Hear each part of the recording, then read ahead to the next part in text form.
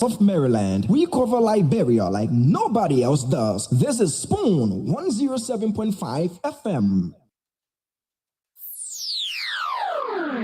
New, urban, ethical, authentic, sports, entertainment, something for the old, something for the new, something for everybody in between. We leave nothing untouched. We are Spoon 107.5 FM.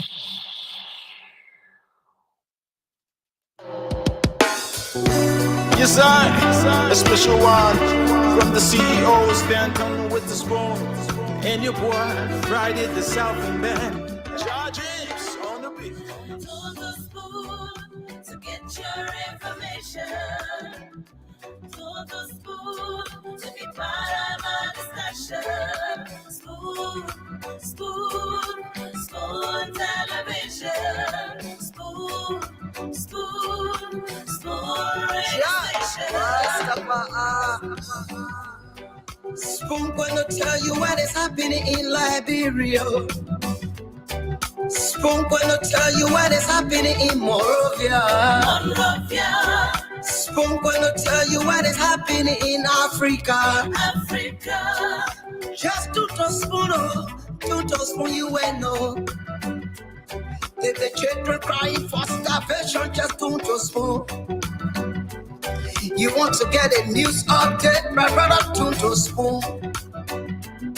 You want to know what is happening, Moravia, to spoon. Politicians want to make their decision, just to spoon. You want to know what happening in the ministry, to spoon. To spoon. To spoon. You from Fonjema, Maryland, to spoon. To spoon. If you eat kepa, congratulate my brother, to spoon. You got a spoon TV, you got a spoon radio, to spoon. To spoon. You want to get a news update, to spoon. Wapa, Rastafari.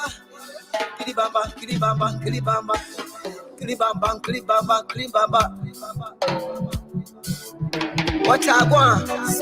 Yes, what you got today? Spoon TV. Yes, what you got today? Spoon TV. Spoon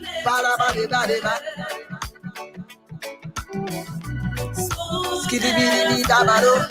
Spoon TV. Spoon entertainment. Kua. Bese kua, go to there. Kua, go to there. To the spoon to get Yes, your information. To the spoon to be part of my discussion. A special one from the CEOs, then coming with the spoon.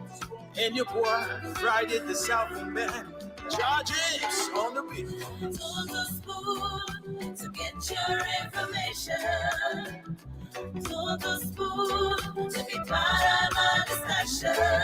Spoon, spoon television. Spoon radio station. Spoon gonna tell you what is happening in Liberia. Spoon gonna tell you what is happening in Monrovia. Spoon gonna tell you what is happening in Africa. Just to spoon you will know. If the children crying for starvation, just to spoon. You want to get a news update, my brother, to spoon. You want to know what is happening, Moravia, to spoon. Politicians want to make their decision, just to spoon. You want to know what happening in the ministry, to spoon. To spoon. Tuto Spoon. You from Funjema, Maryland, Tuto Spoon. Yeah, Tuto Spoon. If you eat Cape Town, congratulate my brother Tuto Spoon. You got a Spoon TV, you got a Spoon Radio, Tuto Spoon. Yeah, Tuto Spoon. You wanna get a news update, Tuto Spoon. What? Yeah, Rastafari. Kilibamba, kilibamba, kilibamba. Kilibamba, kilibamba, kilibamba. What I want? Yes, what you got today? Spoon TV. Yes, what you got today? Spoon TV. Spoon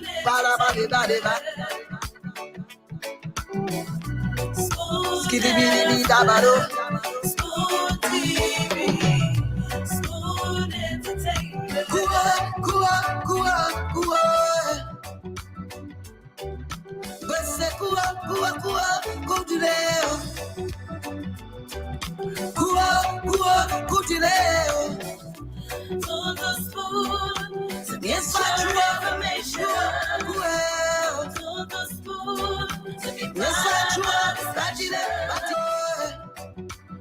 So all you need to do is to take your phone, call down your friend who's a fan of Manchester United, and check on that person. Do a welfare check.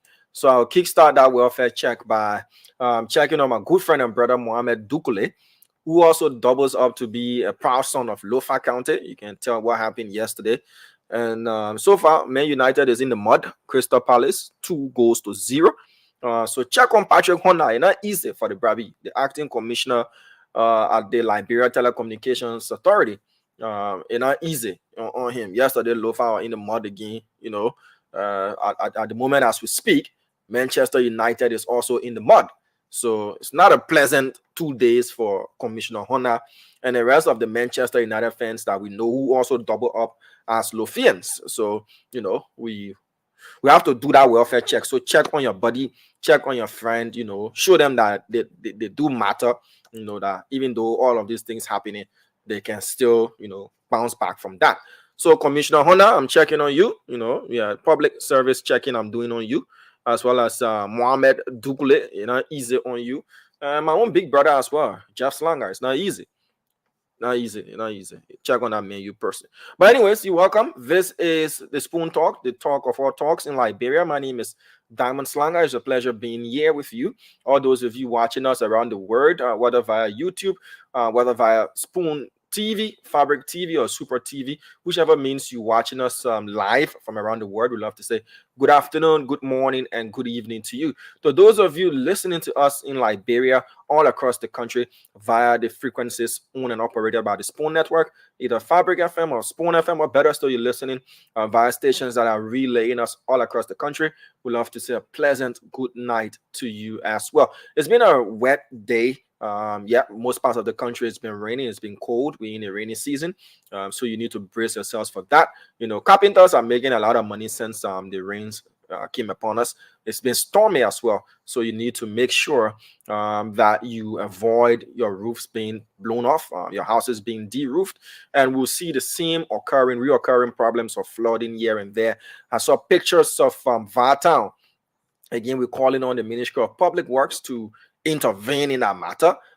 There at Vartown, it's not easy. It also happens around when you descend the Crown Hill on Broad Street, around that end as well. It really gets flooded in most parts of the country when it rains. So we need to start taking proper note of that. Much of these problems are caused by, you know, ourselves as people. We throw garbage in the water, or the drainage, if you want to call it that way. We build in the waterways. We do a lot of things, you know, to block the movement of water. And at the end of the day, we build in swampy areas, and we're cutting down the mangrove, you know, the swamp supposed to absorb the water and all of that for us. And we're doing all these things to cause problems for ourselves. Again, it's a holistic effort. It's not just about the government. It's about what you're doing as yourself, as an individual, to make sure you don't become a victim of what's happening, especially when it comes to flooding or erosion as well. You're welcome to the show. The rest of the panelists are going to join us. A lot of things happening in the country. We'll touch on a few. But before I do that, let me say hi to some folks watching us tonight all across the world. So Yusuf Khan says, Man United will make a comeback. Well, we wish you all the best. We say Man U lost. So just say the dragging Man U at the moment. Whether they'll make a comeback, well, it's for them to come back. Yeah, I got nothing against Manchester United, just saying it as it is. Crystal Palace 2, Man United 0. So if you guys will bounce back, well, we wish you a successful bouncing back. Lai Seku Sise, it's difficult to moon a lion from on your profile picture now, so you're leaving it there. Lai, how are you doing? Lai Seku Sise, I hope you're doing good watching us via Facebook. Eddie San Diego Solari Sapo is watching us as well. Hope you're doing great. Per Campbell is watching us from Atlanta, Georgia. Ben Collet, are you a relation of Nelson? Ben Collet is watching us from Atlanta, Georgia, as well. So Atlanta in the building. Gamer Cyrus Biddle, I thank you for the correction as well.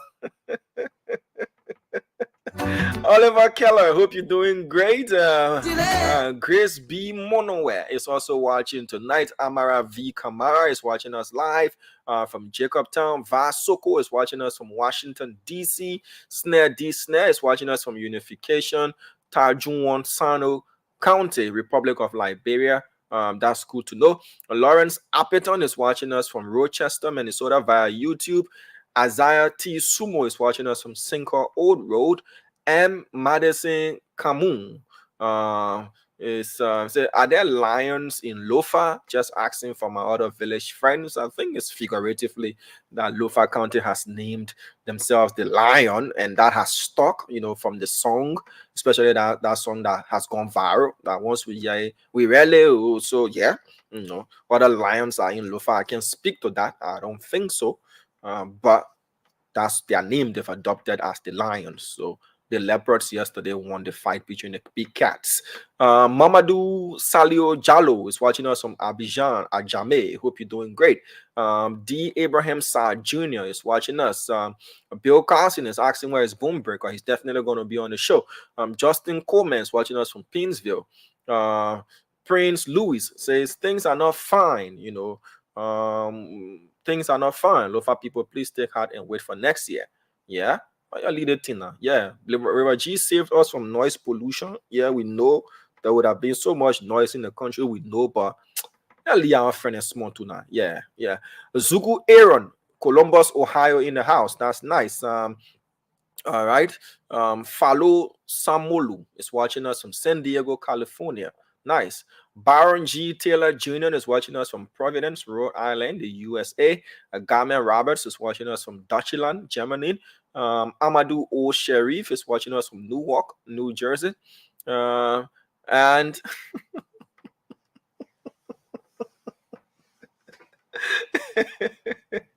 I see Dr. Francine Richardson is in the back. Let me bring her on for a minute. Whenever Dr. Richardson is on the show, once we doing the introductory part of the show, it's really nice. Dr. Richardson, what's up, man? How you doing?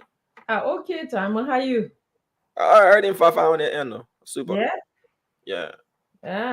It seems like it was quiet in Monrovia today.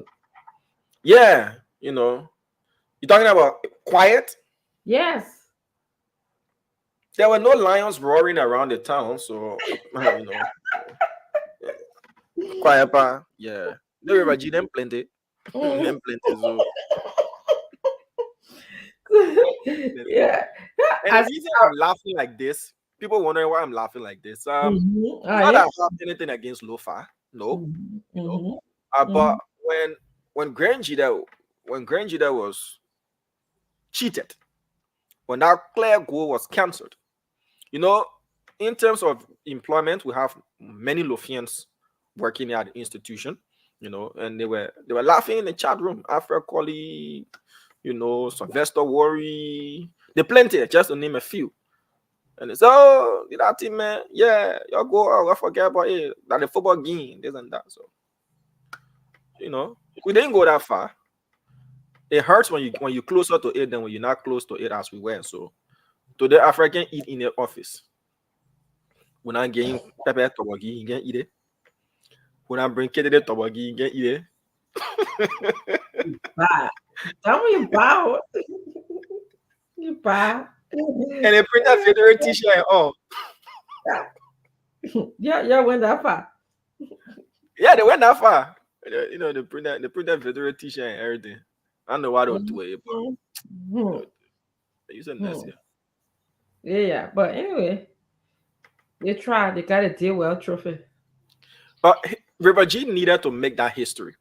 With River G winning the county meet, it makes it all 15 counties to have won the title.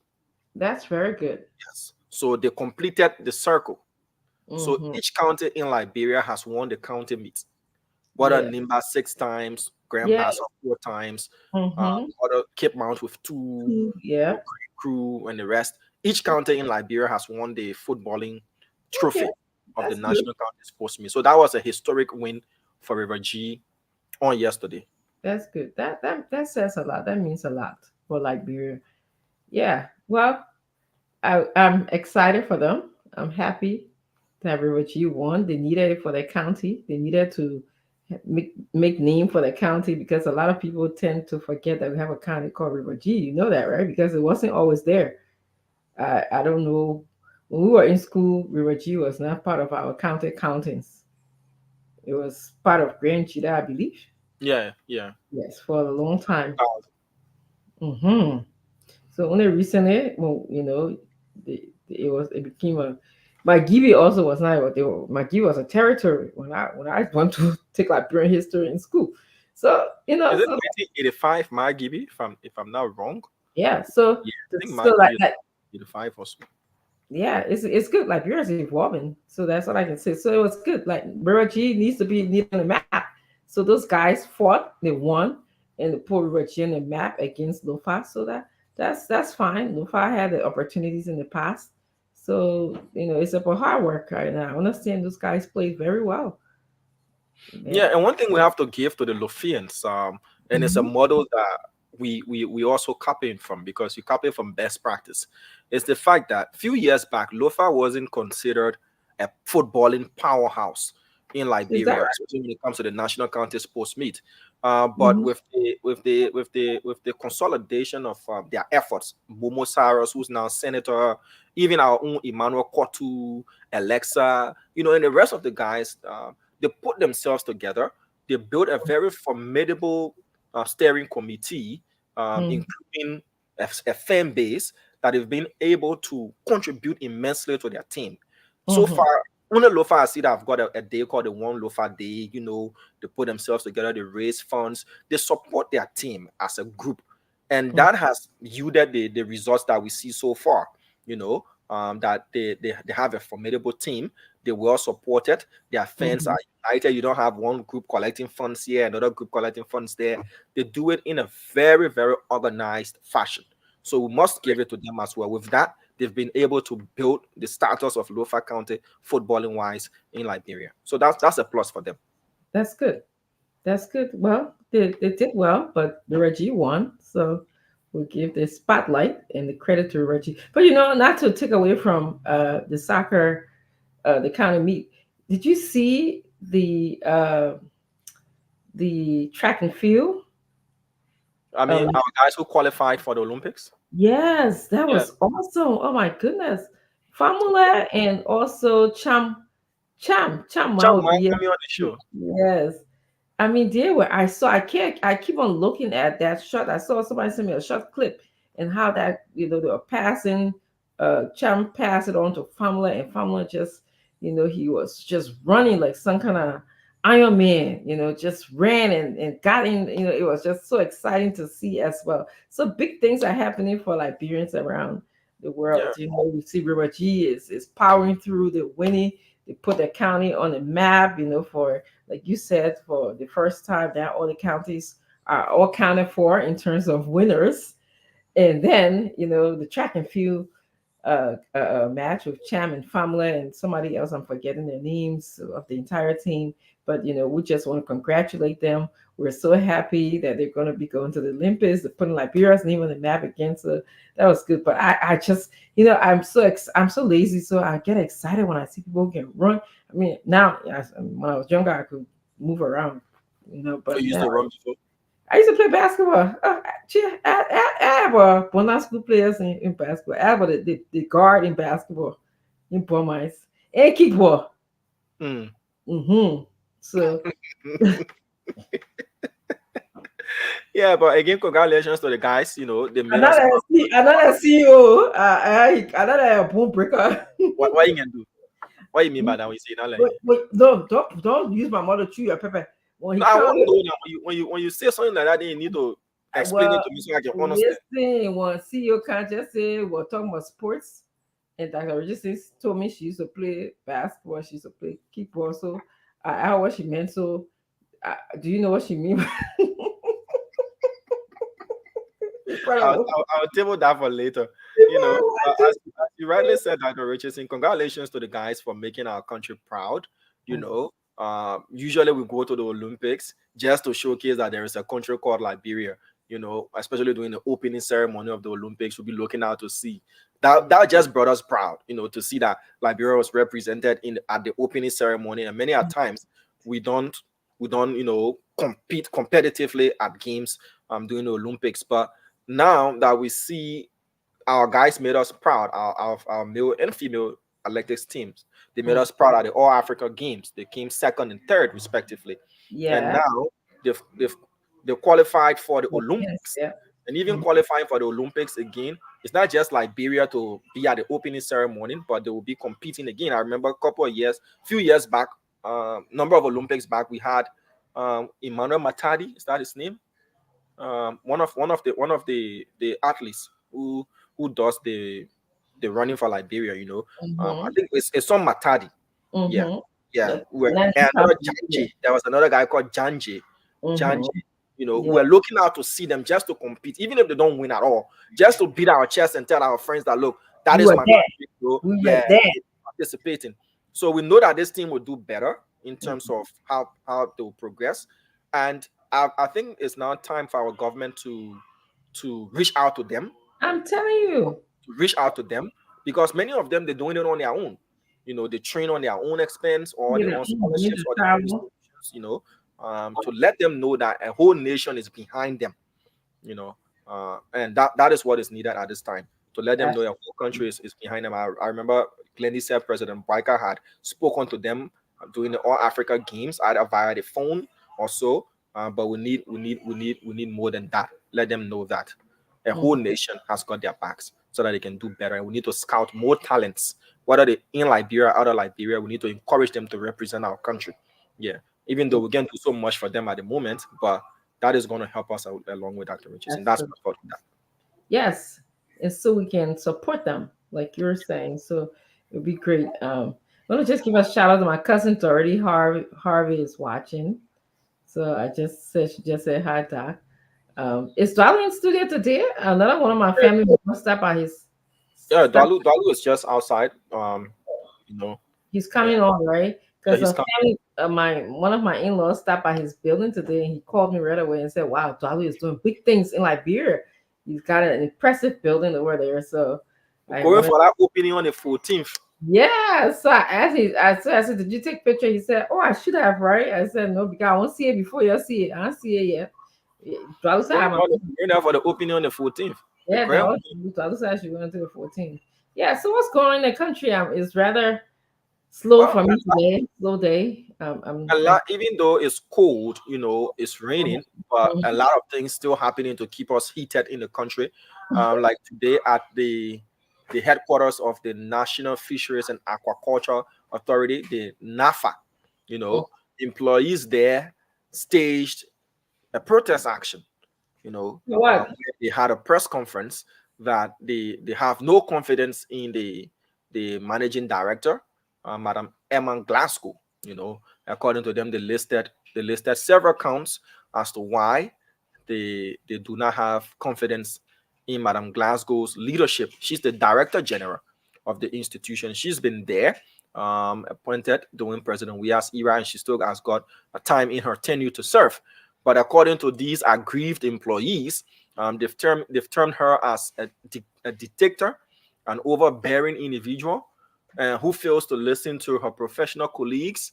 And they also said that she's been violating the rules and regulations on employment, especially dismissal and retirement, ranging from bad labor practices to illegal dismissal, workplace harassment. And they also said that they don't have a bus. They don't have a working bus at the institution while she drives a $138,000 SUV. But the communications person at NAFA said he doesn't even recognize the group as to whether or not they even a group. They are NAFA, and it's a political protest. It's staged so as to get Madam Glasgow out of NAFA, to replace her with somebody who's from the JMB camp, according to them. So this whole thing is politically motivated, according to the communications director there at NAFA, that these guys staging the protest, they not recognize whatsoever there at NAFA. And also, talking about protest, Grenjidans, the group calling themselves Concerned Grenjidans, are still on the back of Superintendent Alex Grant, that they want him to resign, even after he has been confirmed by the Liberian Senate.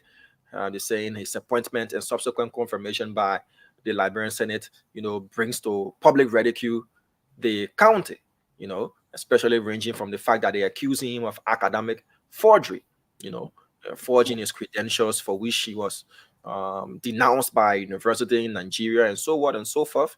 And that's happening, And also, quickly, there's been a lot of talk about the disparity in the winner's purse at the National County Sports Meet.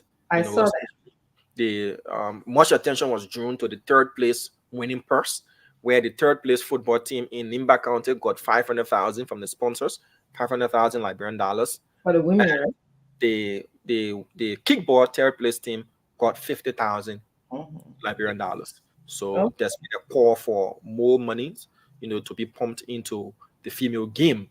And that has been one of the takeaways from the National County Sports Meet, the disparity in the winner's purse at the National County Sports Meet. So today, those who won the recently held by-elections in Grand Jida and District Number 1 Grand Jida and Nimba County, respectively, talking about Senator-elect Nyan Twayen of Nimba County and Representative-elect of Grand Jida County, District Number 1, Jeremiah Sokai, were certificated today by the National Elections Commission, and for them to have what the NEC boss calls the constituted authority to take their respective seats in the House of Representatives and the Senate as well. So they were certificated on today. So those are some of the things happening in the country. Just a cream of the peak there, Dr. Richardson. Thank you so much, Darryl. It's my father's birthday. Happy birthday to your dad. So today's my father's birthday. I wish him all the best. Mr. Edward Slanger, today is your birthday. I wish you all the best. So have for yourself a wonderful day. Today is the 5th or today is the 6th? Today is the 5th. Is the 6th. Oh, that was yesterday. Okay, happy birthday. Happy belated birthday. Anyways, and I'm sure you enjoyed your day. Thank you for having a wonderful son, Diamond. So happy birthday. Dwell and the people, welcome. Yeah, Dr. Percy. Pleasure to see you guys on again. All people, you're welcome to the show. Liberians here. We have a lot of rains.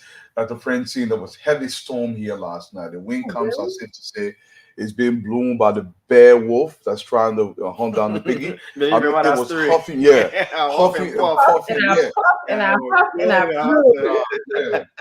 So it was heavy winds. I'm talking really heavy. Wow, that sounds scary. Yeah. Before you used to enjoy the rain, or when you were raining, you used to enjoy that your sleep. Oh yeah, you should enjoy it. You go to sleep some because it's the innocence of youth, right? Because you're not thinking about what will happen. The sound, there's something about the rainfall. Yeah, but this time that huffing and puffing scary. Yeah, the huffing and puffing is very, very scary, but it is just what it is. LEC become a little bit more stable, even though I don't have LEC right now. It's a But that's what the rainy season is good for in Liberia. They get some stability from LEC. You would think during the rainy season there's some preparations will be made to at least keep that consistency throughout the year, but the probability is very slim. I don't have all the information to determine why aren't they coming on the way they're supposed to, but it's Liberia. They usually go off when it's stormy. So dry season, we have the LEC being inconsistent because of low water levels. And then rainy season, when it's stormy, you know, they'll have to turn off the power for safety reasons. Like yesterday, like last night, it was really stormy. Yeah. You know, and they had to turn off the power because you don't want, you know, tension lines with power in them shaking, moving around. They might cause problems and trees falling and all this kind of stuff. Imagine if snow was there. So how about we know as soon as start getting wind, they already know that, you know, in a minute or two, car will go up. So I didn't remember my uncle today. My uncle stopped her. He wanted to see your work. Oh yes, I think he went by your farm. Yeah, I didn't know he was your uncle. I knew that my baby there. He knew him. He just he came in the yard. He's doing his interlocking brick. Yes, something that revolutionized this country. Absolutely. So I actually. And guess what? Another thing. The brick that he's making. That's what I used to build my entire building. But I didn't know he was. Yeah, I didn't know he was doing that business here. So I brought these interlocking brick machine. I brought 2 sets here in Liberia, and that's what I used to build the building. Wow. And it's you can build a house that you should have paid $75,000. What we be using, and that's very good. That's what Leo used. You know that when he built Leo used him to build the library in Queensville. Yeah. I mean, like I said, if God, people, I mean, somebody that listens to him, who can transform the way we build houses in this country. Because, you know, most of our people, when they want to build a 2-3 bedroom, it would take them 10 years just to build that small. But if you use his method, you use the foundation, you just build concrete, and then you use the dead brick. It's interlocking brick, you use less cement. So hypothetically speaking, if it should have cost you, let's say $15,000, it could cost you half of that, $7,000-8,000 to build that same building. So it can go a long way. I don't think we should be using concrete in this country given the weather, because the brick is porous. So when it's cold outside, it's warm inside because it's self-regulating. Yeah, it's self-regulating. Yeah, it's pretty cool. Yeah, it's pretty cool. So you brought the machine from China for your building? Yeah, I brought 2, but it's a manual machine. So you put it there, you do 10% cement, and the rest is just red dirt. So you just throw it in the mold, and the mold just presses it down like Firestone brick. It comes out like Firestone brick. So that's how you build up. That's how you're building. I told him, I took a picture. He said, "No, we're talking." I didn't take a picture. I said, "Well, because I don't want me to wait for the opening to see everything." So I said, "I'll wait." Oh, he loved it. I mean, a few more days, the 14th, it will be a big deal. You were very impressed. He said, "Dwalo is doing big things." And that is what we are looking forward to, Dwalo. I'm very impressed. I'm happy for what you're doing. Like, you're making contributions to the country. And this kind of inclusiveness, this kind of unity, this is what, if you can, this is what you need to do. All got to put our hands together to make Liberia a better place. So you're not just talking the talk, you are walking the walk. Well, we are building roads tomorrow. We started road expansion and construction. Yeah, the government will not build a road. You're forced to build the road. Yeah, that road leading to the place was scary. It was scary for me. It's scary, the night I went there. So you have to build the road. It's tight. Initially, I took the road from the main road all the way in, and then now I have to extend the road and widen the road. You just have to build it. So is it going to be concrete? I'm not concrete, but cotar? No, initially it's dirt. But just to have dirt there is a plus. But what we did, you take the cement dust. So when we were building the road going to Kakata, you can buy these massive quota. Okay. Right? So I put something happened. I put 7 Chinese truckload of quota on the road. Okay. And the quota has basically the rocks in it, the regular rocks that are built with. So what people did in the night, they come, they sweep the rock from the road, and they take them. They took all 7 Chinese truckload. Yeah, they'll take the rock from the road. There you go. Yeah. But it just followed the deal that Liberia. Yeah. But we recognize some of our people, Dr. Francine. Okay. Now, I'm a person in this story. It's a lot of stuff. I mean, you will fight against the tie and you try, but let's also our people, Yeah, you know. but Dalu, when you finish greeting our folks, there's this debate I've been following on social media. This debate of retirement homes. I'm sure you've seen it, where there are those who are saying it doesn't make so much sense that Africans will work in the diaspora I've seen it and before, build yes. homes back home that they will not get to enjoy, and there are others who are against that. That look, it makes a whole lot of sense. You're not building a home just for yourself.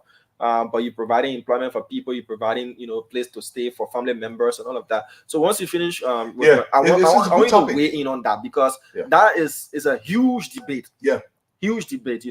On social media. I saw the TikTok video. I think it was from London, and it was Nigeria. It's all. I think, to me, after I pass 50 years old, my husband and I are not going to be building a mansion. We live in our mansion right now. We raise our children. Thank you. So I'm not going to be, making. It's time to live a different set of life that we can get them and just relax, So, but it's just own. If anybody wants to build a huge mansion at the end stages of living life, for me, I think it's ridiculous as well, because I want something simple, but that can serve me, because my bones will start hurting. That my wife will say, "Honey, you know my leg get problem, so we gotta build it. I won't go claim no stable." So it has to be modest, but at the same time comfortable. You know what I mean? Like for me, I don't have a home in Liberia yet, but when I'm about to build a home, I will build something regular. Yeah, and you don't feel stuck. When you have a big home, there's the cleaning, and you feel stuck. You got mortgage to pay. But if after 50 something, we need to start traveling. Our kids are gone. We need to start enjoying different aspects of life. So yeah, but again, it's people who feel that they want to get a mortgage after 50. Here in Liberia, if you want to build a mansion, I have no qualms about it. Please do. But I don't understand the argument Dami is talking about. I actually saw it a few months back, but I will put it into perspective. For the last 5 weeks, I've been off social media because my phone doesn't work. I'm actually using my local phone, so I'm a little behind, Dama. So let me recognize Wendy Shally. Hi, Wendy. Welcome to the show. I see Juma and Gay Forsey, Scotland. Edwin Zobon, Alex Walker, Mr. Walker, welcome to the show.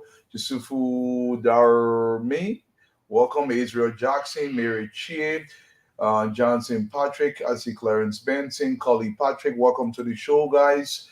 Over here, I see P. Bendu Campbell, Didesco Gue, Kugo Watson, how are you doing? Kuko Aku Sowo.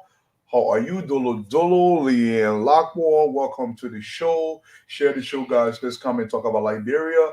I see Lawrence Fokoli over here, Gay Floor Mawo, Pearl Brooks Freeman.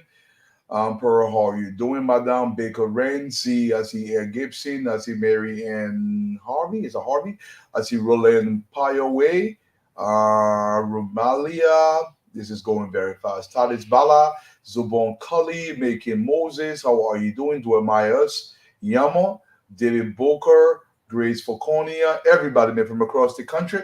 Those of you out there in Zweidru to the celebration up in River G. We celebrate along with you. Congratulations to the people of River G County.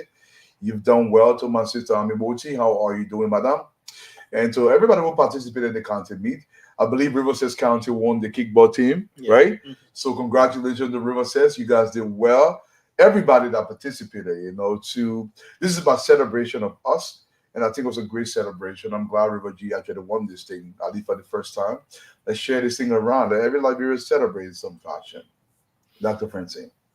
Yes, you're very right. I do have some concerns that the women got less money than the men. I think that it should be equal. The women work just as hard. But yes, notwithstanding, we celebrate Liberia. We celebrate the winners. They all work very hard. I thought it was amusing to see the medicine man portion. I think they said medicine man.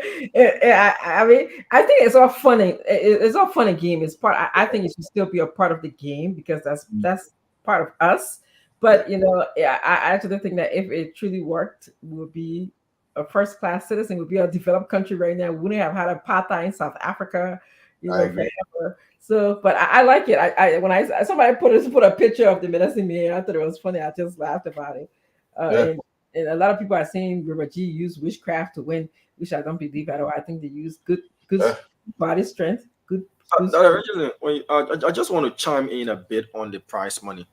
I know you want it to be equal, but it's the reality is it's not going to be equal anytime soon, because Mhm. the revenue generating aspect. When you go to the stadium, right? People really want to watch the football game. Uh, the money that the kickball game is going to generate is not at par with the football game. And even in the great United States that you are, a couple of months ago, I read back that the US female team, they had an issue with Yes. monies that were being paid to the male footballers Correct. as compared to them. So again, FAs and others are going to look at what do they generate from both set of games. And I'm against the fact that it's 500,000 to 50,000. I'm not for that. You know, at least they could have opted. Again, it was a private company, Winners Incorporated, that gave out that prize money. They thought it was the best amount to have given, but at least they should have opted a bit from 50,000 to 150,000 thereabout, at least. But the revenue generating capacity of the two games, they're not the same, and they're not going to be equal. Right. in terms of that. Diamond, you right to some extent, but nevertheless, will not stop talking. You know, like the disparity is too large, and on top of that, I mean, in the U.S. that you spoke about, there was a huge disparity, and people kept on talking. It's getting smaller. Believe me. In fact, there was a time that you wouldn't even hear about the U.S. female soccer team nor the basketball team. Now we can, you know. And as we continue to grow and those women get strong, and there's a lot of popularity behind their games, you will see things will start to shift a little bit. So now, it's not shifting as quickly as I want to shift. But yes, but the disparity is too much. It's too great. Yeah, it's there. I mean, it's an economic argument, and I think the argument for dominance is valid, and everybody sees that. But I understand the disparity you're talking about, Dr. Francine. But when it comes to the money issue, we'll always have that fight. Hopefully, or we can find a way to get more people interested in the girls' game, and maybe perhaps that can generate more revenue coming to it. But let's address what Jama said today. I saw that maybe 2 months ago out of London, and there was this poem written by this guy. He was talking about this old man who finally came home when he was 85 years old after he invested every single dime he had into building a massive mansion into Nigeria. And as soon as he got home, he died on the front porch of the building that he spent his entire life working double in the West, and to come home to the home that he can barely climb the stairs. It's a legitimate argument about people who live in abroad and building in this country. But there's a twist to this. Don't wait till you're about to retire to invest into Liberia or to invest into the country. Every country that has developed, from the Chinese to the Singapore that we marvel at, is the South Korea. All these countries were literally developed by the diaspora citizens. Let me repeat. The greatness of Singapore, the citizens from abroad came into the country and invested into that country. Now, if you're just bringing quote unquote day body to Liberia, this is not the right way to go about it. In fact, there's a saying here, some young people will tell you, like, brother, that I'm great, yeah. You will not be dying in America, only your body to bring home. The point I'm trying to make here is, if you want to build a mansion, it should be done in a way, in the prime of your life to some extent, or come and invest in something that generates some job here. Not building mansion for building mansion. Sick. For me personally, like I said, when I first came home, I don't own a home in Liberia. Where I personally live was actually my office that I built from the beginning to run my business out of that office. So I don't have a home because I don't believe I'm in a position to get a home. I have to find an avenue to generate money to be able to support a home. That's how I think. So, but not building mansion for private home, you can still do that if you want to. My advice would be build something that generates some jobs here, generates some income here, and that's a way you can expand while you're still living in the West. So by the same token, you're getting from both sides. I don't think it's a bad idea, but it's how you go about it. That's what I think. Yeah, I certainly agree. I said earlier that when you reach a certain stage in your life, you should be looking to contribute to society. You know, you should have civil courage, which is helping other people. You know, so for us, you know, it's the farm dollar that you probably heard about a little bit today. You know, making sure that we can contribute, we can hire people, we can eat the food of the land, we can show the beauty of Liberia. And that's what it's about. I mean, when you reach a certain stage in your life, you have almost everything that you ask God to give you. You know, even if it's good health, you know, God has given you that to you. It's not about me anymore. It's not. My kids are, thank God, they have done pretty well for themselves. It's not about them. it is so that existential living that I have to do for the rest of my life, that I have to, be of service to somebody else and be a blessing to somebody else. And that's what it's all about. Is but some people want to have the dream house. So if you want to have your dream house and you can, go ahead. And in Liberia is the perfect place for you to have it. You'll be having a dream house and your dream home. But again, that's not my focus in life right now. I want somewhere where I don't have to climb the stairs like I do right now. Like I want to be able to get up and just, I have to tell you a funny story. So my husband loves jacuzzis. And jacuzzi, you have to be able to get inside of the jacuzzi to enjoy it.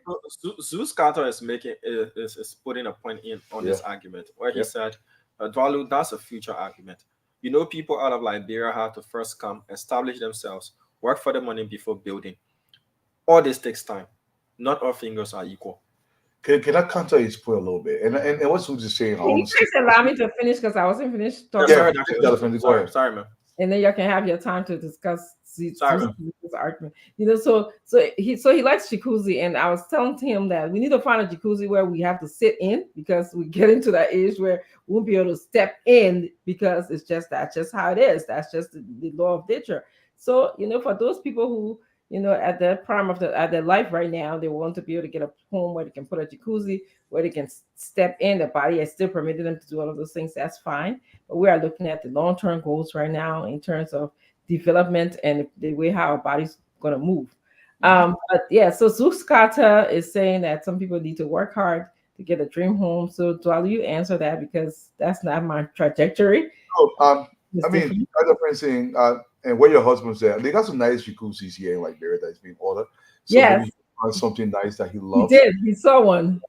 Zeus has a point, but Zeus, the point I'm trying to make is, it's not about, for me, what I believe, Liberia does not have the infrastructure to support massive mansions right now. Let me rephrase it another way. If you build one hell of a house here that have all the yama things that your house cannot function properly, because you better have power, you better have proper sanitation, you better have decent running water, so the house will not function the way you dream about it. It will just be this massive structure that's just sitting there, and you're only using maybe 10% of that facility. I have a friend of mine here. He built a massive structure. I'm talking about, this thing is huge, almost 13 bedroom. Each bedroom has its own suite. You only live in one room. Your wife wouldn't stay, because everything has rusted, because they built it so close to the beach. Everything rusted from the seawater. And the technical skills now you have to even maintain this facility. There's nothing wrong with doing that. That's people's choice. For me, I don't care about it. But what I'm saying is, if you're going to build something, make sure it's something that can sustain you here in the fashion that you do want. It's going to be discouraged. I want people to build in Liberia. I want to improve the system here, but you have to take that into perspective of what the system can provide to you. Mr. Topa, welcome to the show. Yeah. Thank you for having me. Yeah. Hopefully you guys are having a good day. Yeah. It's a great topic that you're talking about. I just got the piece that you just mentioned, which I have some disagreement with, from the perspective of an individual, if they have the resources, can have a self-contained property that mirrors anything here in the West. I think the only difference is what you last stressed, the utilization.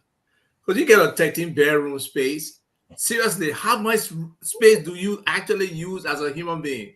Maybe I use my living room and my bedroom in my house to be in the air, because we having the, if I would have my spoon talk discussion out there, I will not come into this office. I will stick over there. So you use limited space, but some people just like opulence, right? So they deal with that.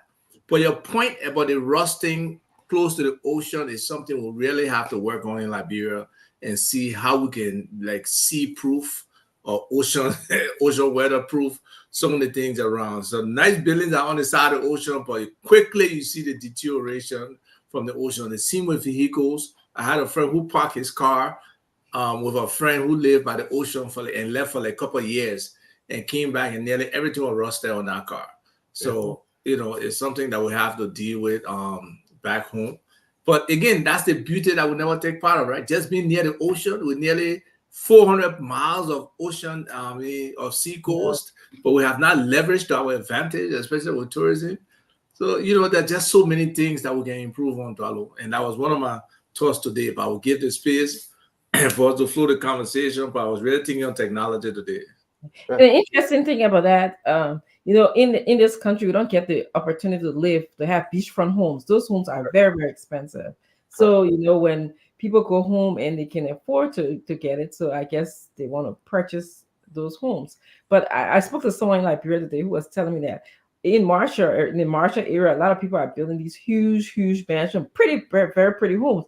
And she said the only thing about it, if you went there, you just found a boys' quarter. One of the boys' quarters, the boys in the boys' quarter are living there because they all have to pack up and leave. They're there maybe 2-3 weeks out of the year or a month out of the year to come back to the United States or go back to the diaspora to work, to afford, to maintain the boys' quarters and other things. So that's the catch-22 that we find ourselves in, being diasporan Liberian.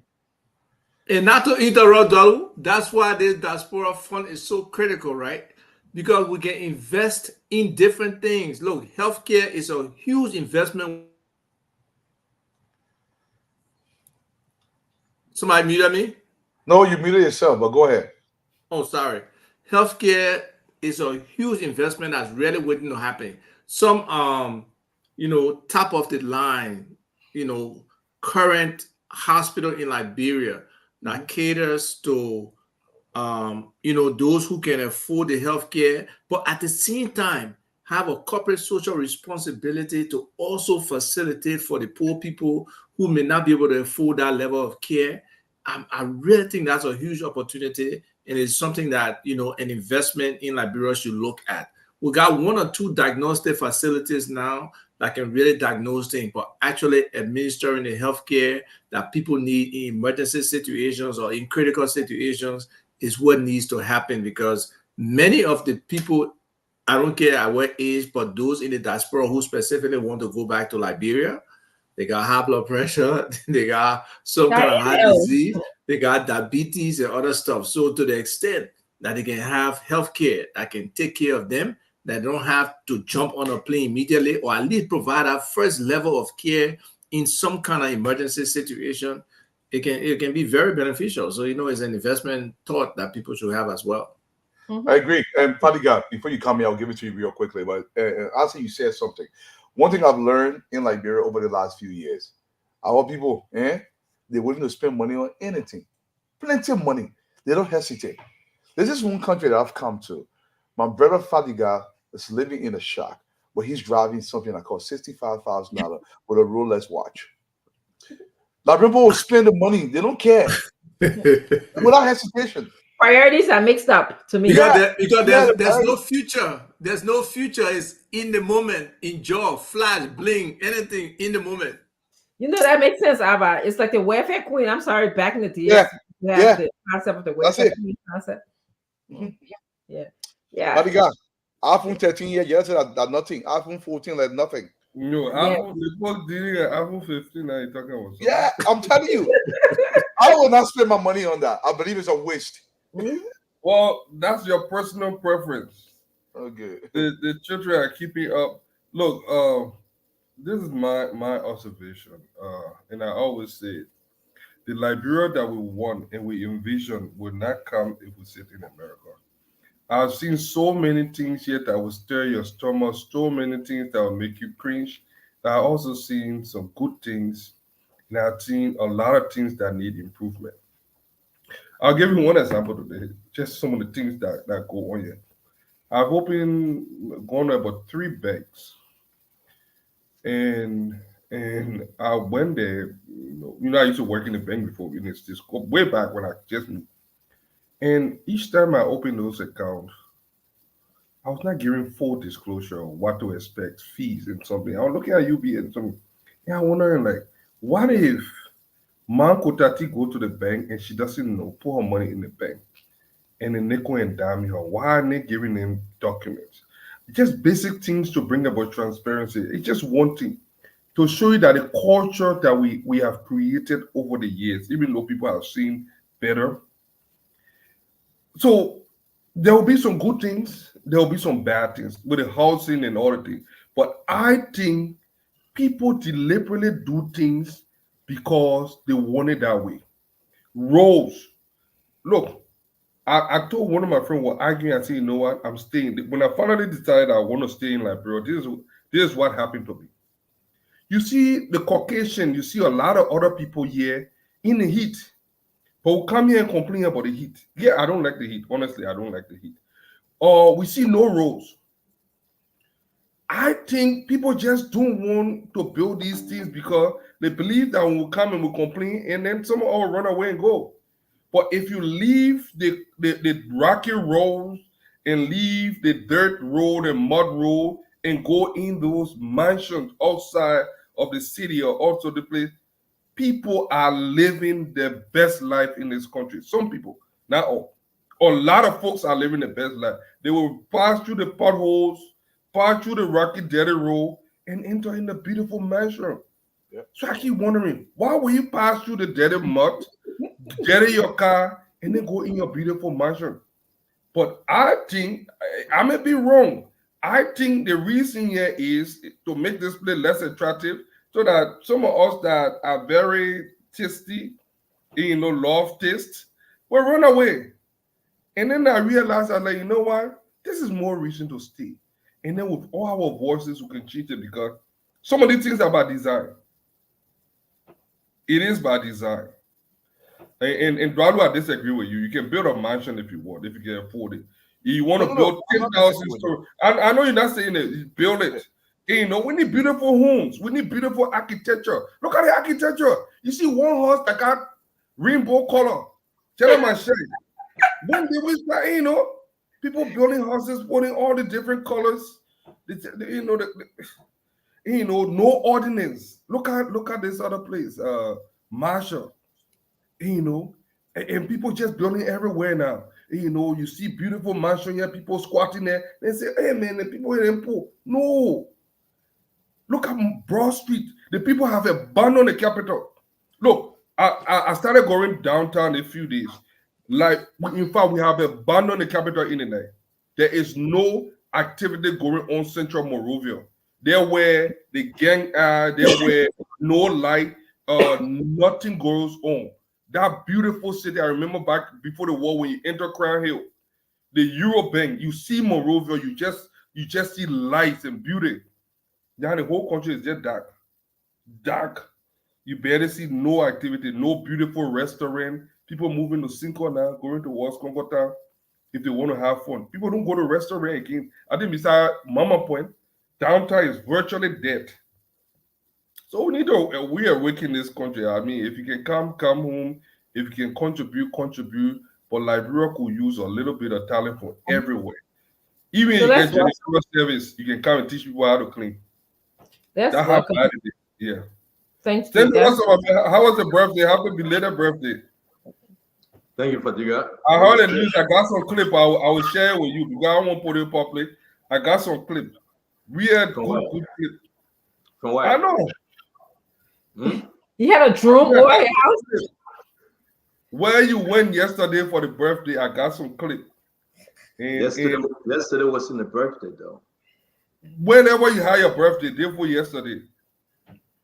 Okay. I got a clip. And I will share it. Thank you very much. I was home. Yeah, maybe you had something over my house. I don't go anywhere for my birthday. I stay home. My man, I have my 9 years I've been on earth. I stay home. I don't like going out for my birthday. My man, you say how many? 49? Yes, sir. So next year that is zero big birthday party that I gotta go down. No, I won't have a birthday party. It will be the same. We have party for you. We have party your knee. It will be 50 and we have party. We have a party your knee. We start playing it. Well, I met you guys talking about Eduardo say he built his office. How can you have 15-story building and you can't tell us we Liberian that you just build your office to stay inside? No. You know what? This got to stop. Eduardo got to be sincere with the Liberian people. Have you seen his property? Have you seen Eduardo building? that he's telling Liberian that he's living in his office in Liberia? Maybe he put it on rent. No. Don't do this thing to us, man. Let the Liberian people hear the truth, nothing but the truth. So help us, oh God. Why? He knew I was coming and he left. To be frank, yes, he knew I was coming. Because I hear when people try to twist the truth. You know, I am 100% correct. I think you say he had an office that he turned. No. Dwadu on the show. You don't speak for Dwadu now. I beg you. You said the man ran away. You said the man ran away. What it meant? Yeah, but I mean, how can Show you? the I'm about to show the video. Okay. Show the video. I want Liberians to know. Yeah, I'm about to show the video. How can you tell the Liberian people, oh, people building mansions and they sleep on one side of the bed? Dwadu, you in competition with former President Josh Biden where when you talk about building mansions? But Dwadu make it results. I am uploading it. Maybe the 13 bedroom Dwadu was talking about his own house. He talking about. No, Dwadu got apartments. You gotta stop the maybe. We are discussing something that you said maybe. Yeah, don't say maybe.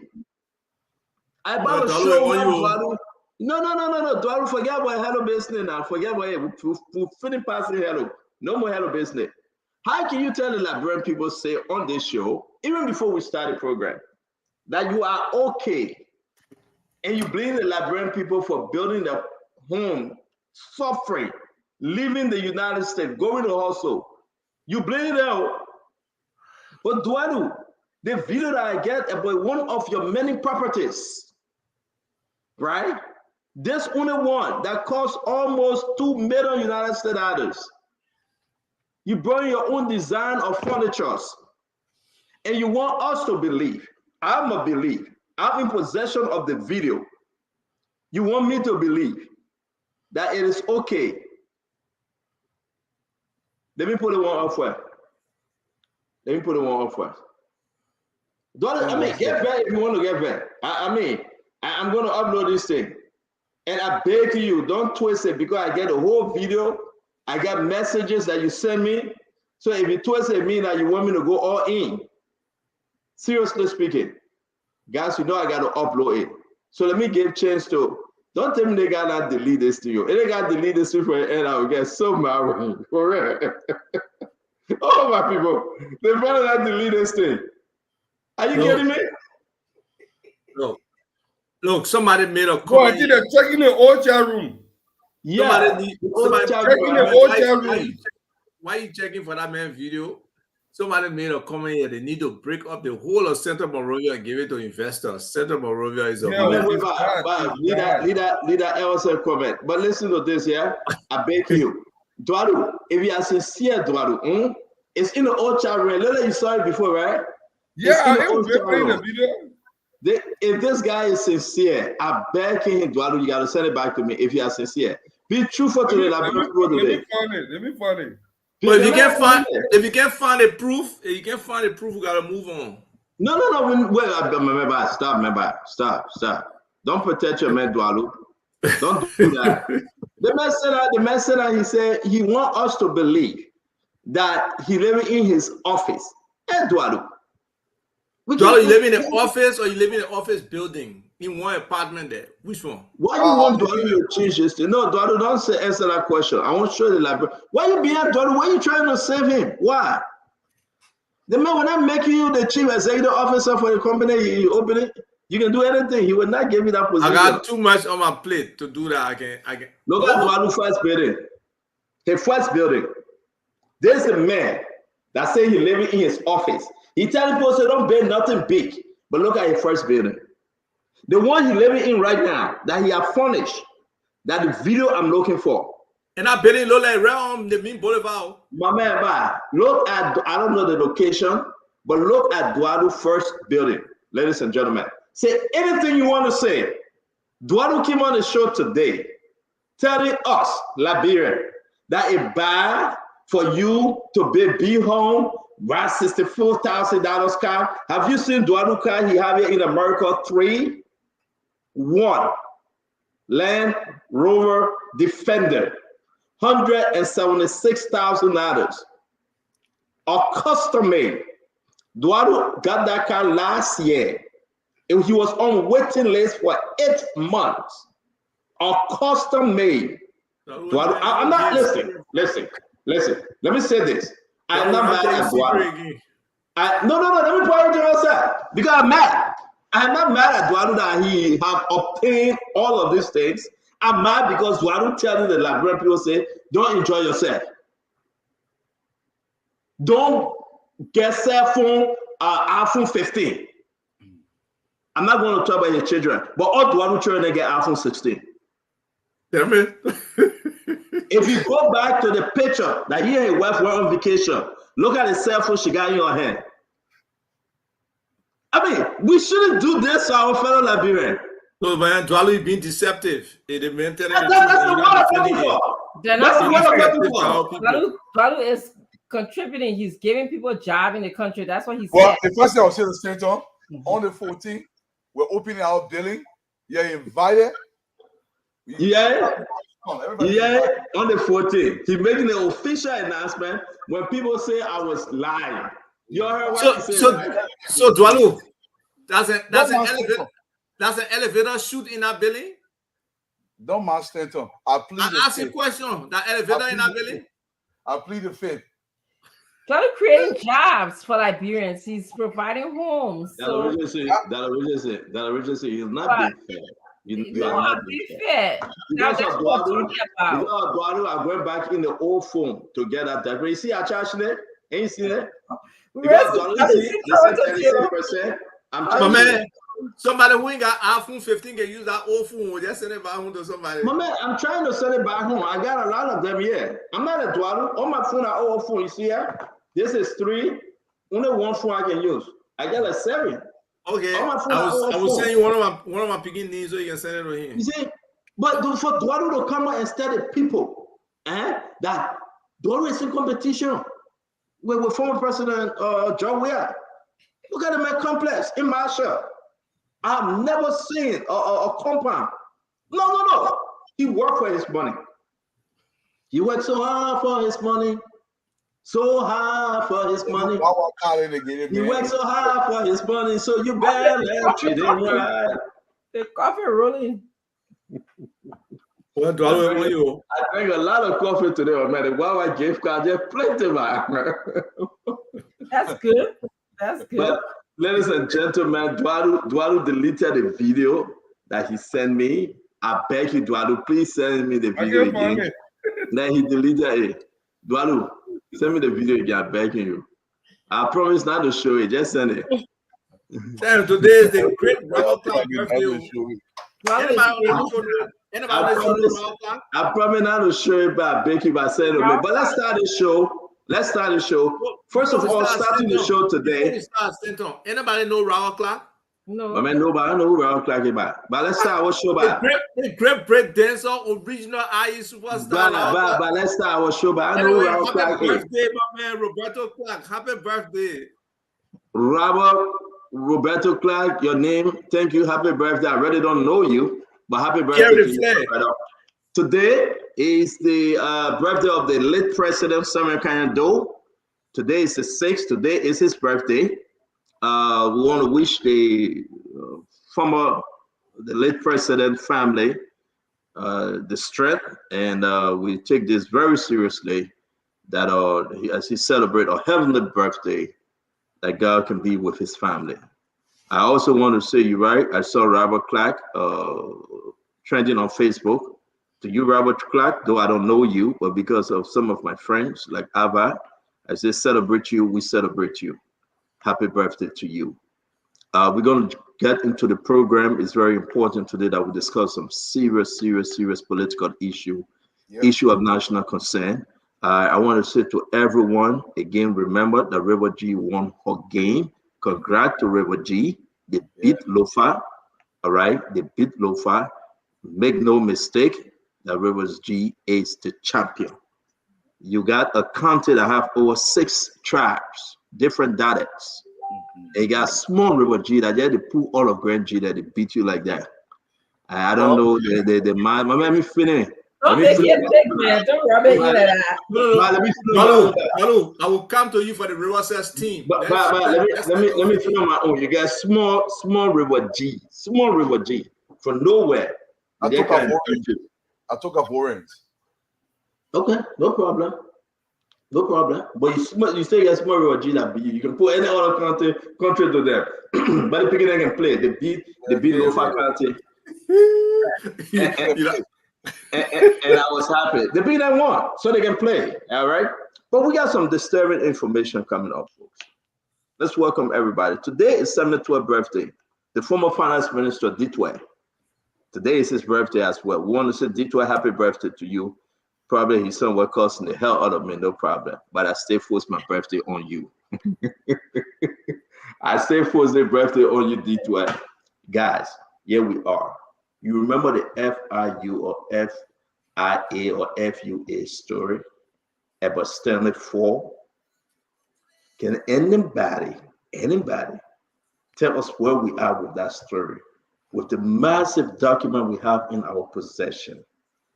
The story was turned over and kicked over to, LDCC. As of now, what's going on? Why is the story walking slowly? Why the investigation is walking slowly? The cooperation from the Department of Justice, the cooperation from FIU, we have some new information that we will be sharing with you, our fellow Liberians. That if we should cut on corruption, this should be one of the things that we need to talk about. I'm dead serious. When I saw the information this going weekend, I said, hold on one minute. And the next thing on this conversation, folks, I want to share with you today, like I did yesterday with Ketemba, and we had a great show yesterday. One-on-one with the CEO is back every Sunday. Ketemba went all out. I want to say that this coming Sunday will be Abraham Darius DeLong and Dr. Tenney, and it will be very, very huge again. But I want to bring to your attention, guys, our fellow Liberians. The senator setting fee, Mr. Duado, they gave them a check. They say go to the bank. But amen. When you see the check mark on the right-hand side of the screen, they say insufficient funds. Stay on pause. I pause. And I get on and leave. Go ahead, talk. First of all, the government owed me $17,000. The similar check that bounced. I still get a copy of that check, so this is not unusual. So you want to sell a copy of that check? Happy on Joviata, and so you no, guys. You want to sell us a copy of that check, Dualu? I'm in the studio. I will find it and send it to you. Oh, okay. All right. So recent in Dualu? No. I'm not eligible. I keep in that check. Me and the tax men were talking in the country. So let me move on with this story. And Dualu, thank you for even saying yes. So many on Joviata, they have so many bounce tracks. But this is Honor President Joseph Yuma Boakai. Honor Boma Kamara. But this is. Can you mute Mr. Alva, please? Can you guys mute? We're having a feedback. That was me, Stanton. I'm sorry. Thank you, Uncle Sam. So, but here you go. Look at the amount. All Hussein, $7,617. Momo Cyrus. I mean, I couldn't take away his name, of course. I wanted to check to be legit. So when I found it, I just, I did what I could do. But Momo Cyrus, they account number everything. The check bounced. Momo Cyrus is the newly elected senator from Lofa, right? The second senator to Councilor Jala. His first setting fee. The president said, you'll come back. We got to work on the budget. You'll come back. We got to sign the World Economic Crime Code resolution. You'll come back. We got some very important things to do. The first setting fee, April 22nd, 2024. Where is Boma Kamara? Where the people from the central bank, the man check balance. Before we get to FIU, I want us to start with this conversation first because it's 5:15. We are way beyond time, but let's talk about this issue. This bounce check Let's go to you, that Mr. Duado, before Dr. Richardson, please. Yeah, but Stanton, to be fair, this is common in Liberia. It's very common. It happens a lot. You go to the Central Bank of the Republic of Liberia, there's a stack of check sitting in the office that bounced all the time. This is not unusual. And sometimes when you go to the finance ministry to pick up a check for a job that you're done for the government or whoever, you have to go through several doors. And each door you go through, they intentionally send this check to everywhere else so you can go meet the people that you're meeting the check for. So you got to pay. So for instance, if you got a $10,000 check, maybe you will walk away with $7,000. This is normal. And there is no guarantee the check is going to be there when you get to the central bank. It could bounce. And guess what? There's nothing you can do about it. You can go up and down, up and down. Everybody gave you the runaround. This is normal. It doesn't surprise me one bit. Because it's normal, it should happen? Well, I don't want it to happen. You know me of all people. But I'm saying this is normal. I'm not surprised. It shouldn't happen. But it's normal. Don't speak to saying this is normal. I mean that we should just accept it. Because it happened on Madam Salif, we should accept it. Because it happened on the, we understand it happening, but should it happen now though? And I want to play you a play. When the check bans on George Manawea, what Bama Kamara said concerning Simon Tuay. I just want us to come back to reality though. Mm-hmm. He said it would never happen under Obama Kamara finance minister administration. And guys, these people have been collecting 112. Almost 40% of the budget that just passed has been used, has been spent. Yeah. So we shouldn't just say that and think that, well, so is the country not generating money? But let me come to Dr. Richardson, Al-Hassan Fadika, Asif Batuba, and Mr. Jackson. Dr. Richardson, should we run on the track that Duadu trying to dismiss this thing and say, well, the Duadu that we know, that will fight everything he trying to dismiss it and say, but this is normal. The people give me $17,000 check, I still got it. Are we serious, Dr. Richardson? It's concerning to me, that there's limited money in the bank to meet obligations, monetary obligation. So I'm concerned about it. People, if you work hard and you got a check, you should get paid for, for what you worked hard for. And so get going with government officials are not getting their checks. Can you imagine the poor people going to the bank and trying to get money, or somebody who doesn't work for a government or who may perhaps have their own private company trying to make ends meet? So I'm concerned about that, really. But, I believe it was Mr. Jackson who talked about like having liquidity problem in Liberia, like having no money in the bank, having liquidity problems in Liberia. So it's coming to the point that we don't have money in our bank, enough money in our bank to service us well enough.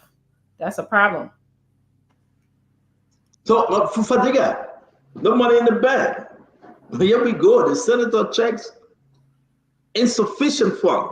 You didn't put it there. You're going to take it out. If that is happening to the senator, whatever the civil servant, Fadiga.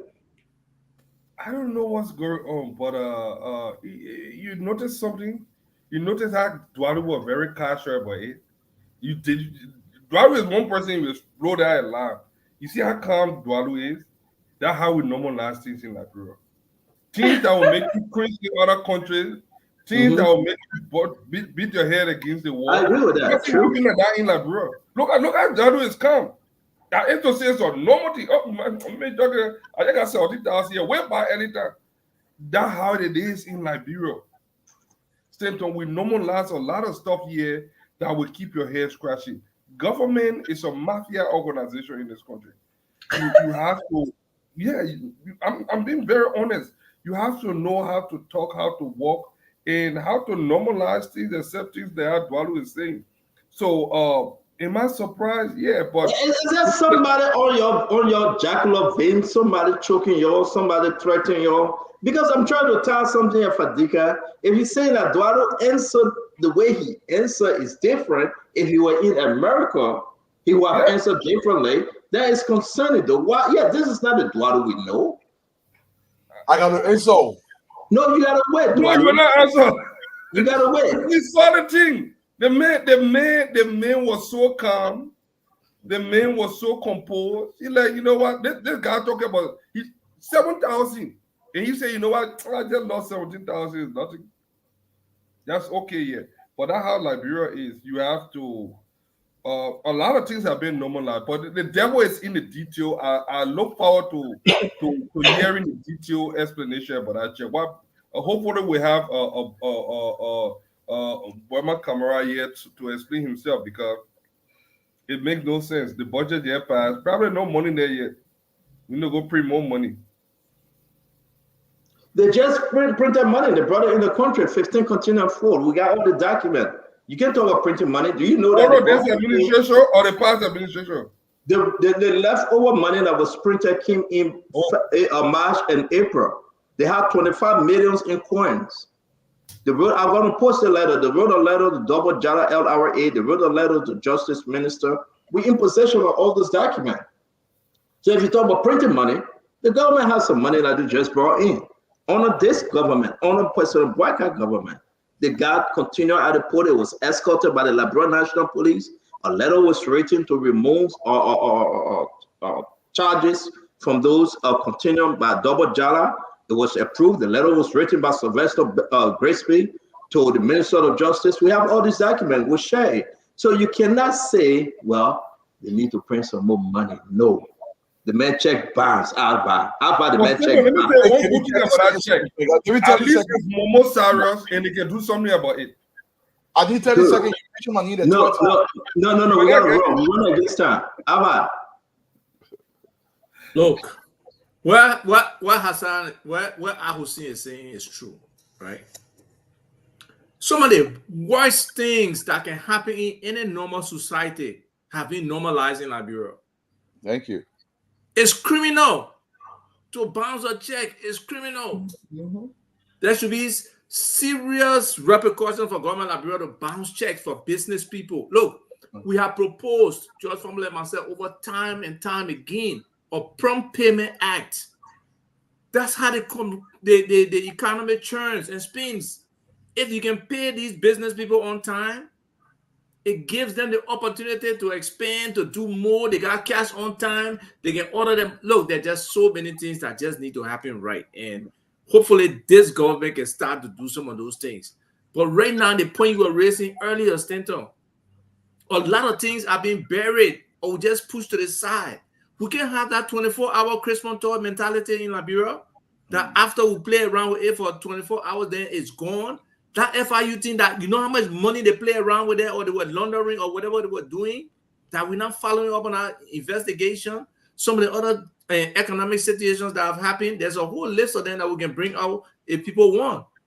But it's just critical that government cannot push these things to the side and just act as business as usual. Then I mean they're just doing the same thing. You know, definitely I still want to change because our past regime, I don't know about that. But this government has to change. And your pastor, Stanton, that yes, you help, you know, Burger come to power, but you hold him accountable and the people around here accountable is something that we must do if we want a better Liberia. You're quite correct. Let me bring in Uncle Sam. Folks, we're going to tell Fadiga all the money they brought in the country, all the document, all the receipt, we'll share with you. Okay? Let's talk about this bounce check. And I've said, Uncle Sam, it's criminal. Nothing surprised me.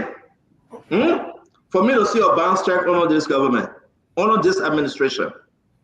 You can talk about bounce check under Madam Salib. You should talk about bounce check under George Manawia. I expected a bounce back. I expected a bounce trader of money that George Manawia kept behind a house. I expected a bounce IMF check, not even a Liberia check, a bounce UN check. But with this government, I ain't even expect a Pepper Kara check to bounce. I don't know why. Talk to me, Uncle Sam. Okay, gentlemen, lady, Dr. Richardson, how you guys doing today? Happy birthday again. Look, Stanton, you and I had a conversation today. Look, I'm not going to beat up this government anymore. I'm just not. Okay? I mean, things have turned out in a way that if I keep beating on them, it will change and undermine some of the governance stuff. And look, I'm just going to basically try to do my best I'm not talking about contribution because they would say you want to consult and say, but people like you all, Dwalo and Amu Singh and Abba and Dr. Richardson, you all need to help this government. You really need to help this government. I mean, things are not going the way that you all thought it was. And you have to admit that. The government like how? How the government like how? Okay, so basically, I believe that the neoconservatives and people from the oligarchy and people from the way back who continue business as usual, they're in charge. They're in charge. The progressive, and I'm not speaking about progressive in terms of the generic term, right? I'm talking about people with progressive ideas, people who have the ability to change things, change agents, people who have that patriotism and nationalism and the adrenaline to move it. They're not in charge. They're not in charge. And Stanton, we had this conversation today. I am no longer going to beat up on the JMB government. Because, I mean, look, the time has come where it is clear that the direction that is moving in is not a correct direction. And I have to be supportive of change. I don't want to be considered like an old curmudgeon man who always criticizing, and then I become like an old morose man just criticizing all day. I don't want to be that anymore. I can't do that in my whole life. I cannot. I will not do it. I can't. Don't do it. I will not do it. I refuse to do it. Okay? So you must do it. You fix it. I would just, whatever I can do. If you believe I have the capacity to do something, I have an answer to a question, I can do some analysis, pro bono, or what have you, and can give you some clear ideas, call me, I'm ready. But I'm not going to beat up on this government anymore because it's clear. It's clear they don't have it. And to beat up on them is not in the national interest. It's not. You don't have what? No, I will come to you, Eduardo, after Uncle said before I go to my brother Mame and Colonel Gray. The government, you said they don't have it. They don't have what? They don't have the vision. They are not surrounded by the people with the expertise, the people with the nationalistic spirit, and the people who understand modern day 21st century governance, the things that need to happen to move a country forward in this 21st century. They don't have it. Let's just face it. Let me just look at their backgrounds. Just go from A to Z. Look at the backgrounds. Where have they worked? What have they done? What have they achieved? What is it that is on their CV to talk about improve governance, improve the economy, socio-economic conditions, improve the economic architecture, all of the things. Public financial management, 101. Don't write a check if you don't have money in the bank. We all do that. I balance my checkbook. I go to my app every day. Before I go charge something to Walmart, I check my app.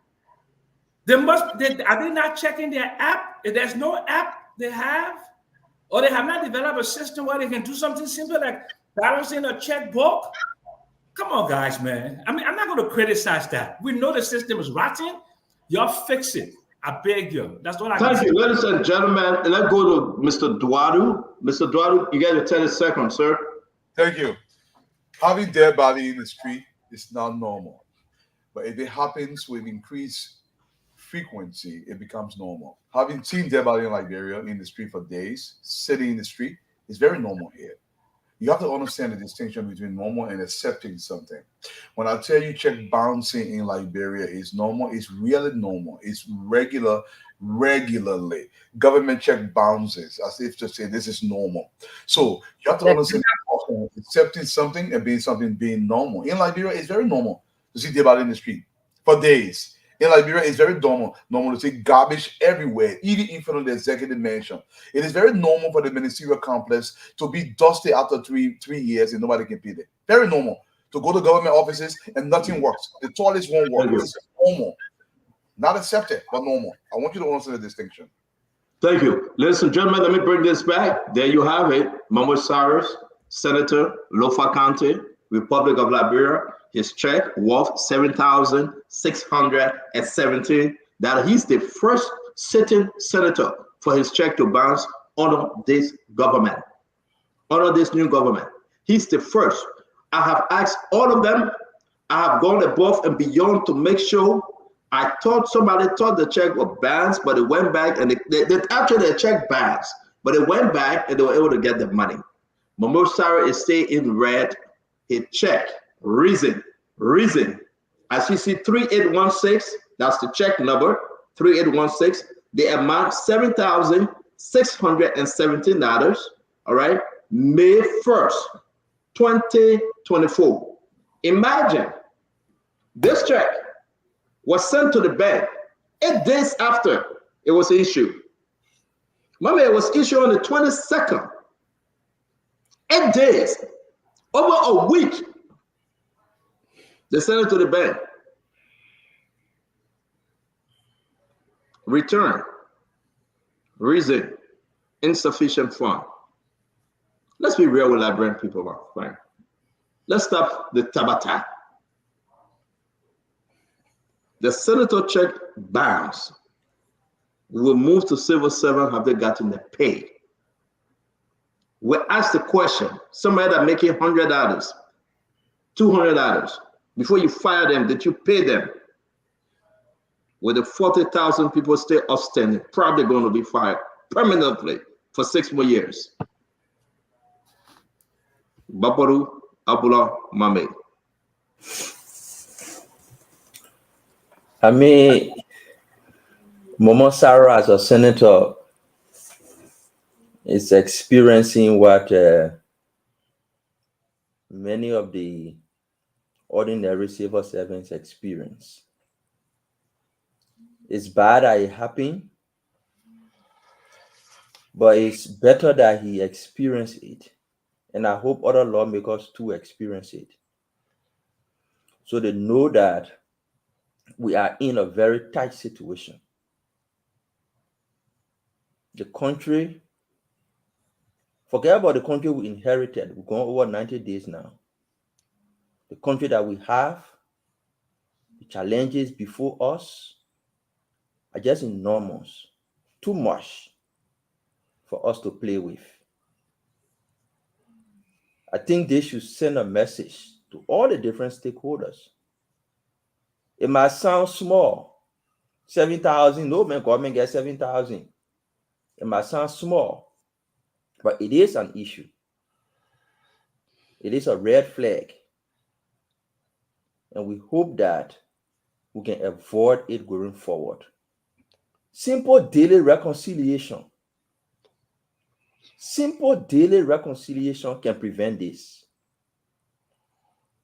Just to reconcile how much in the bank account and how much checks you send into those bank account can tell you to hold on and not to send additional checks. It will make sense to hold on and delay a check until you are elected of the account being funded to release the check, then for you to release the check and the check will bounce. Simple tactics. Hopefully they can put it in place. Boyman Camara, all the people, those are basic strategies people use. So now you come for your check, the person is in connection with the disbursing authority and they realize that sufficient for now in the account, they hold the check until you say come back tomorrow because of XYZ. It's preferable that way than for the person to have the check in their hand, believing that they have money, and they go to the bank and can't find the money. It's better you hold the check until money is there before you release the check. And simple reconciliation, daily reconciliation could help to avoid that. But that would just be a temporary solution. The long, sustainable solution is how do we mobilize domestic revenue to keep our account liquid? How do we raise money? These mining companies, are they paying their fair share of taxes to the people? These manufacturing companies, are they paying their fair share? People importing goods and service goods into the country, are they paying their fair share? Or exporting, are they paying their fair share? What can we do as a country? Uncle Saint Jackson can always be shouting here. He said, which country are you talking about? Where custom officers are millionaire? I mean, sometimes it can sound funny, but it's a strong message that he's sending. It's a very strong message that people are deliberately undermining the system, getting rich at the expense of the country, and embarrassing the country in this form. It has been that way, and we hope that, with Double Jala and the rest of the other people to the LRA, they can help to boost government revenue to avoid these situations going forward. Thank you very much. Welcome to the show, Conor Gray and Paul Kennedy. Conor, talk to us real quick.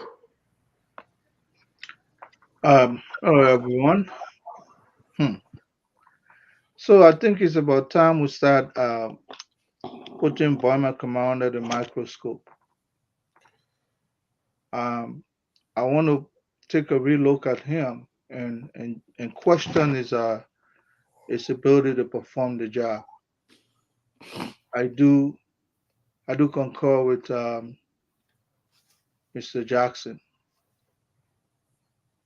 To perform under Madam Sirleaf's government is not the same as performing post-George Weah government. You have to have the skill and the pedigree to be able to move the coin. Well, in my opinion, it looked like Boima is diving in the sea with the sharks. I want to believe that he was sent there on purpose. On whose account he became Minister of Finance anyway. I don't believe Buckeye probably was the ultimate guy that saw him as this guy that is able to perform the job. Is he representing Madam Sirleaf, the deep state? Who is he there for? These individuals are cherry picking who they pay. They will issue a check, but then there are other individuals that will take their check there and it will clear. So these kinds of hegemony that exists within our government will undermine the entire effort of people who mean well. And that's why some of us will not take jobs, because we will not agree with those kinds of deep state ambition. They will kick us out quick. And nobody will put my name up there to say, let Conor Gray go and serve this place, because I will not join the sharks. You understand? So we can't blame anybody, but we'll blame those who are in control, including the president. We're going to start looking at them now with keener eyes. I think there's something beyond this. Thank you very much. Conor Gray, when you say, and this, we got to learn to be fair with the Liberian people. And that eye that you're talking about, it's the eye that we all should have. And, put aside politics, put aside, Conor Gray is a good man. No, we tell you in that story. Conor Gray is not corrupt. No. We want deliverables. It hurt the fellow Liberians out there that going home because of no job. And you want us to believe that you took 1/12 for the $3 million. And you want to set the budget. You delay the budget. And because of Boima Kamara delay, the president had to call the lawmakers back to session. It was because of Boima Kamara delay. Ministry of Finance delayed the budget. They couldn't present the budget. And therefore, the president said, we have to call these guys back, or else we're going to run through 1/12 to the year end. And at the end of the day, you got to pay them, Paul Kennedy. You pay the man. And I let the people should see this. April 22nd, the man went to the bank. May 1st. The rest of it, that insufficient fund. Is Boima Kamara that kind of finance minister that say, yes, he will be aggressive, he will do check and balance, he will make sure this thing don't happen? Who says Boima Kamara? Is he losing it at some point? Is he getting frustrated? Paul Kennedy, why at this early stage check are bouncing?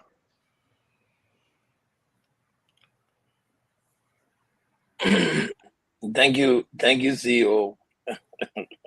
Good evening, everyone on the platform.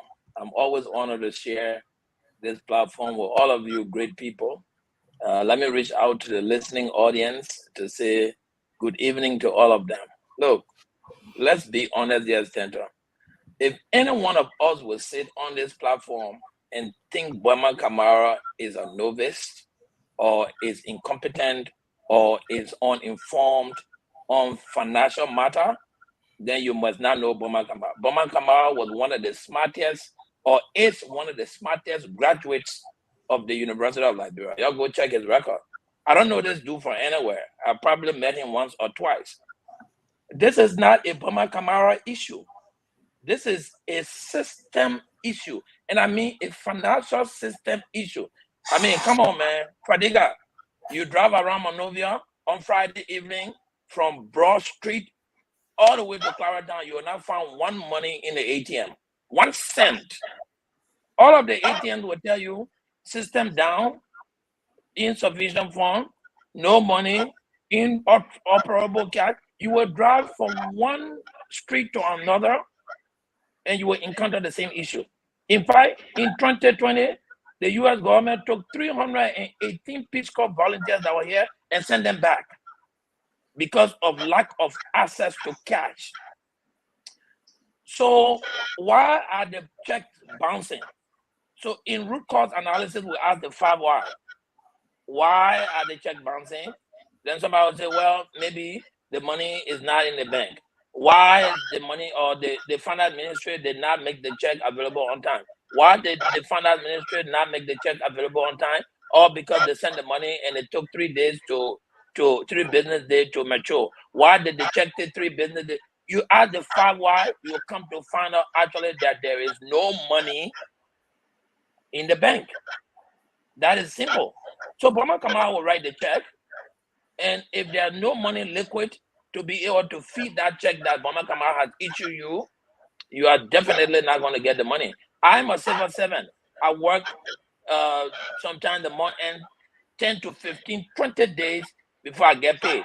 And sometimes when I get paid, a colleague of mine who works in the same job in my office does not get paid till 3 or 4, maybe even 1 week later. But we all work for government. We are not getting paid on time. In the US, when I work there, if it is 5 o'clock on the 15th, on that Friday, 4 o'clock, everybody in the US who is on government payroll will get paid the same day the button is pressed. Well, can I ask Paul a question? No, wait. Let me finish my point. Finish. We need a financial system reform. We need an interoperable financial system between the finance ministry and the central bank and all of the commercial banks, so that when the check goes there and that button is pressed, everybody else gets paid. Whether you are a senator or whether you are a janitor. For the worst, I think the people who should be most affected are these senators.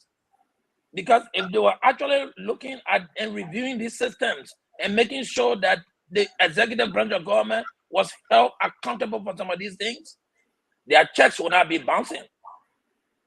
So I care less. I care less. Thank you, Paul. So just make it very simple and easy. Who will you blame? Who should we blame? Government, holistically, not Boima Kamara. This is not the first time this is happening. No, we're not talking about whether it's the first time. It's the first time under this government. Paul, it's the first time under this new government. I care less about the past. That's why we got a new government. Don't tell me about George Weah government. Don't tell me about Madam Sadi or Chastino. Let's talk about now. Now, you said government. Are we blaming the finance ministry or Central Bank of Liberia? Who are you going to put this on? That the people check will be bouncing every day. I'll put this on the finance ministry. But I thank you very much. So what the hell you going to say our town celebrating Boima Kamara if you put this on the finance ministry? Never do this. You going to say our town celebrating Boima Kamara and you say you put it on the finance ministry? No, we don't. We will come back to you. No, we'll come back to you. No, we'll come back to you. Paul, we'll come back to you. Paul, we got to meet you small for it to sink in that we are not novice and we are not saying Boima Kamara is novice. We'll come back to you, my brother. We will. You got to be fair. You just blame the finance ministry, but you want to dance around and say, don't blame Boama Kamara, but blame the finance ministry. Who the hell is the head of the finance ministry? Who running the finance ministry, Paul? Don't lecture us, man. Come on, guys. Boama Kamara sat on Spoon Talk. Academic smartness, then I hear that. He spoke about smartness and beat on Samuel 12. When people check and lawmakers check, we're being banned. Bouncing the bouncing ball, the ganga ball. And today, under the first quarter of Boama Kamara, check flying through the window, insufficient funds. The budget report is delayed. Now they had to call the lawmakers back to work to spend almost $6 million on them. You know how much they spend? Calculate almost 8,000 times 30 senators, and now do that by the lawmakers. And do that by their staff. A lot of money we wasted because of Boama Kamara's slothfulness. Come on, guys. Asido, welcome to the show. Let's talk Spoon Talk. Yeah, right. Thank you. It's nice to be here as always. And let me start off to say happy birthday to the Liberia's economic czar, Samuel Twe, who celebrates his birthday today. We are in an era now when, Mr. Twe, you are being viewed like an actual political savior because of what we are seeing today. And, I will jump into the conversation as time goes on, but I said it in the chat room the last time. 3 senators called me and told me they want to cash their check and the check bounced. Now, as a person who's been in government, I understand the issue of Liberia is tough. Like Samuel Jackson said when I was listening earlier on, it is not as if we don't expect any of these things to happen. We do. The only difference is the way our friends branded the CDC government, as if the CDC government was the most nothing in the planet. When you delay salary payment, UP will flood us. Today, we are having salary payments daily. If one check bounced, UP will flood us. Today, we are having checks bouncing all around the place. And we only want to ask our brother and friend Boama Kamara to put foot down. I speak with a lot of folks from the finance ministry who are not ministers or who are technical staff because we work with them. And whenever they talk to you, you get the sense that someone is not understanding what should be happening. At finance ministry, a lot of work going on. Mr. Kamara, as of now, does not like to sign documents because he's afraid that some problem will come up. So he usually gives that signing right to someone else. You can say a journalist to ask. A lot of things being done there, he's afraid to take off the challenge. Probably, the senator was doing all of these. He didn't really understand what was going on, and he was just all around the place talking. But again, Liberia will always be Liberia. I've always said over and over that this country should move away from plenty talking to action. That's the reason why some of us supported the person we supported and will continue to support them. Because they don't believe in plenty talking, all of the promises. They rather do the little they can do and do it honestly. That's not what we are seeing in the Unity Party. That's why everything, just everything, is going down, down, down. And we are in problem. It's a long haul. Thank you very much. We're going to go back, sir. That Eduardo have to go in the back for the second. Folks, welcome to the Spoon Talk. Share our program. This is big. We received information, though it was late, the amount of trucks, containers that came into the country with money. It's not a big deal. The only thing I want to raise this for is because my brother Fadiga said we're printing new money. No, money is in the country. I think it's a failure of administrative inappropriateness. That's what happened here. That somebody is messing up. Somebody is twisting this thing. Somebody is sucking, all right, just to fit in. We need this thing. We need Liberia to be running. We need Liberia like this, okay? If you can't do it, it's better 20, you put it down. And that's what the post said. That's what Richard said. It's better 20 and you ever put it down. We passed 100 days. Lawmakers' checks bouncing. The people have not gotten paid yet. People say crying for April pay. Okay? I'm going to check this government. Get vexed with me all you can. If you can't pay the civil servant, we're going to check you. If you lie from your ministry or your entity, we're going to check you. That's what we are here for.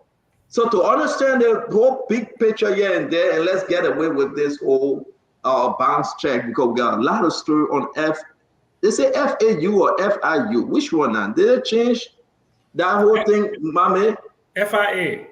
FIA now? So it's not FIU no more? No, yeah.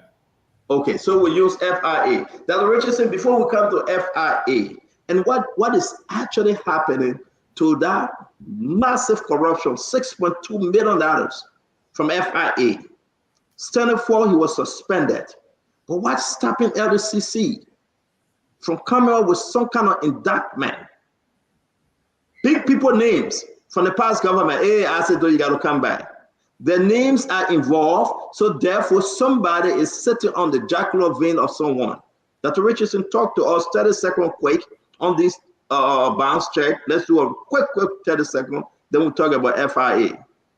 So somebody said that this matter could possibly be the issue between the haves and the have-nots.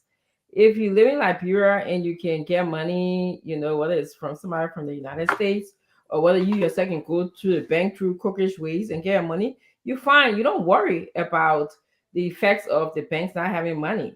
But then on the other hand, you know, it affects the economy. If you go cash a check and you can't get your money, so that means you'll not be able to pay your rent, you'll not be paying your debtors, you'll not be able to go to send people to the market to buy your food. And all of those people who are not getting that money that you're supposed to give them, they themselves are behind their bills, their schedule. So it has an effect on the economy. You know, it seems like maybe it's the Burma Kamara's issue right now, but it's the entire economy that it affects the economy. And again, it would end up affecting the people who don't have. They have nots more than they have. So that's what I have to add to that. Yeah, thank you. And thank you very much. Let me bring in Hussein, then we'll go to Abba. Hussein. Well, I know last year, a couple of years ago, every time I came, it was something. I wouldn't say that it's difficult to get money from the ATM, because I've never had that problem in the last couple of months since I've been here. It was worse sometime last year, but I do know, like I said, the devil is in the details. Something is happening.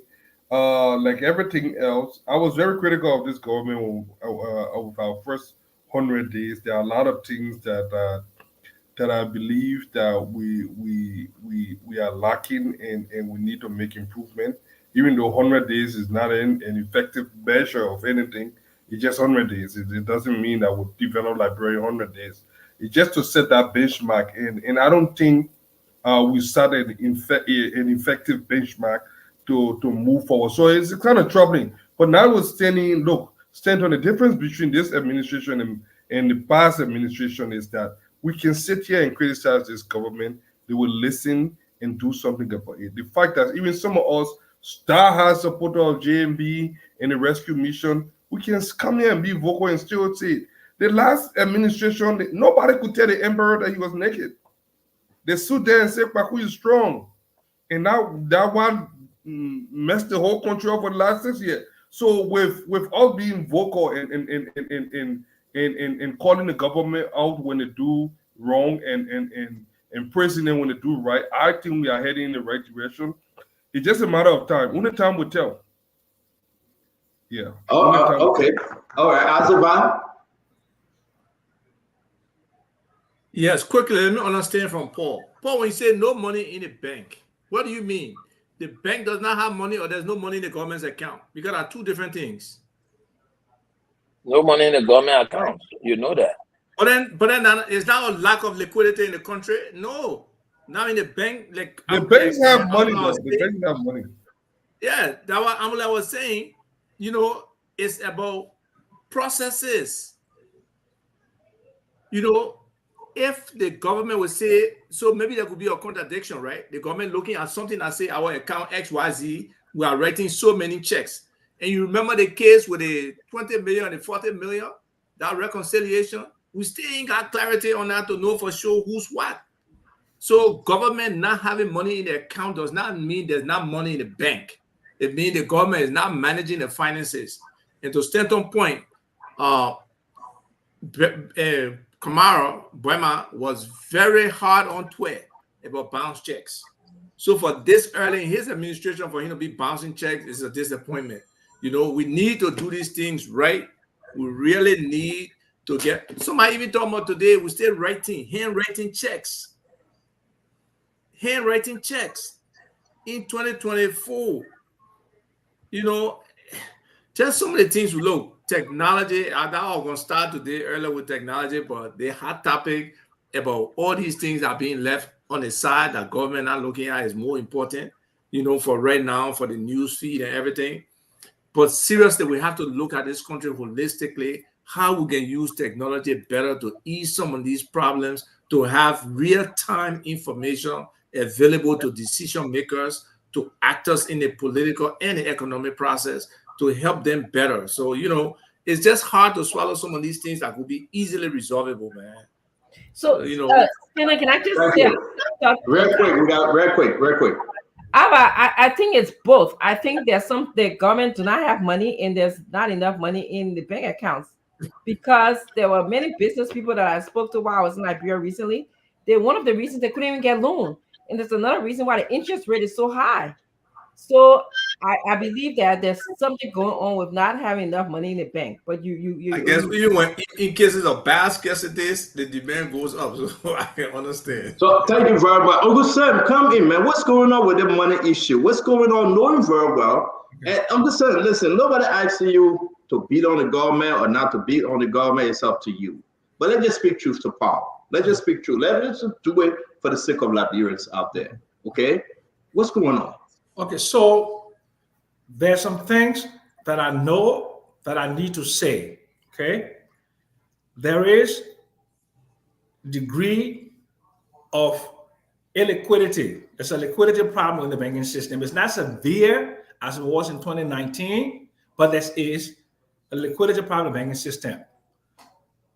My spouse, somebody owed some money, wrote a check about 2 weeks ago. I'm not going to say the amount. The person that they give the check to spend 8 to 9 hours in the bank trying to cash the check. So it appears to me there's a problem of illiquidity in the banking system. But the issue with the check bouncing has nothing to do with illiquidity. It has something to do with system and also inability of the current financial management system to tell me, look, in 1979, January, I was deputy controller, Ministry of Finance. My job was to go to the central bank and do a physical reconciliation of the government bank balance. Come back to my boss, John Bestman, fiscal. We know the bank, before we write a check for that day, we already know what the balance is. So we will not give you a check that you go to the bank, it will bounce, because we have verified the bank balance.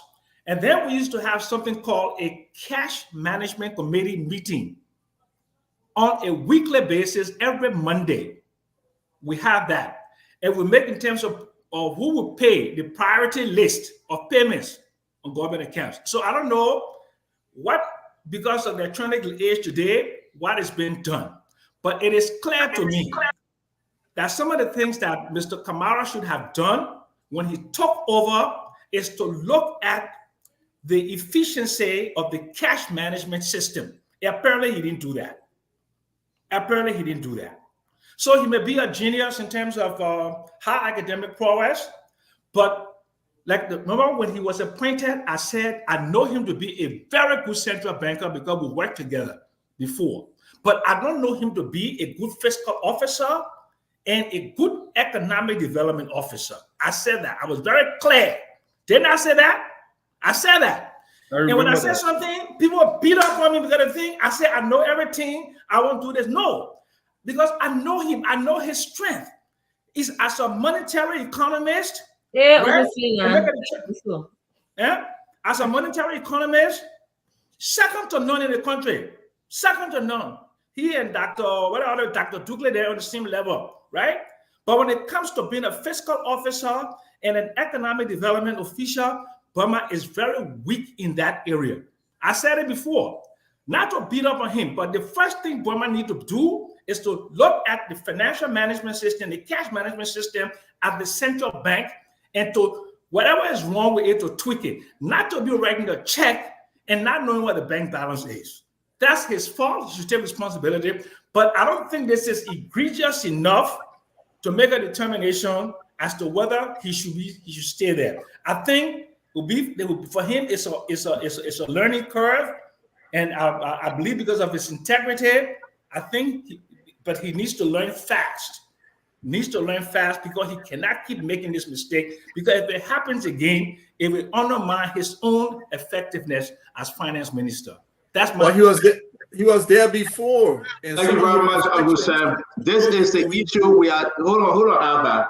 Let me come to Mambe. Mambe, that's my point I was going to make. Alva stood it from my mouth. He was there between 6 to 8 months. He replaced Amara Kone. We know about that great historical fight between he and Amara Kone. He had to whitewash the office. He got to put people in the office to fast for 40 days and 40 nights before he took over. He got to put holy water and sprinkle some holy oil in the office. Right now, as we speak, the issue remains he cannot draft the card that Senator left for him. That's my friend. Because he's religious and he believes in certain things religiously. Fine, it's okay. Do the people work. I am surprised to all Liberians out there to know Burma Kamara and to allow this thing to happen. It's not, I've just received some other senators saying this, the two of them. They're saying that the check insufficient form. They asked me not to post it, but they cannot cash the check because of insufficient form. Two other senators right now. They asked me not to post it because I just the check and the name on it. But they still have insufficient form. Where are we going? On Burma Kamara Mame. I don't want to go into the debate about fiscal management and monetary expertise. The first thing I said on this issue when I came was I said simple bank reconciliation can avoid this. And I maintain that. And everybody, I mean, it's a consensus. What is preventing such a simple bank reconciliation? I was speaking with somebody from the Ministry of Finance. I'm like asking, do you have a standard operating procedure, an SOP to guard the issuance of check and payments of beyond the public financial management law? Because it's a whole big law. Usually institutions will break down those laws into standard operating procedure, step by step, number 1, number 2, number 3, number 4, number 5, to guide the process until the end. And everybody involved into the process of releasing check will ensure that number 1 is completed before number 2 commences, number 2 is completed before number 3 starts. Do you have that in place? Yeah, we have it in place. So I'm like, okay, but if you have it in place and you're not using it, then it comes not to issue of monetary or fiscal, it's a lack of leadership. These are simple issues. You don't need to be a fiscal czar. You don't need to be a monetary expert to understand that to issue government check, there must be standard operating procedure, and those procedures must be followed, and people who skip those procedures should be penalized. You don't need to be an expert. I work in the bank.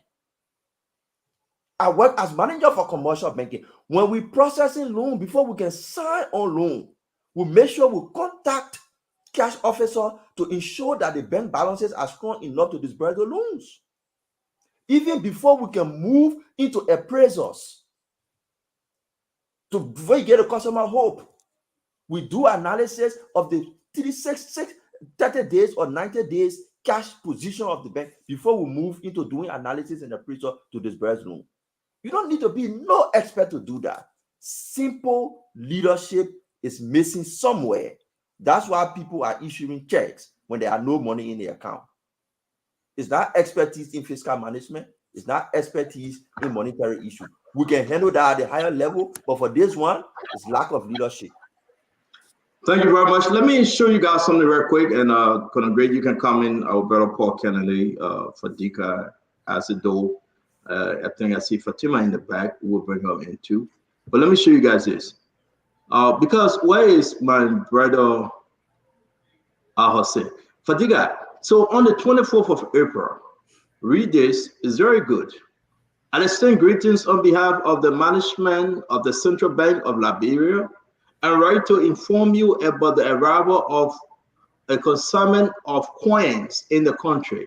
25, what? Is that 25 million worth of coins, right? This consignment consists of 6 containers of coins valued at, I think it's Liberian dollars, $25,410,000. We are coordinating with the Liberia National Police. Now, they asked for the Liberia National Police. It was written to, call him, Aloysius Talu, the Central Bank governor, wrote this to Councillor Twere and CC Honorable Sylvester Grisby.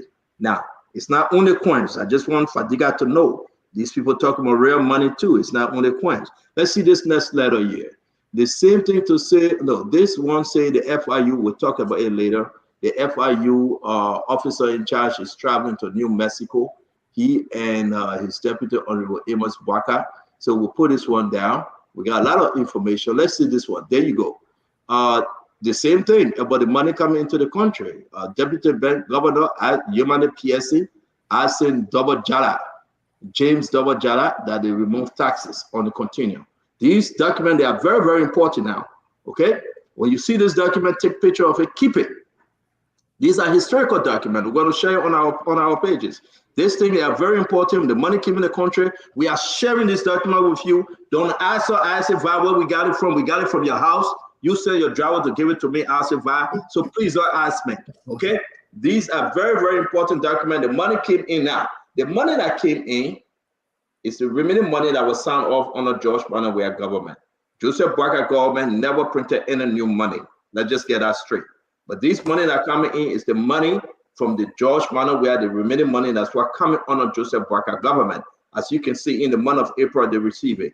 Let's put this one up real quick. Now, the different boxes, where it came from, how much our government paid, how many containers, how many boxes, it's all yours. Please zoom in, take the picture and read it. It's very important, okay? Reading is important. Keep up with what is happening in the country, my fellow Liberians. We are here to provide you this information. We want you to be very smart. The money came in by the port. They asked the Liberia National Police, say, can you send your people to escort the money to Central Bank? It got to go through the Justice Minister. It got to come from by way of Central Bank to Double Jada, asking for clearance. It got to go back to the Liberia National Police. All this yama. We're going to upload all this thing on the Spoon page, and you, please, enjoy your reading. It's for you, Liberian. There should be no secret. Once they have accomplished the mission, they should make this document available for you to see what is happening in the country. So now, let's go to my brother, my friend, Conor Gray, Paul Kennedy, and we go to our sister, Chama, for her input. Conor Gray. You know, Stanton, when I worked at U.S. Bank as a commercial manager, they used to send those 21-year-old, 22-year-old with master's degree, MBA, very sharp people. But they didn't have the orientation to do the job. There's a reason why a mechanic, you know, I'm not targeting Mandingo people, but a Mandingo boy will come, never been to college, know nothing about engineering, but will fix your car because he has that exposure. When somebody comes from college, they deuce the college, that does not make them to be the right manager to do a job. And we should, us Liberians should stop this attitude, oh, this guy is very smart, you know. The same thing they said about Samuel Twere. Now they're saying here about Boima Kamara. You understand? I'm not doubting their academic credential, but the ability to do the job, that leadership ability, I'm seeing it missing. And you know what? You can be the smartest man that can figure what make the moon to stay up there, but you have to be able to tell me how we'll get there. That's what I want. Boima Kamara should have been a change agent. I'm not talking about the Boima, the Deuce of LU. That's not what I'm looking for. I'm looking at the change agent that will come like how we had Sai. Madam Sai came in the system. She knew exactly. She inherited an $80 million budget. and they turn things around. Before we look, it was 500 million. No check bounce, not one day. So this idea that this man's smart, this man is academically correct, no. At the same time, this was the same Boyman who sat here and talked about those management at the port, those different agencies that taking money from us with no sense. Some of them endorsing them now. But you know, they say you never get there, or you never know until you get there. He's there now. So I agree with Isaac Doe. I agree with Jackson on this one. I think Boyman needs orientation. This job is just has not been able to stand up to demonstrate the acumen that he claims to have. I don't see it. I'm doubting right now because you know what? The last thing a government should do is to bounce a check. It is a very big crime here in the States. Government check, that should be the most surety bond that you can ever hold in your hand. If you take that government check to a bank and you're not able to cash it, you go back to the managers. Thank you. And the issue is that we are not pocketing it. We are not hearing from Bama Kamara. These people check are bouncing. Some agency saying that, ministry saying that they have not gotten paid. Bama Kamara, we are not hearing from EMIA. It's okay. I like Bama Kamara. Don't get me wrong. You know, future Bama Kamara is going to talk. He can come anytime. But something is not something right. Something is happening. And here we go every day. We sing Kumbaya. Kumbaya, my Lord, Kumbaya. Kumbaya, my Lord, Kumbaya. Hey, Kumbaya. What happened? Talk to me, man. Tendon, if you're singing for a living, by now you'll be dead. The only person on the podium who I know can sing that my sister Glenn, I'm not going to pull her legs, but I know she's from First Baptist days, the girl can sing. But anyway, let me be honest. I have never worked in a bank before, but from a simple health management background, I understand that poor budgeting and poor financial planning will make government system and will make government to check to bounce. If government is spending money and government does not accurately project the expenses, it's going to lead to insufficient funds and cover that will not be able to cover expenses. Simple as that. If misappropriation or mismanagement of funds, if government is allocating funds where they're not supposed to be allocating them, and moving them from the same accounts that's supposed to be there for payroll, you will come to find out that diversion in funding will make government not to be able to meet payroll. You send a check, the check is going to bounce. Frauds and corruption. If government is involved in corruption and fraudulent activities, taking money and putting it somewhere and recycling it and making it to come on time, is going to have a problem. Weak internal control. I can list a whole thing, and I'm not even a financial manager, but I can list some of the reasons why you will send checks to the bank to somebody to pay, and it will bounce. My problem here on this podium, CEO, you are looking at one person, you are calling the name Bama Kamara. We should not be looking at a person. It's a whole system that is run in the Ministry of Finance. I am saying it's a system error. It's a system failure. While I agree that the leader of that system is Bama Kamara, I don't want to sit down on this podium to attack one individual.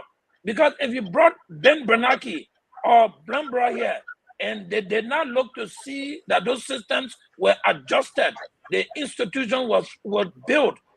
Like my Uncle Sam there, that worked there in 1969, they never put in a system that people will come after them. I have system in place, They will drive on. We never pass no check. My Uncle Sam, let me finish about. They came and served and left the system that did not support their predecessors. So the fault that Bama Kamara is inheriting today were not built today. You not be realistic here. It was not built today. Now let Bama then fought here. When Bama then came, they should have taken time to go back to do that review, to analyze the system they met, to be able to put some things into changing it, whether it was policy reform, whether it was system reform. They should have done that in the first 90 days. They didn't do that. They told me they were going to take Caterpillar to start building roads. So they left the soft hanging fruit that could have helped them to move the government ahead and started looking for big unachievable projects that was going to come to lay on their head to go forward. So, CEO. So let me say this. I will say this to you. Blame the system. I will say this to you. I will say this to you. I will not blame the system. I will blame those that are managing the system. Those Thank you, Stanton. It's wrong. You cannot have it both ways, my brother. I know you're in Liberia. You're on the way to shop play. But we have to be fair to the Liberian people. I gotta bring our sister there and do. I beg you. Uncle Sam, hold on 1 minute. Uncle Sam, hold on 1 minute. I will come to you, Uncle Sam. Hold on 1 minute. Let me just finish what they want. It will be very important for us to stop going back. You know what? George Weah is no longer president today because everything he did, we hated it. Everything he did, we beat him on it, and we convinced the Liberian people. There is ever time that you bring the change, and the change is Joseph Boakai. Now, why? Who was the cluster head for finance ministry during the transition? It was Boma Kamara. He was the cluster head for that ministry. He knew exactly what came in. He came on Spoon Talk and said he met Samuel Toy at Boulevard Palace.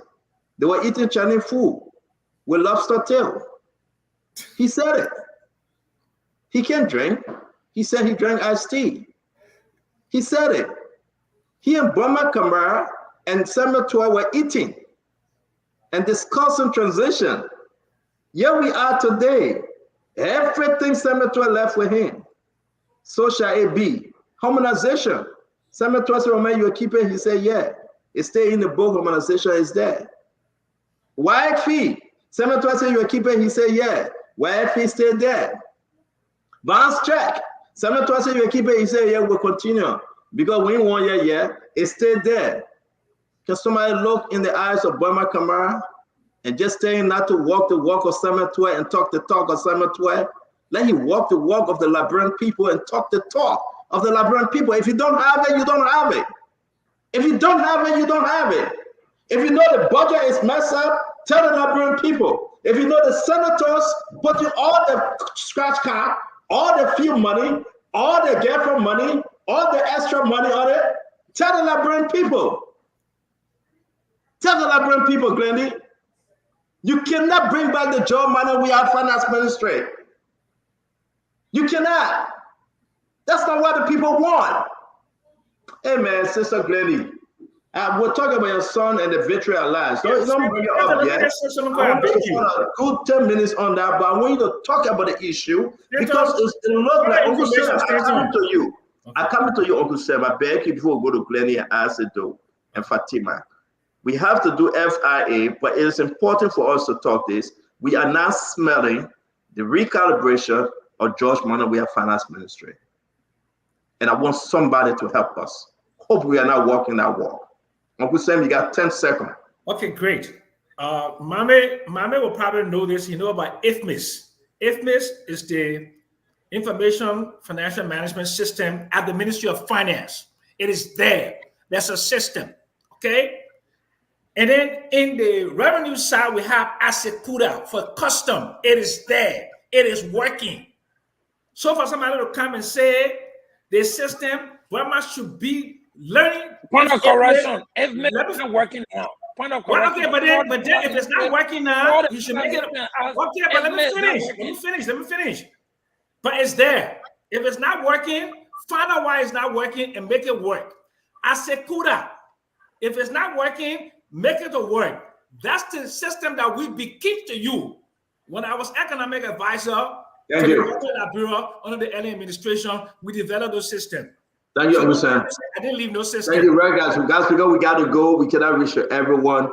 We have to talk about FIA. When we get to you,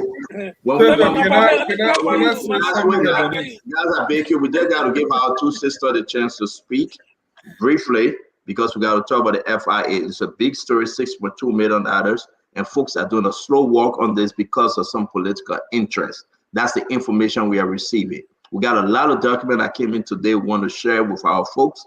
FIA, those people that are supposed to be fighting money laundering, Glenny, what? They are caught in money laundering. It's also fight. But they are part of a $6.2 million. We want to share the document with you today. Invite your friend, tell somebody to come home to watch the Spoon Talk because it is important. We check every corner.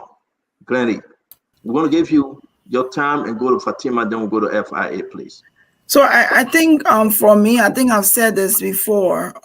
After 100 days, we're not looking for the government to be in full force to be working. We shouldn't be on here discussing these mediocrity information that someone's not acting, someone's not performing, all of these things that is happening. Who is at fault? And I want to disagree with Paul. This is not a system problem anymore. They've had 100 days. They've had 100 days to know what's going on in the ministry. They've had 100 days to know what's going on at the central bank.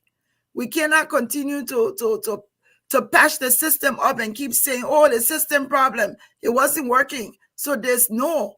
Boimar Kamara is in charge. We expect him to lead.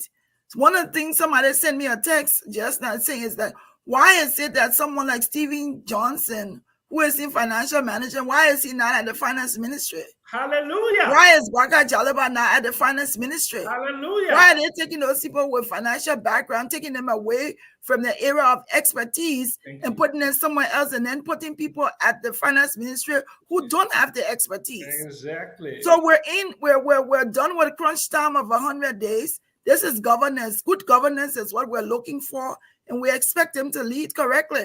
Because if they don't, we'll be critical of that. We're not gonna say, oh, you know, that they just started, give them time. No, it's past 100 days, and they need to be able to lead effectively. I don't know what the story is, but I'm pretty sure that knowing Boimar Kamara, the things I've heard about him and his reputation, I still don't want to say that he's not somebody who doesn't know what he's doing. I'm pretty sure he knows what he's doing. And so for these stories to be coming out, I think he should be able to address them. But I also think that we shouldn't be saying that, it's because we had a broken system. Okay, we have broken system, George. We had time. We have broken system, Ellington. But this is the Boyka government. It's been 100 days. We expect them to lead. Thank you very much, Glenny. Fatima, real quick here, 1 minute. Good evening to all of the panelists and to all of the viewers around the globe. I'm going to take a different approach here. I think Boimar Kamara actually came on his platform and showcased his education and his expertise. So I think at this point in time, there should be no checks bouncing. I mean, they should balance the book. They should give people issue checks only when they are aware that money is in the bank. I think he needs to come and explain what's going on. I mean, 100 days have come and gone. We came and we wanted drastic change. No one should stand in the way of change. If you can't do the job, I feel like you should get out, period. This is a new day, a new Liberia, and we are going to hold everyone accountable. Senator, can I say it's a very different approach. Guys, we got to go. We got is after 6. Hold on. No, hold on. Listen now. We can't do it on the story forever. So please, Fatiga, 30 seconds. I said 30 seconds. We're going to bring in. I said 30 seconds. Fatiga, 30 seconds. We're going to bring in Mame for us to talk about FIA, please. So go ahead. Look, gentlemen, I was able to actually try to ascertain the facts. This is not a Boimar Kamara problem. This is how it works. The finance ministry, someone said it's still issuing written check. No, that is not how it works. Each one of these entities, like the Senate and the House of Representatives, they run their own personal accounts. The President Pro Tem has her account. The Senate has their account. This check was issued on the Senate account. If at all there's anything that went through with money bouncing, it has to do with that account. So he should be asking, I think, the controller of the Senate, Prince Moy, and something to see. And one instance that this may have happened is this. Probably the money had not cleared from the finance. Why you say problem? I don't sit on our show and say problem. If you don't know, you don't know. Stop this thing. I know. If you want to in a unique way, man. Don't come here and say probably. You don't know. The person that told you and gave you the information, did they say probably? I'm telling you, there are instances where check may bounce. And one of the possibility is the finance minister may have issued a check in that account and the money had not cleared and then check was. Do not justify for them. They will come and talk, my brother. I said, let's go ahead. It's not a Burma. I said, let's go ahead. You trying. You are ready. Hold on 1 minute. Hold on, guys. Stop. Guys, I beg you. Let's bring in Asedo now, please. Asedo. Asedo, please go ahead. Fadiga is trying. Please go ahead. Hold on, Fadiga. Please don't interrupt us. Asedo, go ahead. Yeah, I just wanted to provide the information. I know you spoke of the issue of salary, and I wanted to say of the spending entities, 72 spending entities have not taken their pay yet. 72. Just to put it out there, have not taken their pay for the last month ended. I just wanted to put this on. Samuel Twe did not do well in the eyes of those who refused to define what well is. But I said this before, and I will say it again. Our friends who are in power now, today, were once in power during the early years. And if you like it or you hate it, that's the real truth. The Ellen's government was a babysitting government. Ellen government was not doing government on its own. It had all of the international people pampering the government. So you did not need to collect money to use money. You will get China giving you 80 million. You did not need to collect money to use money. You will get the other Taiwan giving you 20 million. At that time, just from war, female president, just from war.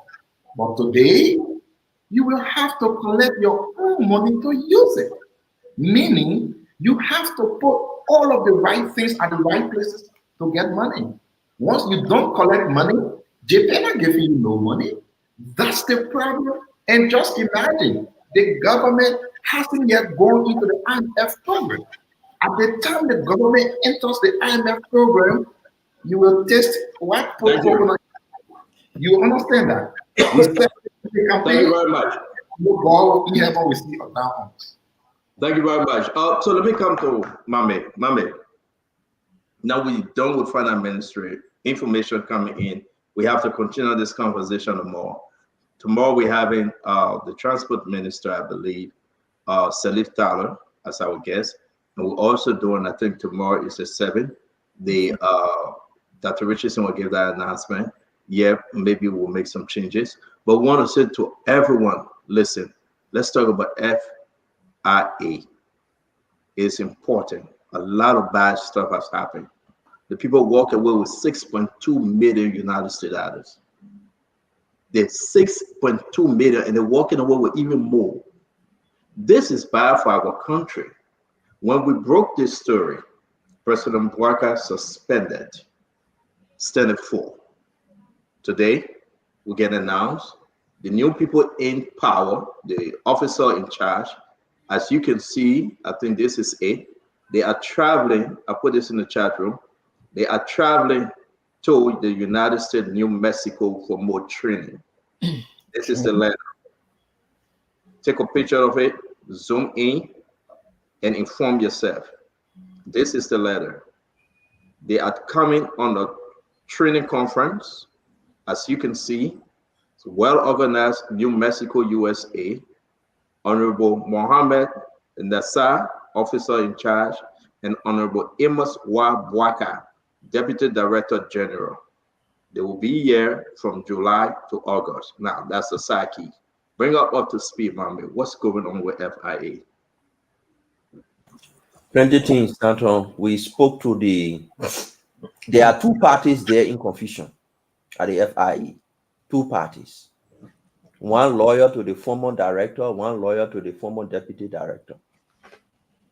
The officer in charge probably is standing in the middle of them. But the fundamental issues there happening is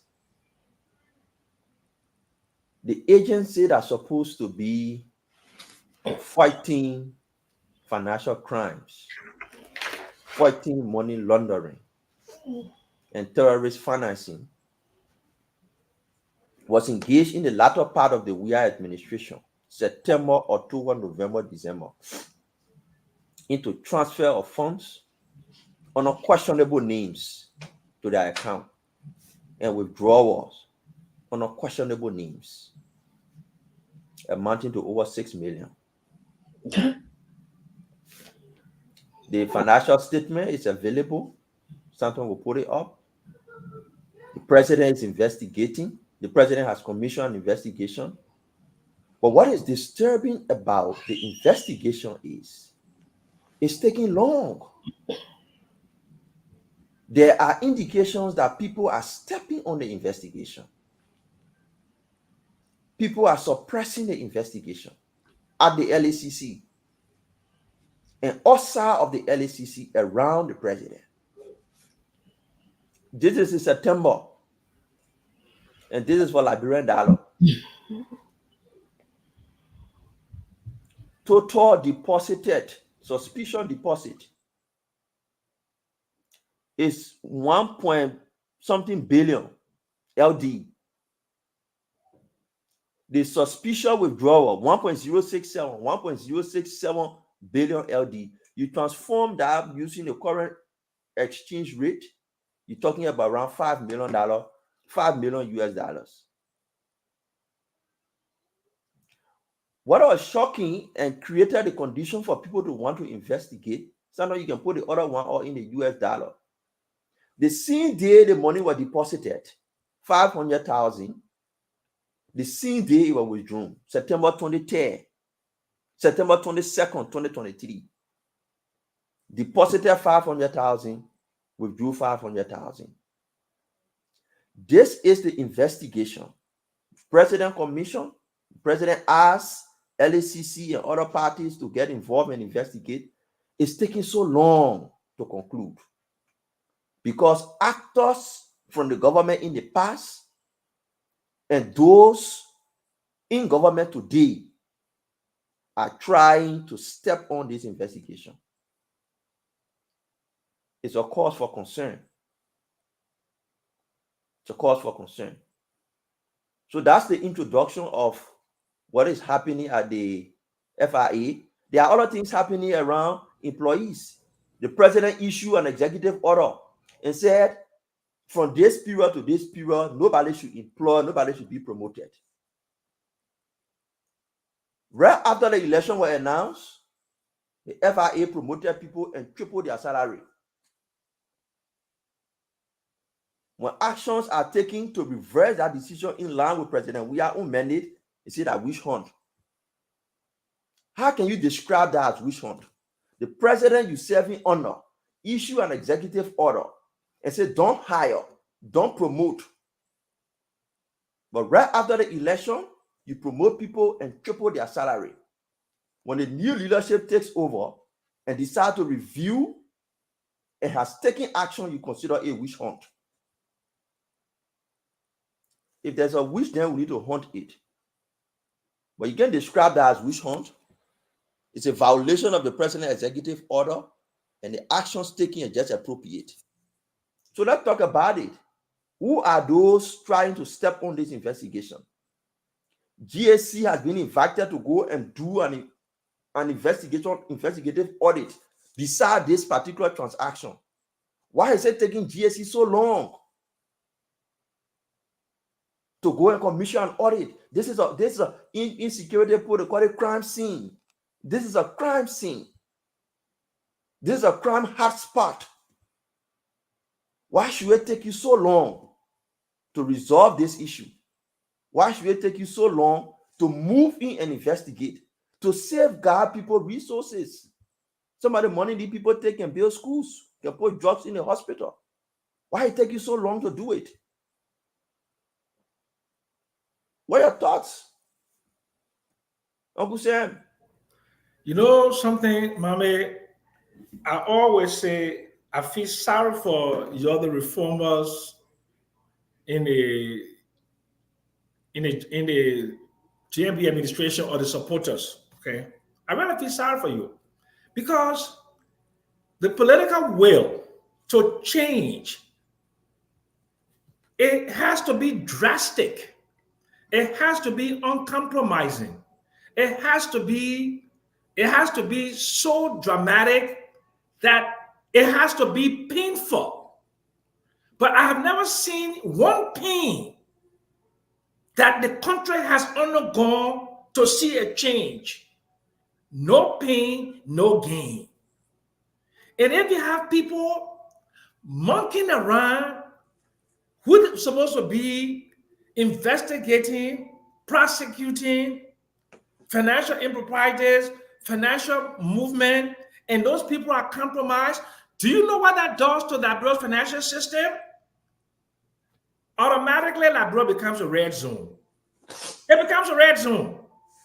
It means that when Sam Jackson sent $2,000 to his small account to pay a credit card bill, the Office of Foreign Asset Control held my money for 6 weeks because Liberia's a red zone.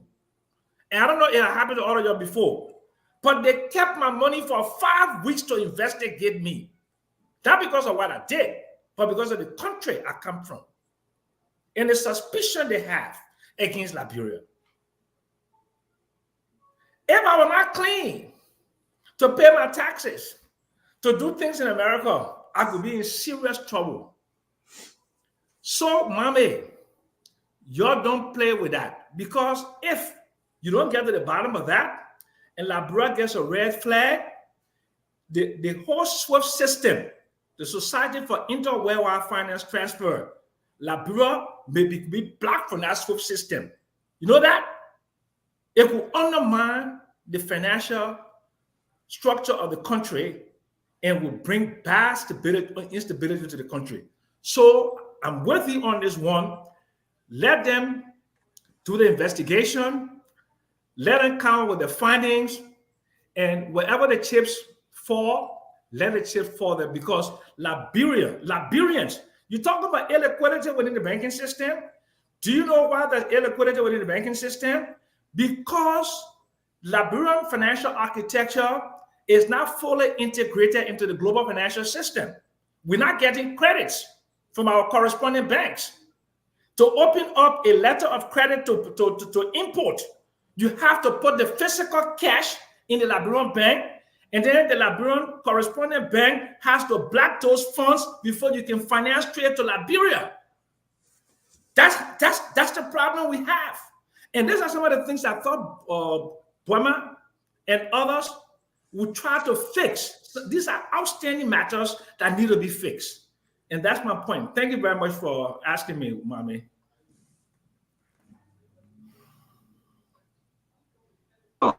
So let me bring in Paul Kennedy on this FIA, and we'll go to Dr. Richardson, Alberto Fadika, Glendy, Fatima, and go back. We have other documents I want to share. Something is scary. I'm receiving information, Paul, yet to be confirmed, but tomorrow I will confirm this. I don't want to put this on LDCC. They are working extremely hard, but they are yet to come to some form of conclusion. Because this money involves some greater past ministers, government officials, and you hold the rope hold the bush. Now we have dealt with our government. People from CDC, part of this $6.2 million, and Stanley Ford want to talk, but he have been threatened by Acido Group. I'm serious. I received the information. It's no laughing matter. It's big. The 6.2 involved, I don't want to call their name, so we'll say allegation. You know the key players from the central bank, the finance minister of O, and that of the minister of state up to President Weah. The 6.2 is right among them. Paul, take off your CDC hat, please, or your independent/CDC, and speak to the Liberian people tonight. I am not a CDCian. Let me Thank you. re-emphasize this, and I would scream to tell you, I am from LANU, the Liberian National Union. Take all your what's the man name? What the leader name? Clarence Moniba. Dr. Clarence, but where is he now? He gonna get married? Take out that hat. Let's go ahead. Clarence Moniba is here and he's leading the party. But he gonna get married? Clarence Moniba is still single, right? Has he gotten married already? No. Has he gotten married? We're not talking Clarence Moniba personal life here. Okay, go ahead. We're talking FIA. Don't change the topic. So and Mohammed just set the tone for this conversation. And my uncle Samuel Jackson really, emphasized in it. Liberia, some people may wonder why in the fiscal year 2023, Liberia passed 12 out of the 20 on the MCC scorecard, and fiscal year 2024, Liberia passed 14 out of the 20 on the MCC scorecard and still did not get the second compact. Some people will be wondering why. But the MCC is actually a rubric, a yardstick that is used to measure how well a country is doing on a 3 categories: ruling justly, economic freedom, and investment in people. Under the economic freedom, you have that fiscal policy, you have the trade policy, you have regulatory quality, you have good governance. Under the fiscal policy, all the small stealing money thing we're talking, it is all the multinational institutions are looking at that. Even the tourism sector, people are saying, oh, tourism is opening. You are scaring foreign direct investment out of the country if you cannot manage, or if there are speculation of corruption in the country up to the tune of millions. This is not good for us, CEO. Government needs to actually probe into this matter and make sure that they are bringing it to rest. But I'm not surprised why up to current, there have been no final rulings or any kind of direct investigation into this matter. Look how many committees have been set up in the Senate to probe into other issues. What have we heard? Have we gotten any finite result from there? No. This is Liberia. This is, stuff as usual. Nothing, if you are sitting here in, thinking the committee is set up, they're going to do investigation, or they're going to send some people to the Justice Ministry and prosecute them, and you're going to see them in South Beach, then it was not money they took. When people take money in Liberia, nothing happens. This is what I've been led to believe.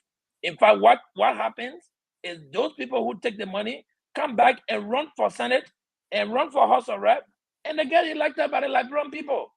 Now, those of us who have not had the opportunity to steal money, want to run for Senate, they don't vote for us. They say, Paul Kennedy don't get money. Paul Kennedy broke. We're not going to vote for him. But they go back and elect those very people who stole their money. Don't be surprised, CEO, if you find out from the guys from FIA, some of them go in their community and run there for elected position. Those guys going to get elected, and then you have the same corrupt cycle going around the country. From one branch of government, they go into another branch. The same group of thieves are just gallivanting the country. But I don't blame them. I blame the voters. The other day I was here, I said there are 3 categories of people that are responsible for why our country is where it is. The uninformed voter who really don't know why they vote, they jump behind any Tom, Dick, and Harris and vote for them and put them in power, whether they were criminals or not. Then the second folks are the folk who are in the legislature, who don't know why they are there. They do nothing to investigate and bring some of these matters onto the table and allow the whole culture of impunity to just run wild in our country. And then the third group of people are those government officials who get appointed to serve our country into different ministerial or agency level government positions, like you are seeing now in FIA. Are they even vetting these people? How are they getting them appointed? Are they checking their background? If you're in 7th grade and 8th grade and started stealing money all around, you come to 12th grade and steal. If they put you in government position, eventually you're going to steal. They should deprive people who are criminals.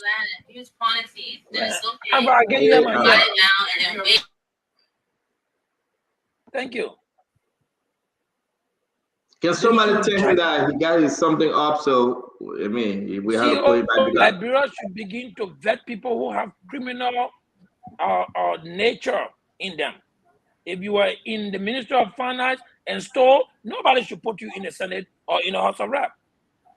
If you were somewhere working in one commission in the community, if you are community chairman and you stole money, do not elevate that person to appoint them as a minister anywhere. But this is what's going on in our country. So I am not surprised as a Liberian that somebody stole, there's a fracas with $6 million and nobody's going to investigate to find out. This is the country we have inherited, and we just got to pray at the end of the day to see what comes from somewhere to come and change everything. I am not Thank surprised. you very much.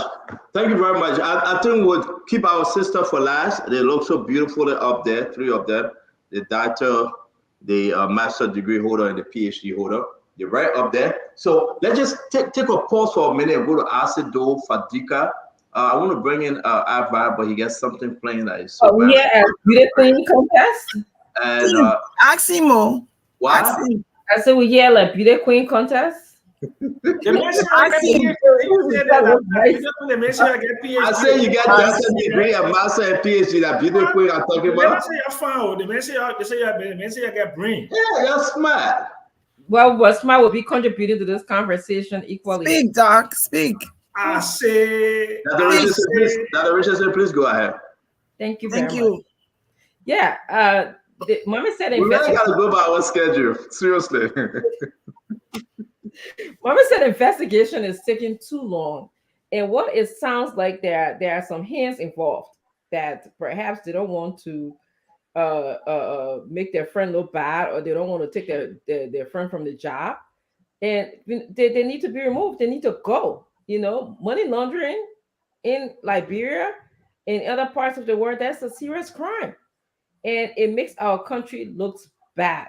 The outside world is not going to see Liberia to be a place that is rebounding, that is trying to move forward financially or even in an economic sense. So I don't understand why this investigation is taking too long. And the only thing that I can come up with is that somebody knows somebody and they don't want to get their friend in trouble or get their friend caught. But for us to move forward, we have to put all of that who know your business on his side and do the right thing for Liberia and for Liberians for us to move forward. So that's what I had to add. Thank you. It was very short. I didn't take 30 minutes. There's some other people there, right? Thank you very much. Glennie, can you go ahead? I mean, I think Dr. Richardson summed it up. I don't know why whoever has the story, why should he be afraid? I forgot the name. If they're going to investigate, they have a lot of evidence here. They should start from there. Whether that we are government, whether that Ellen government, they should start from there. Instead of, it's like, why wouldn't they do witness, what they call it, witness protection? Why wouldn't they protect him so that he can be able to talk about it? This is, I mean, it's appalling to hear and say, oh, he's afraid. So because he's afraid, the government and the people of Liberia suffer from the information that he knows. They should be able to protect him. This is a foreign state. It's a sovereign nation. They should have witness protection plan there so that they can be able to do an investigation. That should not be an excuse that he's afraid to talk. Thank you very much. Thank you very much. Our sister that moving fast. Let's see if what's her name again? Fatima will be within 30 seconds. Go ahead, Fatima. I just think what both of my ladies spoke about, I'm in agreement. And I will go further to say that, like I said, this government is new. We decided that everyone who has done anything wrong in Liberia will be prosecuted to the fullest of the law. I don't think they should put friendships or, I know you or who know who. They should make sure that they are making good decisions. They're, the people who need to be prosecuted should be prosecuted. No back and forth, no hiding, nothing. We should make sure, we should set examples. Our president have nothing to lose. You should set committees where people are held accountable. If you were in the last government you stole, you should be brought to justice. Anybody who take the Liberian people money should be brought to justice. I mean, there is no if, and buts about it, period. It should be good. Gone are the wait, one last line. Gone are the days where our people continue to reward, like Paul Kennedy said, people who have stolen money. You coming to entice our people with stolen money to vote for them. We'll put our foot on their necks. It will stop. All those things will stop. So here we are. Thank you very much. Let me bring in Asido. Asido, before I bring you in, I was looking for Mame. We have a lot of information, but because of time, it's 10 minutes to 7, 10 to 11 in Liberia. As always, we have to be within our time frame. I just want to just flag this real quick. I think I put this in the chat room as well. You want to read this, folks. This is very important. You want to read this. FIU. The analysis of the bank statement of the Financial Intelligence Agency, FIA, for the fiscal year ending December 31st, 2023, revealed that the total credit of US 1.1 million and change. Wow. Wow, that's a lot of money. Below are the findings of the analysis. Read this. It will help you. Take a picture of it. That place is bleeding money, and that's not LD. Bleeding a lot of money. And the money that place bleeding is not LD, man. It's a lot. I want to bring in Mame quick. Mame, before we go to Asido, can you talk to us about this? Because you and myself were going over this and all day today. I would not be able to share the rest of the document, Mame. We'll keep some for tomorrow because of time. But talk to us about this last document we're sharing. You're muted, Mame. That document just put the icing on the cake. The spreadsheet, the statement that we were analyzing about the different deposits and withdrawals. This statement just summarized everything. From the Ministry of Finance and Development Planning, the total of 1.4 leaving unexplained to the FIU. It goes down further to review 6,127 were direct transfer from central bank. So basically, it's trying to break down how the total $6.2 million came into the FIU, outside of the FIU budget. Now the FIU has a budget that was approved by the government for its operation. The funding and the disbursement of those budget resources completely outside of what you see on this sheet. This is a separate operation they were running from the finance ministry, from the central bank to the FIA. And most of the deposits were deposited today, either withdrawn today or tomorrow, like somebody just standing to the bank waiting. As soon as it hit, they withdraw. Or if they hit late in the evening and the bank closes, the next day they come and withdraw. That was the scam that was uncovered during the transitional period. That is the scam that is being investigated. And that is the scam that people are trying to step on. We need to raise our voices to ensure that investigation is concluded. All the big names connected be made to account. There are information on Stanton talking that somebody wants to speak out. But we can only just rely on his willingness to speak out. Because the cartel is deep, there need to be awareness and put pressure on the people to bring this investigation to a conclusion. So that document just summarizes everything.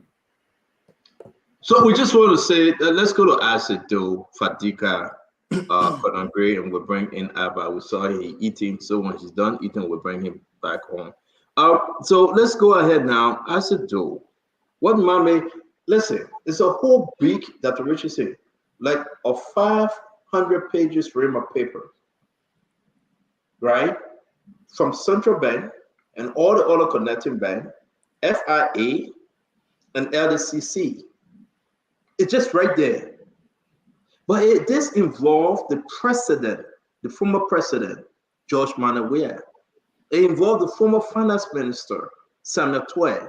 It involved folks right now at Central Bank Alosha Stalu, that's his name, right? The bank governor. Yeah.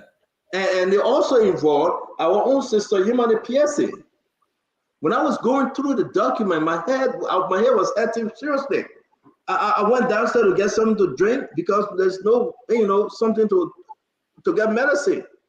We are talking about more than $6.2 million. And I hope Alexandria Zoe, the chairperson of ACC, can speak to this. It's getting scary. Mr. Former President, the Bref de Boer Summit Tour, the Central Bank, or how you call it, Alosha Stalu, and my sister Yemane Piesse, and all these people, it's just like a ring. So, let me skip Asido for a second, because I call all his past leaders. Or you want to speak first? Go ahead. Go ahead. Well, thank you, Stanton. And I mean, everybody knows on the show I am 100 plus 10% dark sedition above all Liberia first. And I will always defend to my death the workings of CDC past 6 years. But we don't come on the show to defend wrongdoings. We will be different from what people say. We don't follow noise in the market. That's not who we are. No, we talk our own thing based on our own thought, not what people say. So, you want to be certain that those things that have international implications can be cleared. And few of those things will be like places like the FIA. The operations of these entities got international implications. Whenever something goes wrong, it does not only affect in Liberia, it affects Liberia from outside. And so no matter who you are, no matter who you are, no matter who's the person, no matter what, investigations of these suspicious activities should be prompt. That's where the current government now comes in to ensure the Liberian people hear from you on what you've done, the investigations, what it has uncovered. What are those things that were hidden? You need to tell the people. And for me, there shouldn't be a partisan issue. This should be the right thing to do to make sure, these things are looked into. But then I would like to say this beyond just looking into this. Stanton, once upon a time when I was in the bank, the certain things customers don't know. When you do certain transactions in a certain way, we file a certain report they call the SAR, S-A-R, without the customer's knowledge. So most of the people who will get blocked from sending money through Western Union, MoneyGram, most of it comes from that report, but we don't tell the customer because that's something then the issue. Now, those reports don't necessarily mean you are doing wrong, but it only says suspicious activities. Just to clear up that suspicion, they try to go after that. So we need to be fair here. Number one, $6 million was not used as per the cash ledger. The $6 million that is there is the sum total of the credit, which involves salary and other things. You can take your time and go through. We just need to be fair when we're giving the people information. And then how much was used, Isaac? How much was used?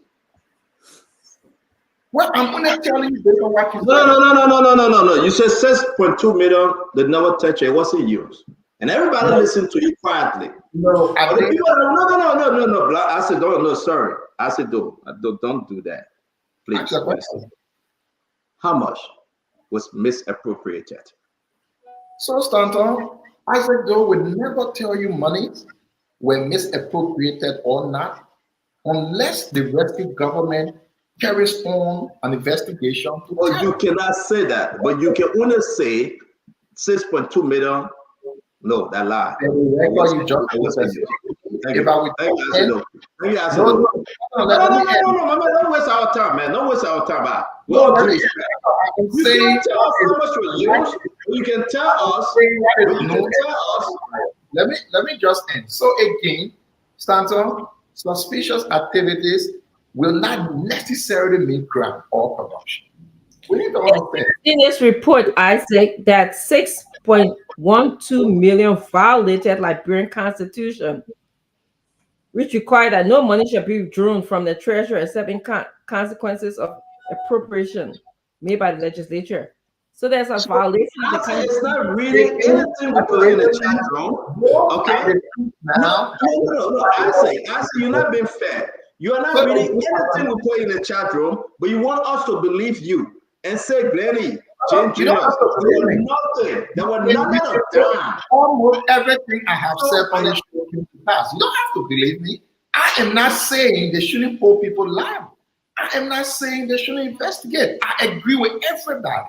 And is the reality and what will come to pass. We will be here. 2025 will come, you will see the same thing. So I beg you, Mommy, I know you want to come. Let's go to Fadiga real quick. I beg you. Fadiga, can I come on, Fadiga, talk to us? Because I don't want to, sorry, I said, do you know we cool, but I think you are in error on this one. Fadiga. Well, we sit here and listen to the ledger shows is not reading the ledger well. The ledger shows that 6 million. He's not reading it well. I can't blame him because he just saw it. But you're not interpreting the ledger well. Maybe you still don't order the bank now. So this 6 million money there, it says 6 million. Some total of the credits. So the total now it is to investigate why 6 million into each transaction. That's not what the ledger is reading. That's not what the ledger is reading. There is what the ledger is reading. Are you saying deposit? I said, wait, let's go back to the two. Which one, mommy? This one? This one is already telling you about the 500,000. So on this ledger, we are okay. Go back. I said, wait. I said, I beg you. I said, I beg you. Let understand. Saying now. Let me. No, we know you. We went to Fadiga and we begged for some more time from Fadiga. So wait, I said. I said, don't wait now. I said, don't wait back. Go ahead, mommy. You can't always agree with Santa. This is my own view. So let me go back to the first thing you understanding. Okay. So mommy, wait, I beg you. I said, which one I should go back to? This one? This one? Are you seeing anywhere the fund the deposited GOL payroll? Are you seeing it anywhere around there? And what I'm telling you here is when you ask a question, I wait. Let me answer you. I said you ask a question, wait for an answer, please.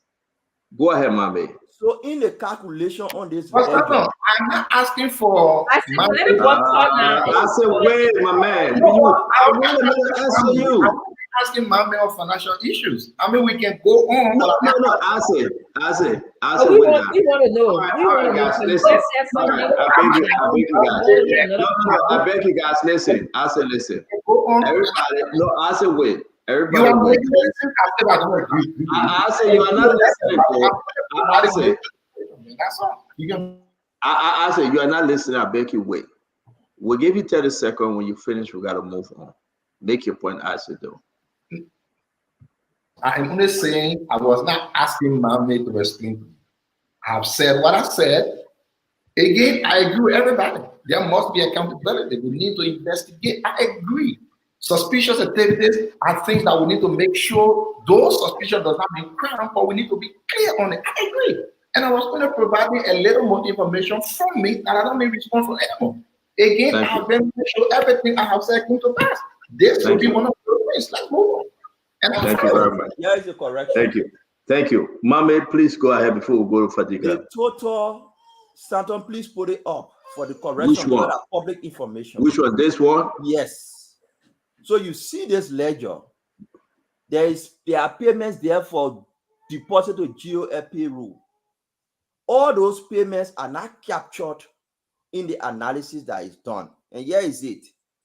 When you include all the payment, including the GOL for LD, you got 1,770,000,000. When you subtract the GOL, you left with 1,068 million.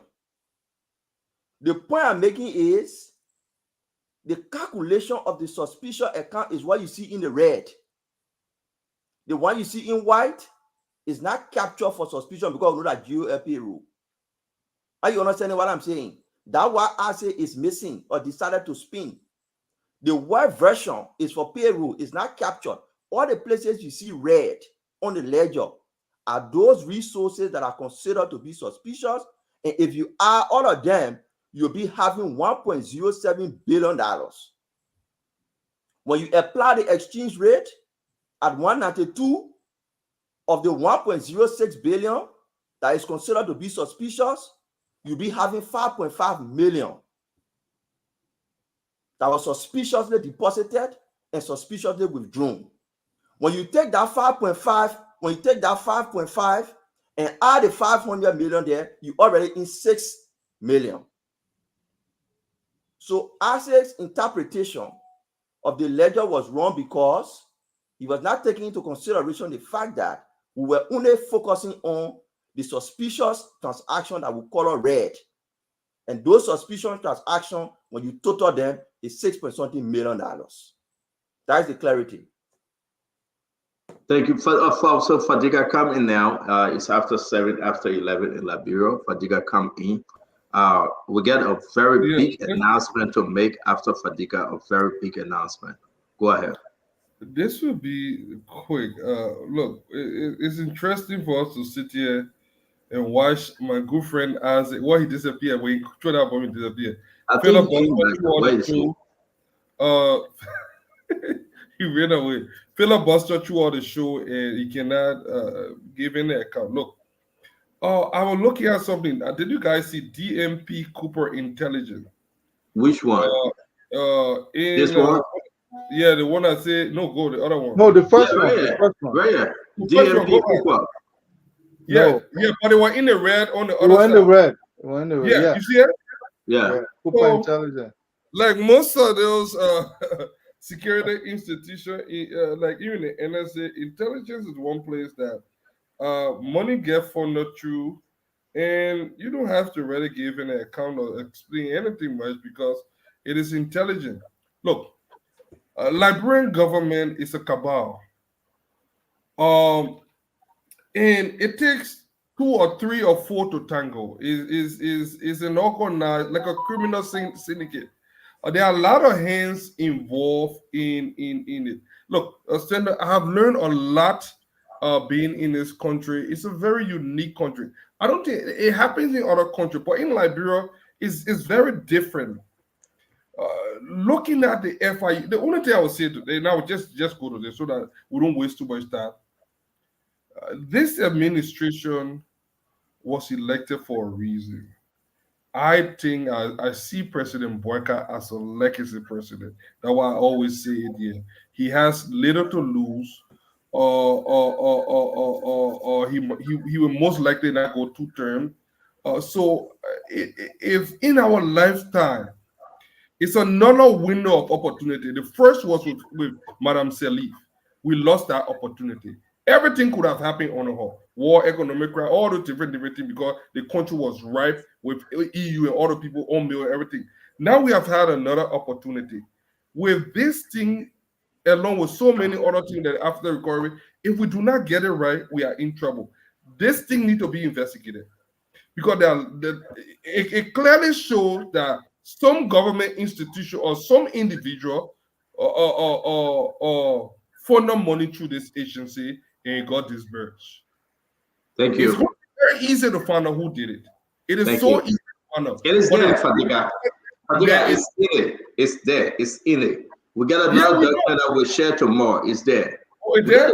Yeah, it's there. The people that took the money, those guys that are doing the quick transaction, like Mommy said, put it in there by 10 o'clock in the morning, pick it up before 2 o'clock.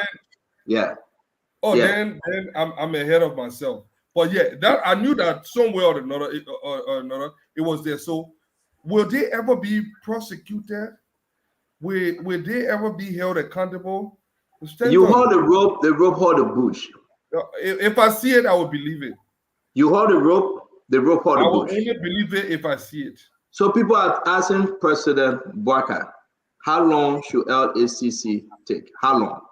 If you hold the rope hold the bush. We have not heard from Azeva for the second round and Conor Gray. Quickly, guys, before we move on. Azeva? Well,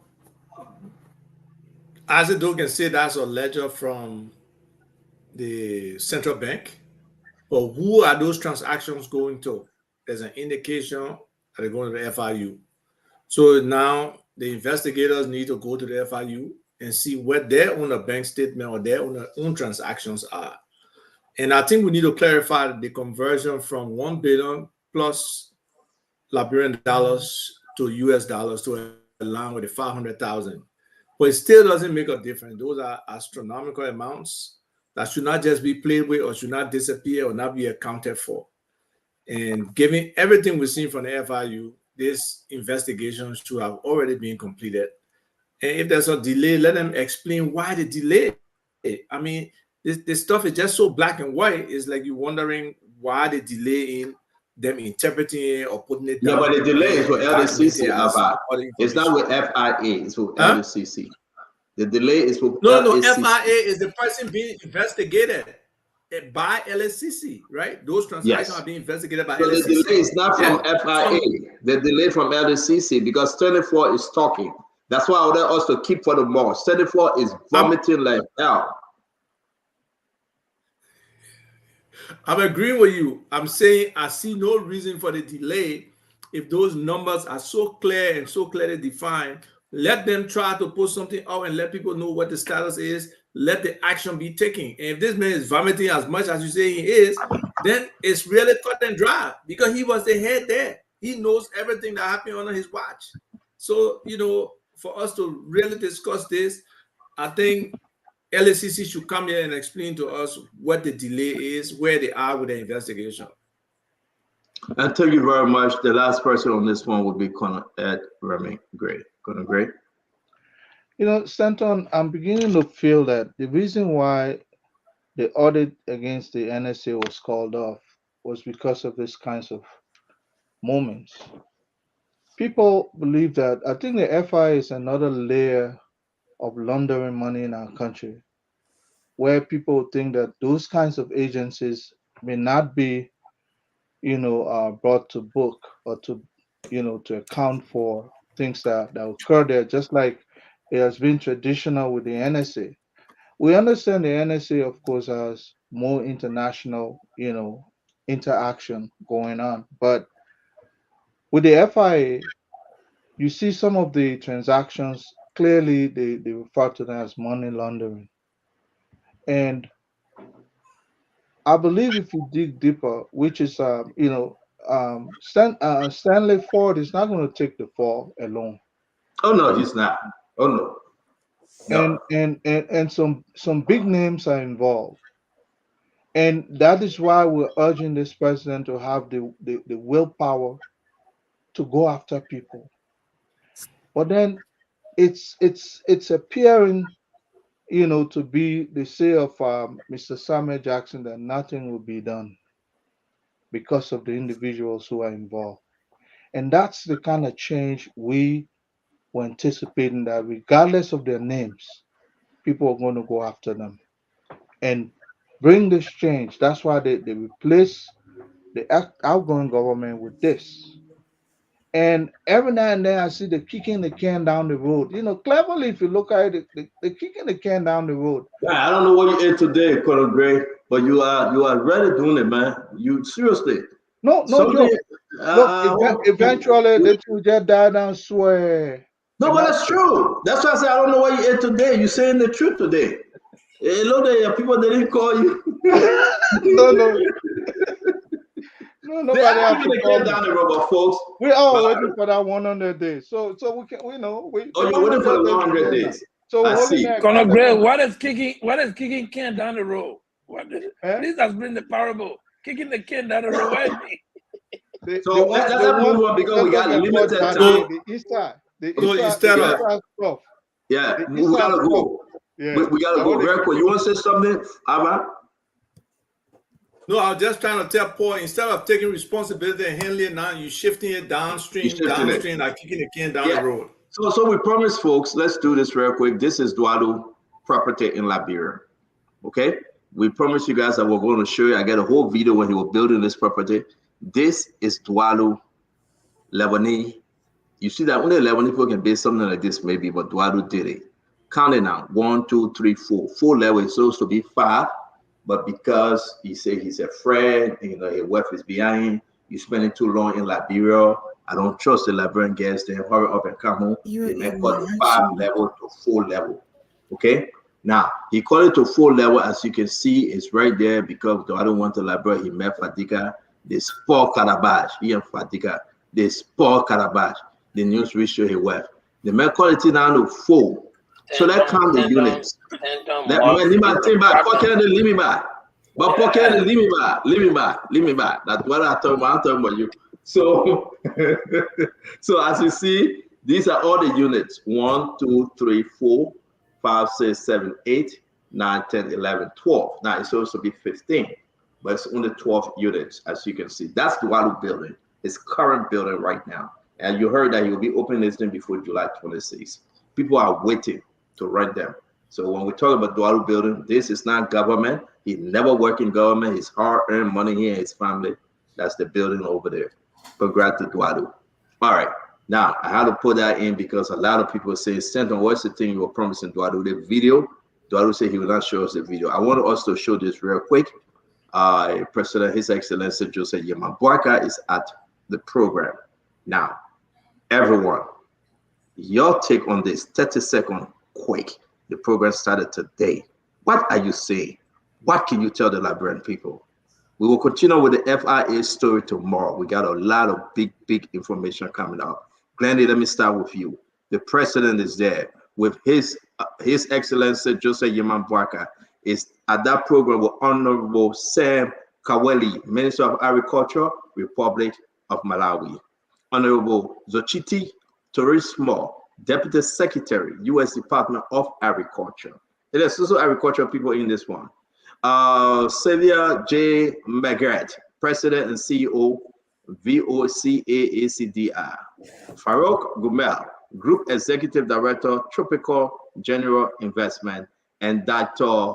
Mima Medakovic, whatever his name is, Chairman, Africa Global Scaffold. What are you saying? Yeah, I will destroy these people in Glendy. Don't laugh. But Glendy, what are you saying? Our president is in the midst of ministers and chairman and other people trying to negotiate for the country. Talk to me, Glendy. So that when you look at the team, it's safe food insecurity to thriving agri businesses. Yes. I will hope that it's going to encourage President Boakai to understand that probably agriculture is the way to go. I don't know if we can say that agriculture in Liberia is thriving, but we hope that there are benefits from this conference that's going to benefit our country and change the perspective of our government to invest more in agriculture. That's what I would hope for. You okay, let me leave you alone before we get back. Come and talk to me, Fatima. Well, I think you know that with the arrest plan, the agriculture is the first plan in the arrest plan, where back in the days we knew Liberians were able to feed themselves and their neighbors when the Congos were ruling Liberia, and he was part of that agenda. He helped to make sure that products were received from the villages into Central Monrovia to be sold. And he promised the Liberian people that he will make sure to strengthen agriculture. I think I'm glad that he and his agriculture minister are there.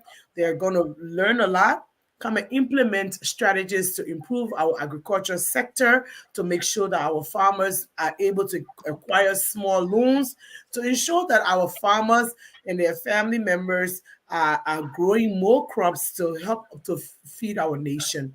So I'm optimistic. Thank you very much, my sister Fatima. Thank you. Uncle Sam, your 30 seconds. First of all, let me just correct my very learned sister there. There was not a complete, there was never food security in terms of importation. The importation of rice began around 1926 when most of the farmers were taken from their farms, the hard-working ones. They were taken to Firestone and placed as tappers and working on the plantation. So the whole Pusawa situation started around 1926, became strong in the 40s, 50s, and 60s. When Joseph Yeman Boakai was managing director of LPMC, in 1978, 79. I was working for the government, and in 1980, we did the PF480 program. So there has not been a time in recent memory in the last 80 or 90 years when Liberia was fully sufficient in rice production and consumption. But let me get to the real story. Joseph Yima Boakai, I like the fact that he came and he's there with the Minister of Agriculture. I believe that Dr. Nuta will use his ability to present the case for development of agriculture in Liberia. We need funding for agriculture, and I hope he can find a major company, or some kind of bilateral construct from there to help Liberia to start the process for food security. But for now, thank you. Grave food insecurity in the country. Thank you so much. Thank you very much. Thank you. Thank you very much, sir. Let me bring in Asido. Asido, your take on this photo, sir. Yeah, sure. First off, I'm not sure why Dr. Nuta is not here since the president is placed right now, the other agriculture minister. I'm not sure why he did it that way.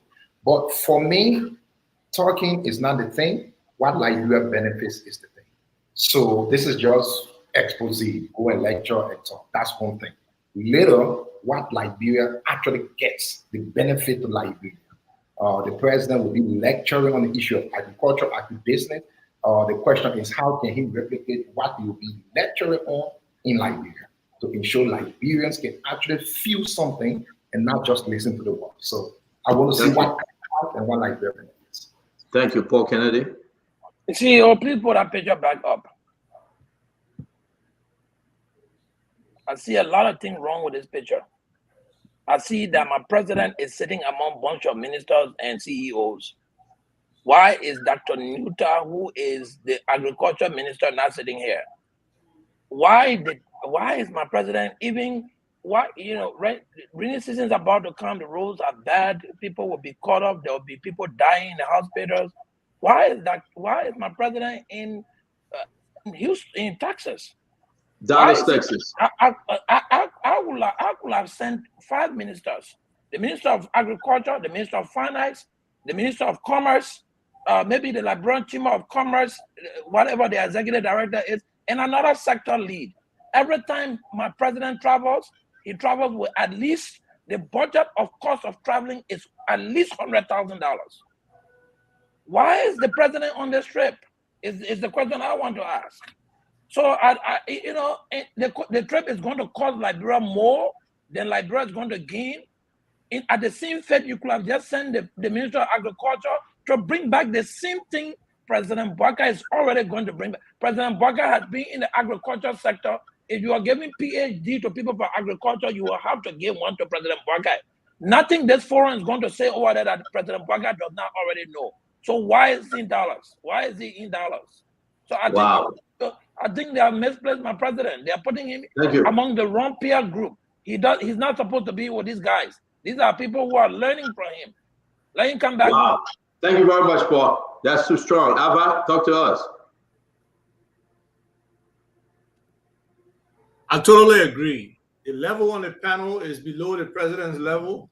Personally, I would have preferred if he had been at the IDA summit with the other African presidents, but he's here. I think he needs to operate at the level with the other presidents that are present at this, CCA summit, and hopefully have some serious discussion with the MCC leadership on the next compact for Liberia, where we are, what they can facilitate. And hopefully they can get something coming out of this, where they can clearly say, look, these are the outcomes for this meeting. These are the key results. This is what we achieved. We went in with this expectation and we're successful, or we exceeded our expectations and all of that. So, I don't know what he expects to achieve from this particular panel that focuses on thriving agribusiness. Agribusiness in our country right now is underdeveloped. That value chain really needs to be expanded. And hopefully the president can bring a lot to the table with it. But, I'm not sure about this panel. Wow. Thank you very much. Let me go ahead and bring in Mame. Mame, talk to us. Is that Mame or Fadiga? I think it was Fadiga too. Mame, let hold you 1 minute. Go ahead, Fadiga. Senator, how soon we forget Barely 6 months ago, we had an administration where the standard bearer could take an entourage of people just to make and fly private jet. The president's first trip, international trip, I think this is the first major international trip, where he's going to be meeting high-ranking officials from the U.S. Expo Bank, the Millennium Challenge, U.S. Department of Agriculture, U.S. Department of State, even people from the World Trade Center. So are you fighting for Kennedy that is wrong that the president is there with agricultural ministers and secretaries? But there are other presidents there. Just share in the chat. There are other presidents there. No. We are talking on the flyer, Glenny. The flyer is incorrect. Somebody could have manipulated this flyer. Wait, Glenny, stop now. Let me take you. Glenny, hold on now, guys. The flyer is the schedule for tomorrow, the 7th. It's not incorrect. It's true. Yeah, but when we see the flyer, I beg you, Glenny, wait. This flyer is scheduled for tomorrow. That the agricultural discussion. They are not talking about everybody that at the summit. After let's hear Paul Kennedy argument. I'm not finished. I'm not taking it from you. I just want to set something straight. You go ahead and finish. So I think Paul Kennedy argument is very lazy. It's very lazy. You're lazy, man. There's no business in his summit. Look, we cannot keep blindly speculating on things that we know very little about, or we just choose to ignore the fact. The fact of the matter here is that there will be high power delegates from the United States. We're talking about folks from the World Trade Organization, where we have very African banks. We'll be giving different perspective on trade. This is a place where you go to interact. Look at it, even the team for the. So you agree that it was okay, the president should go. Well, I'm trying to. The reason I'm even bringing these things out is to tell you that we have a president that is going out of the country to discuss with serious war leader rather than. It's just 30 seconds, Fadiga. Let's move on. Thing we had for the last 6 years. Fadiga, thank you. Thank you very much. We just gotta go. Mama, you come in last. Come on, man.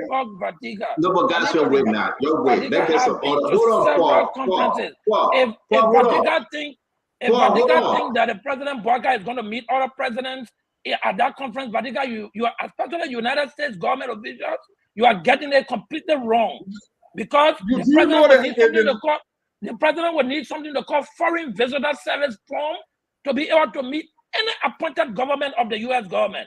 And I know it because they're not only U.S.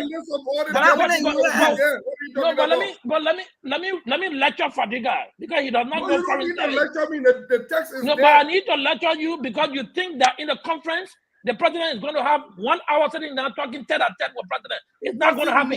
The most he can have with any president at that forum is 3 to 5 minutes.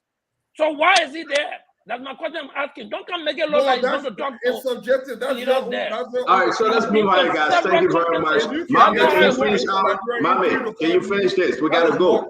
Folks, for Fadiga and your brother Paul Kennedy, when you guys at Mary Spot tomorrow, we will not be there. You don't pretend it from us here. Mami, please. Yeah, man.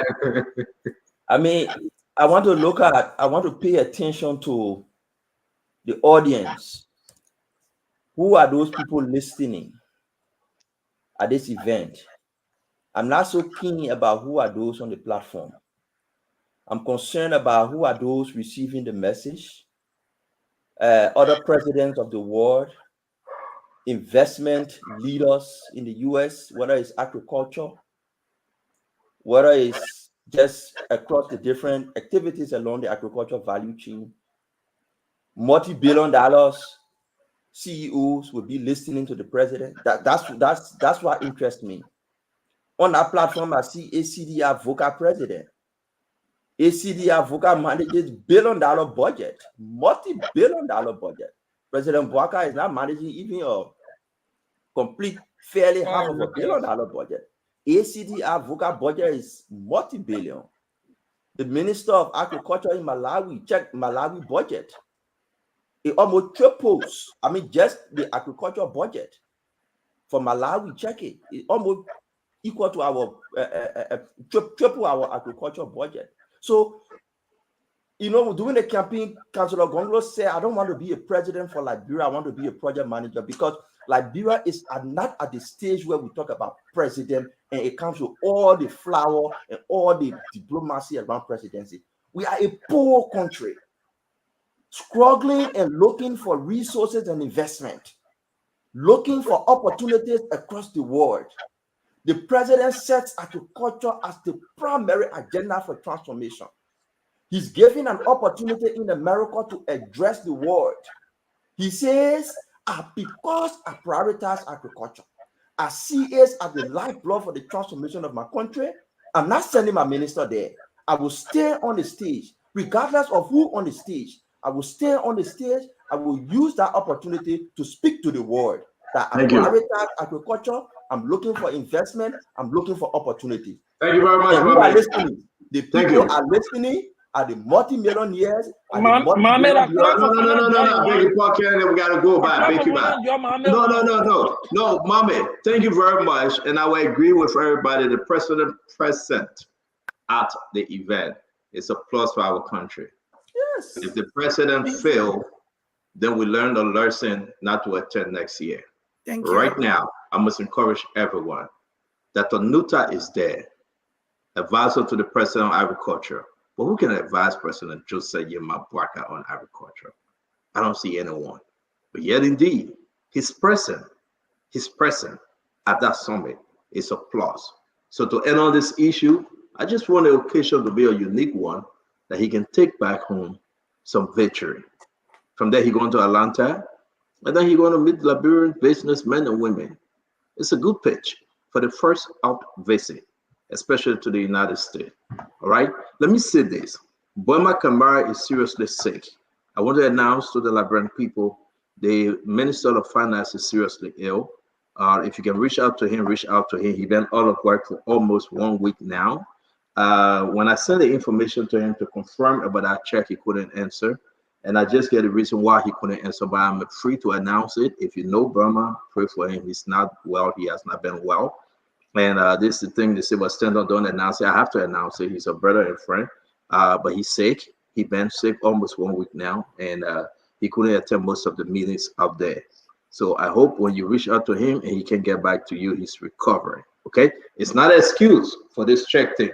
And this check thing also falls on Prince Moyi, the Ways and Means Chairman of the Senate. That's what Al Hussein was talking about, okay? It falls on Prince Moyi.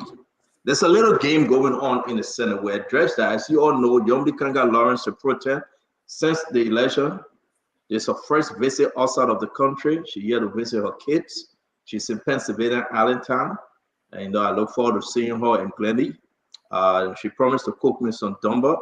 So I hope I will go there. If you want to join us, you all are welcome. You can join us. Let's go to Yomdi and eat some dumba. She faced one of the best dumba. But she's in the state, she visiting her children, she's taking a break from Darius DeLong, a break from Amara Conan, a break from Eden Snow, a break from all these guys in the Senate. She said, I'm tired with y'all, let me go rest. So she's here resting. If you want us to go eat dumba, she faced one of the best bassa dumba. You know, she told me her sister, what's her sister name? Ose, and her sister, husband team, all of them.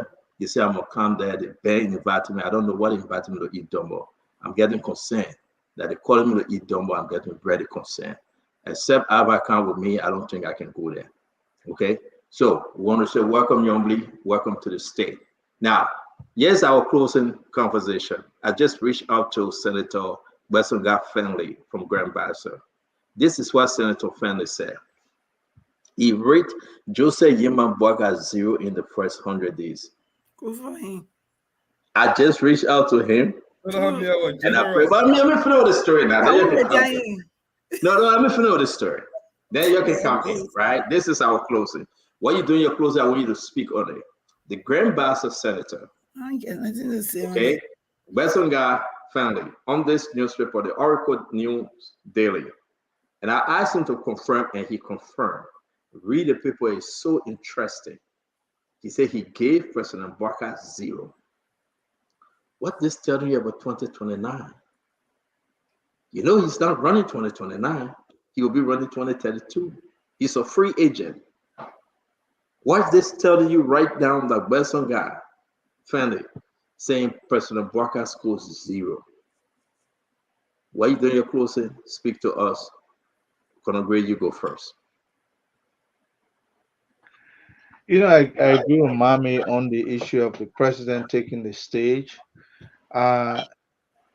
He's Conor, you got enough time, but if you use this thing on the president taking the stage, we'll pass you. That only 1 minute, my brother. I just reminded you. Well, I didn't get to speak on it, so I'm trying to. Oh, you didn't? Okay, go ahead. I gave you the minute 30 seconds. Go ahead. Sorry. But no big deal. Yes, so sir. Go ahead. I'm pretty sure this is endeared to the president. That's why he's taking the lead on this. But that does not mean that he will not be guided adequately. I'm pretty sure he got all the brain. But you know, agriculture is something President Boyka has been going after for a long time. So that's his strength. That's the strength of the president, no doubt. So he wants to see that personal glorification that it become very successful. And if it's successful, our nation will be able to feed itself. If that happens, we'll solve probably half of our problem as a nation. But you know, going forward to Gwezanga Finley, I keep saying that the way the president is moving is emboldening certain people. Maybe he has a schedule on when to start going after, the past. Regardless of all the yelling people are doing about witch hunt and so on. Look, people sold our passport under the watch of Gwezanga Finley. This should not be the discussion whether he's grading that president to be 0 or 1. We should be grading him what happened to our passport to put us on the watch as a nation who fought hard to come from that dungeon. When Madam Salif came into power, we gained our prestige as a nation again. That guy was one of those who sold our passport. You understand? That's the discussion that should be on the board. Not about grading the president, but you know what? We're not investigating these people enough, so they're emboldened to speak. People like this should be mute, and don't be saying things that. But he's a sitting senator. It should not have been elected in the first place because it's a person of interest. So I'll leave it here, my brother. It's a person of interest. Wow, Glenny, your bastard brother, best guy. He's actually not he's my cousin, so it's fair game. Okay, if he wants to rate President Boyka, then the people have a right to rate his performance in every aspect of the government that he's been in. And people can even rate him negative 100. Even as a relative, I can rate him. So it's okay for him to rate Boyka. If he's gonna set himself up there, he should just be ready for the backlash. And I'll call it fair game. You think I know you have not read the newspaper though, but I did. He gets. So I didn't read it, but I'm just saying the mere fact that he's saying he's rating him 0, that's his right. But I also want to say to him, the Western guy, that also opens himself up for criticism as the senator of Grand Bassa. What has he done, even before and now? So it's fair game for people to rate him just like he's rating Joe Boyka. But anyway, in my closing, we'll give you time, Glenny. We'll come back. I promise you. No, I'm not talking about that. You want to talk about your children? Your children? No, the last closing we're doing now. Go ahead. You have your time finished, but go ahead. Okay, go to the next person and say you will come back. I'm fighting with you. Thank you always suppressing her, man. Let her make a view. Thank you, yeah. You always suppressing her. You won't get Glenny number. Just ask for Glenny number. Don't put me in between. I'm begging you. You always suppress you, man. Ask them, Johnson. Go ahead, yeah. You want? Man, I will tell you whatever. You want pitch on the show? I'm begging you, yeah. Uncle Sam, go ahead. Okay, so let me just basically give you guys a healthy dose of reality. The U.S.-Africa business thing is not going to yield any significant result for Liberia for the following reasons. Let's just be very clear about that. I thought you changed again. No, listen to me. What are you doing? I like criticism. No, listen to me. Listen to me. I'm giving you the reality. I'm not criticizing. I'm telling you what the reality is. I know Mima on that list. I know him very well. He's an American, but he's an Africanist. He's been trying to promote development in Africa using U.S. investment. But let's just be very clear. The size of American investment in Africa is very low, and especially is look at the balance of trade, or just the total trade figure between the United States and Liberia is under 200 million, and most of that is in car imports coming to Liberia and rubber exports going to the United States. There is no major American agriculture company that is going to invest a dime in Liberia. If you look at Cargill, if you look at Archer Million Daniels, if you look at any one of these big American agriculture companies, even American equipment manufacturer like Caterpillar, they're not even shipping to Liberia. They're using the Chinese affiliates. So, but here is what President Boyka can achieve on that trip. Basically, Liberia needs for lack of a better word, an ambassador, a Google ambassador. Ellen has several. And she had George Soros. Remember George Soros, right? You got 10%. Yeah, okay. She had George Soros. She had Dr. Stephen Radley. She had what's his name? Eric Werker from the Harvard Institute. Why doesn't she have any one of those people? Okay. So maybe Boyka can use this opportunity to engage people like Mima, who I know very well, and others that they can serve as ambassadors for Liberia. But I don't expect any announcement of American foreign direct investments in agriculture in Liberia from this trip. Thank you very much. Thank you, Uncle Sam. Paul Kennedy, you want to talk about this Western guy gradient of the president, please? But you didn't let me speak on this, Stanton. You took your time to speak about Boyka. We'll move. Oh, okay. So I insist that Liberia issue for agriculture is right here in the country, and I'm coming to the Bezonga thing. I'll split my time to bloom agriculture in Liberia. The government needs to invest more in agriculture, to mechanize agriculture, and solidify supply chain and storage capacity in the country. No amount of conference attendance will bring that to this country if they continue to give agriculture ministry $5 million in budget, period. Now let's jump over to Bezonga Finlay. I respect the Honorable Finlay. I actually have had the opportunity to travel with him on a couple of occasions, and we know each other that well.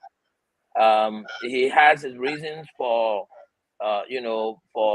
grading this government at 100 days at a 0 percentile. I would want to disagree with him as far as looking at where this government comes from and where it is going. And just in 100 days, you wouldn't be able to tell me that they put any relevant strategy or plan together that you're going to be giving them a 0%. Let's agree that some of what the government set to accomplish were not met. And for those instances, I mean, be clear they failed, but to outright just come up and judge them 100%, I don't think you have been fair to them. So with all due respect to my professor, the Honorable Finlay, I don't think his judgment is cut across everybody's opinion, but he has the right to his own personal reasons why he's grading this government to that level. Thank you very much. Hussein Fadika. Well, I mean, Senator Finlay is it comes at no surprise. He did not support the rescue mission. He's clearly not a supporter of JMB, so he's upwards. But like I said, 100 days it's just 100 days.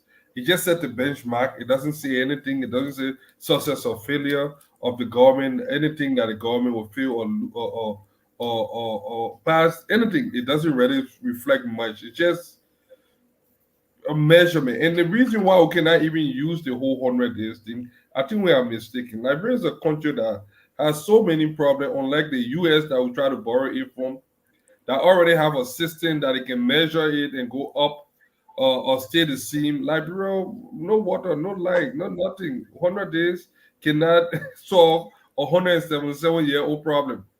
We have a lot of problem. Liberia is still almost primitive stage. I mean, where in the world now that you find a country that people barely have drinking water, people still using doodle ball in the central capital, the sewage system. So we still have a lot of things to do when it comes to this. So 100 days is nowhere near close. But what I would say is, for folks like Western guy and thing, it says a lot about what is wrong with our country.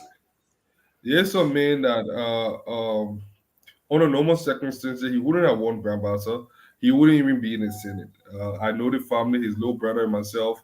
We grew up, went to high school together, went to primary school together, actually, Sutimo, and we grew up together. So I know the family very well from beginner. But I would take it with a grain of salt. It doesn't say anything.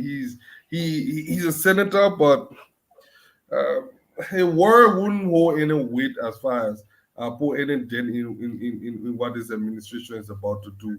Thank so I would you. just take it with a grain of salt. Are we closing? Was that closing? Yeah, that's our close. But we can come up with 30 seconds, man. Let me just talk about the Western guy. I've had the Western guy story up there. And when Fadiga said his words, he gave it like a grain of salt. But this is a senator that just won mightily bigly in Grand Bassa. Under the umbrella of CDC, winning Grand Bassa by 9,500 votes twice. He's an independent, but Sedition voted for him.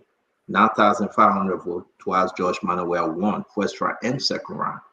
Is Western guy not a force to reckon with, Abba? Well, I don't know whether the issue is whether he's a force to reckon with or whether we should be discussing the substantive points that he's making in terms of what this government has achieved. I think in Grand Bassa, he is a force to be reckoned with. I don't think, he has a shot for the presidency in 2029. But I think we need to move away from this habit of the ad hominem argument. That means instead of focusing on the issue that Western guy is talking about, we are attacking his person. That does not need to be the case. We need to focus on what he means by zero. I totally disagree with his zero. I agree that this government between 40 to 45% in terms of achievement. And I have already said it. The 100-day measure is not a realistic measure. You can't take nearly 60 days to try to set up a half a government because the government not even completely set up yet. Ministry of Health, just a few days ago before they got some of the other deputy ministers confirmed or whatever. So the government is not set up. The 100 days should just be about setting up government. That's the first thing. So these criticisms about 100 days, that I don't get into it. But if you actually read what was done, it's in the 40 to 45% range if you're being objective. So let's move away from attacking people, especially when the issue of their corruption or their inability to, have governed properly at the time they were supposed to, they didn't happen. They're still a viable citizen, and we need to focus on the comments they're making rather than, distracting or denigrating them as individuals. Wow, that's a unique point. Let me bring in Mommy. Yeah, we're giving our closing at the same time, speaking on person guys. Yeah, yes, sir. Everything, man. Yeah, I mean. Oh, I'm close. Yeah, everything. Yeah, that's okay. That's okay. Wait for season 2. Mommy, go ahead. We owe you that one for tomorrow. Oh, but yes, I mean, we maintain the president is right. Yeah, I mean, he has seized an opportunity to tell the world, I mean, his first trip out of Liberia, that he is committed to his agenda for agriculture, regardless of those on the platform. He's paying keen attention to those listening. But even if you look at those on the platform, ACD Avoca, man, for heaven's sake, multi-billion-dollar company. No, man, Mame, stop it. They're not billion-dollar company, Mame. They're not billion. You allow Mame to speak, guys. No. You allow Mame to speak, please. I'm begging you. Mame, go ahead. So you all can make the argument. No, but let's accept the correction. No, you cannot force him, Uncle Sam. You cannot force him. Let Mame speak. $1 billion operation. No. Abba, you don't do this. Let Mame speak. No, guys. No, Mame, please go ahead, Mame. Uncle Sam, it's not about conceding, it's about accepting the reality that the president has seized an opportunity to speak to the world. He's using the platform to tell the world that he's prioritizing agriculture, and he's using that platform to do so. You can argue that, oh yeah, he's president, he shouldn't be there. That's fine. I'm not disagreeing with your argument. I am saying it is right for him to do so. And nobody leaves their country, come to America, speak at a platform, and expecting to sign a multi-million-dollar concession back home. That's not the intent. But Uncle Sam know that. He Don't just create put that it. picture and say, Uncle oh, Sam- when we Uncle go Sam back, know that. there will be no investment. President Bouakai did not come to the forum knowing that after speaking for He will 45 take $1 minutes, billion back to Liberia he will be tomorrow. bringing $1 billion back to them. That is not the motive. The agenda, the purpose of the meeting is to communicate, to restate, to put the body behind the message of a priority around agriculture. I accept the issue about the budget number for ACD Africa and other partners. But the point I'm sending across is the president is right. The president is not speaking to the panelists. The president is speaking to the world, and he's using the opportunity to communicate that agriculture is his priority, and he puts his body and his face behind that message on his first trip to the United States. Those listening sees an opportunity to come to Liberia. On Gbesonga Finlay, he could be right in some instances. I will not accept zero, but Gbesonga Finlay could be right on the count that the foreign service, for example, look at how it was treated from Gbesonga Finlay to Kimenya. All the people who were connected in the sale of diplomatic passport, President Bouakai re-expressed his confidence in and reappointed them. So Gbesonga could be angry for that and say that is failure, that is, he didn't do well. Gbesonga was also the minister, also in the legislature. And I say, yeah, we should not just be saying 100 days only on the executive. Let's look at the legislature. What are they doing in the last 100 days? What have they achieved in the last 100 days? They are refusing and fighting back audit of the legislature. They're fighting tooth and nail to allow a transactional audit at the legislature. How do we grade that? But everything about grading is on the executive, and some of the reason why they call it zero is because of the action we've taken. The president is expressing confidence in people who work with Gbesonga to allegedly sell diplomatic passport and create embarrassment for the country. If you're not taking action against them and President say he scores zero, he could be right. Thank you, Mame. Thank you, Mame. It's a good layout of a point, though, because the DeWitt Gray and the other people, the president brought in right back. Yeah. So how can you beat on Gbesonga and your president saying it's okay to work with those other people? A very good point, and I hope Liberians are listening to this. In the absence of the investigation. Yeah, so that's a good thing. Famata or Fatima, that's your name. Fatima Bintu, right? Fatima, go ahead. Well, I think with regards to the president's agenda, I think you guys know that with his arrest plan, agriculture is paramount. He is, I think, I'll consider our president an agriculture guru. So him coming to this conference, I think is a plus for our nation. With regards to Gbesonga Roro Passport Finlay, I just think that we should understand that if he could sell our diplomatic passport, he should be very quiet. Roroga shouldn't be even speaking. Passport Roroga. He shouldn't be. You got to show him some respect now. He's not Roroga. There was no investigation that painted Gbesonga that he's guilty of selling passport. You cannot call him, he's a sitting senator from a country. You cannot call him a Roro Gbesonga. No.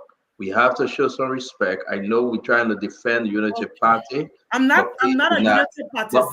Okay, yes, but please do not do that. Not because Fatima, I will learn to check us because we want to have a beautiful show. Do not call him Roro Passport guy, please. Thank you. I will call him Passport guy then, right? Because his name is Senator. All right. Under his watch, our diplomatic passports were sold to the highest bidder. Okay?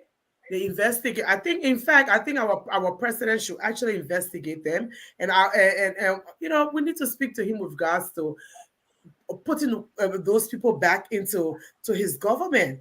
I mean, the foreign service corrupted with people that were tainted with stealing our passports. I think we need to investigate that.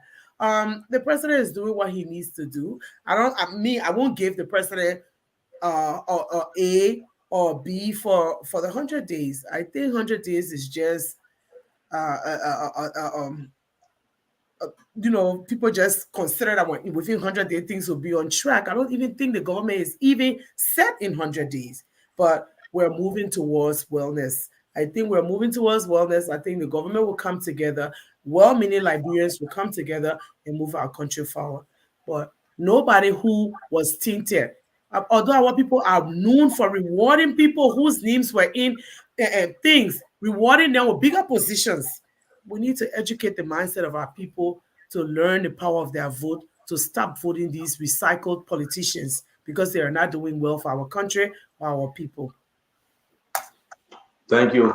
Also, we got another 30 seconds to do our closing. Let's talk about this. But some guys zero.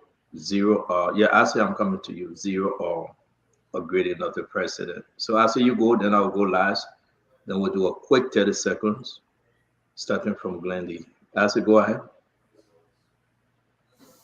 Good show. Well, good show. Actually, just incorporate your closing. You incorporate your closing now. Let's start with you. Yeah. Okay, thank you. So, in the closing, let's look at this. The trade President Boyka is on right now. I'm not sure how they usually make that decision, but it is his first trip in the West since he became president. The first. People usually say, how they call that thing? They say, I know first showing matters. Whenever you want to do things the first time, you want to give the impression of what will come later. And I know our friends are looking for all of the rescue way to give excuses. It's not a show you will bring 10 billion, you will bring 200 billion. It's a place you will only lecture people and then you fly by, you use almost close to $1 million Liberian and then blah, blah, blah, and all these things. And that's what probably I will always say. Because Kiatama said on yesterday's show, the people will not dance based on your intent to do good things. They will dance based on the result of the good things you've done. Not because you get in your head, say, I want to be road, so people will start dancing. They will not dance based on the road that you dealt.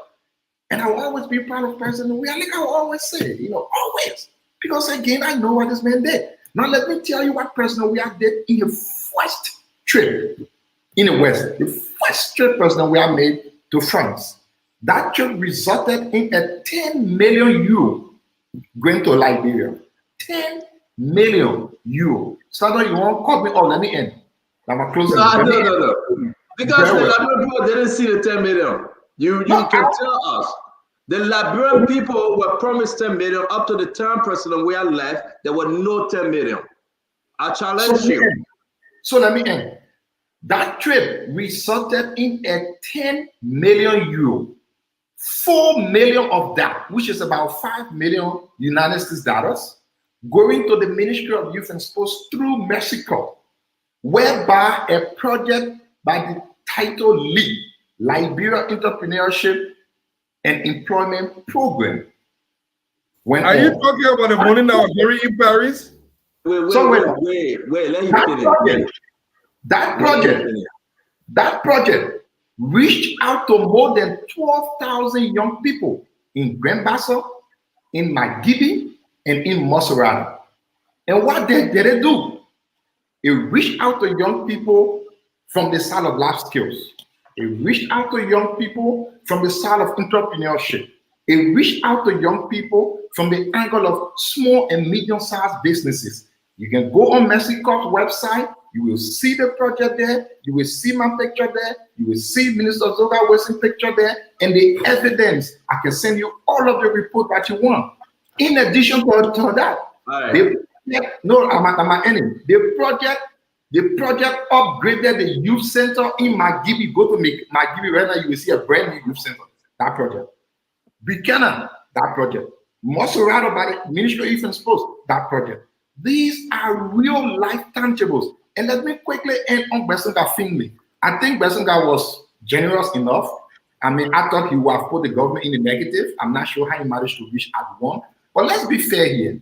Let someone ask themselves, what has this president done that would not have been done had he not won the elections? Then you want to grade him on good things. What has he done that has not been done or that would not have been done if he was not the president? So I thought the senator was generous. He should have put the people, in the negative corner. I said, you can be lying with a straight face. I thought just like that. Allow him to finish, please. Allow So, us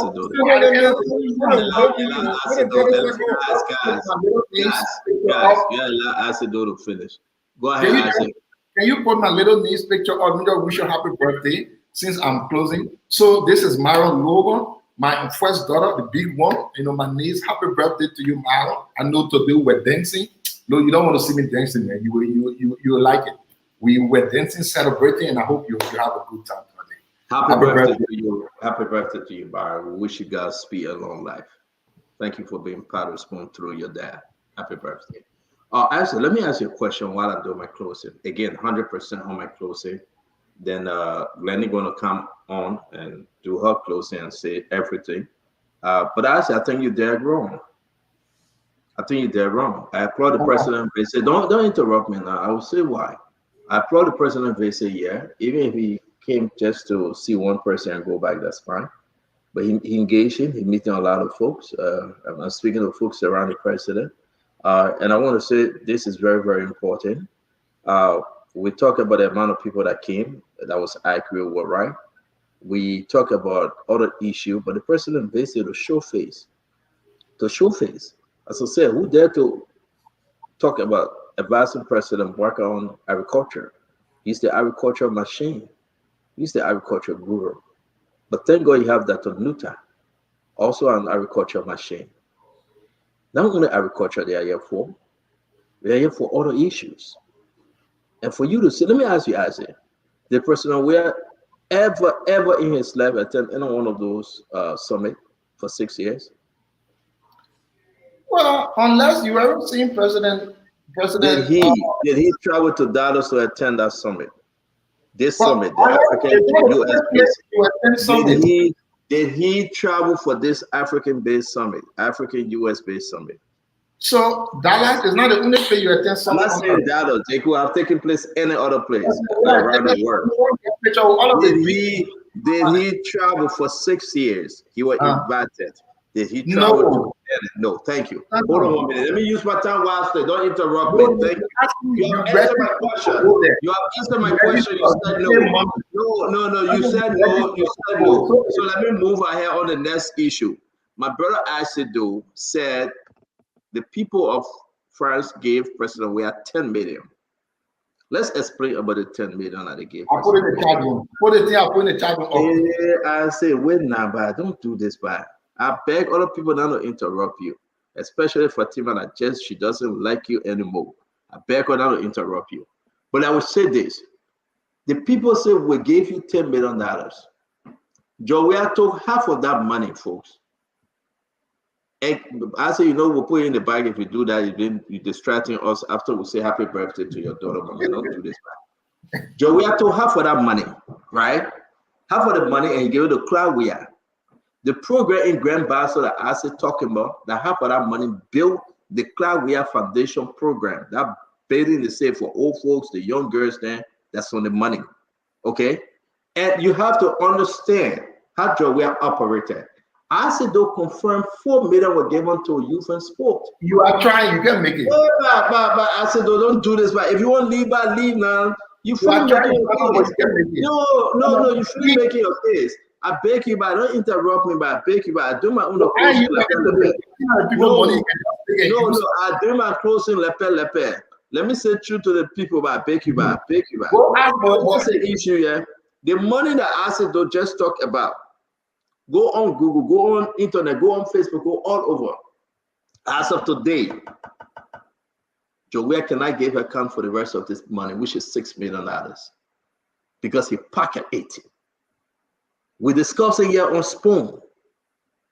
I don't know. I said, I would be ashamed to even talk about it because Joe Weah disgraced our nation. From that point on, the people, the president, understood that I love this guy because of soccer, but he's the number one corrupt man in the history of the world, especially Africa. We give you money, Glennie, and you use it on yourself. And the foundation today in Buchanan, that's the foundation. Part of the money went to that, and they say the Cloud Weah Foundation. That up to today is not functioning. Let's talk about the $4 million they said they gave youth and sport. I don't want to drag Zoka Wilson in this thing, but I hope Kobangaru can audit that $4 million by the youth and sport ministry.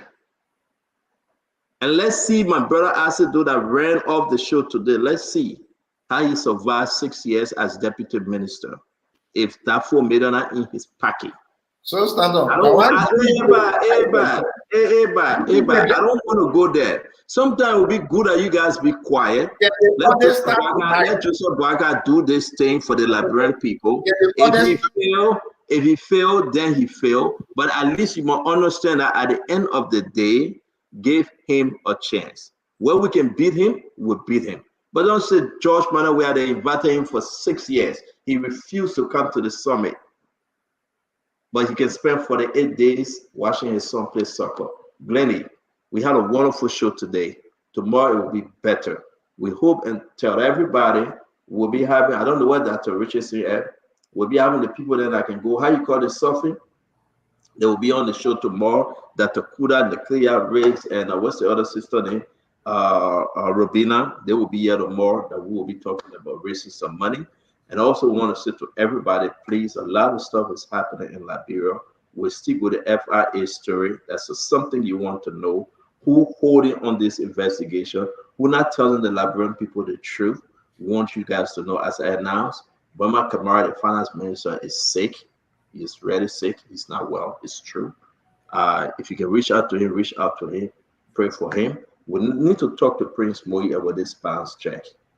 The bounce check also came from Prince Moi session. He's the ways and means. Okay? We need to talk to Prince Moi because he's head in the bounce check business. These guys, are they working in line with the executive or they just try to just do pay? We have to talk to Prince Moi. I want to say I just communicated with Yombi Kanga Lawrence, the pro 10. She told me, Sister Stanton, as long as I'm here, you're going to have your number. And she told me exactly how she was cooking.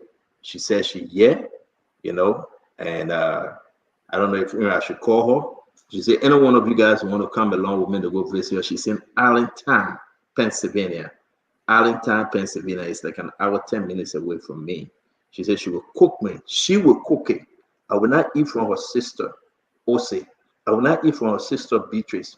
Yombi, as protein for our country, I will sit there. She will cook it for me because everything we have done and continue to do for that nation, she will appreciate me. Okay, that cooking competition. Don't be jealous, remember. What is people like this? For me. What is people like this, man? Come on.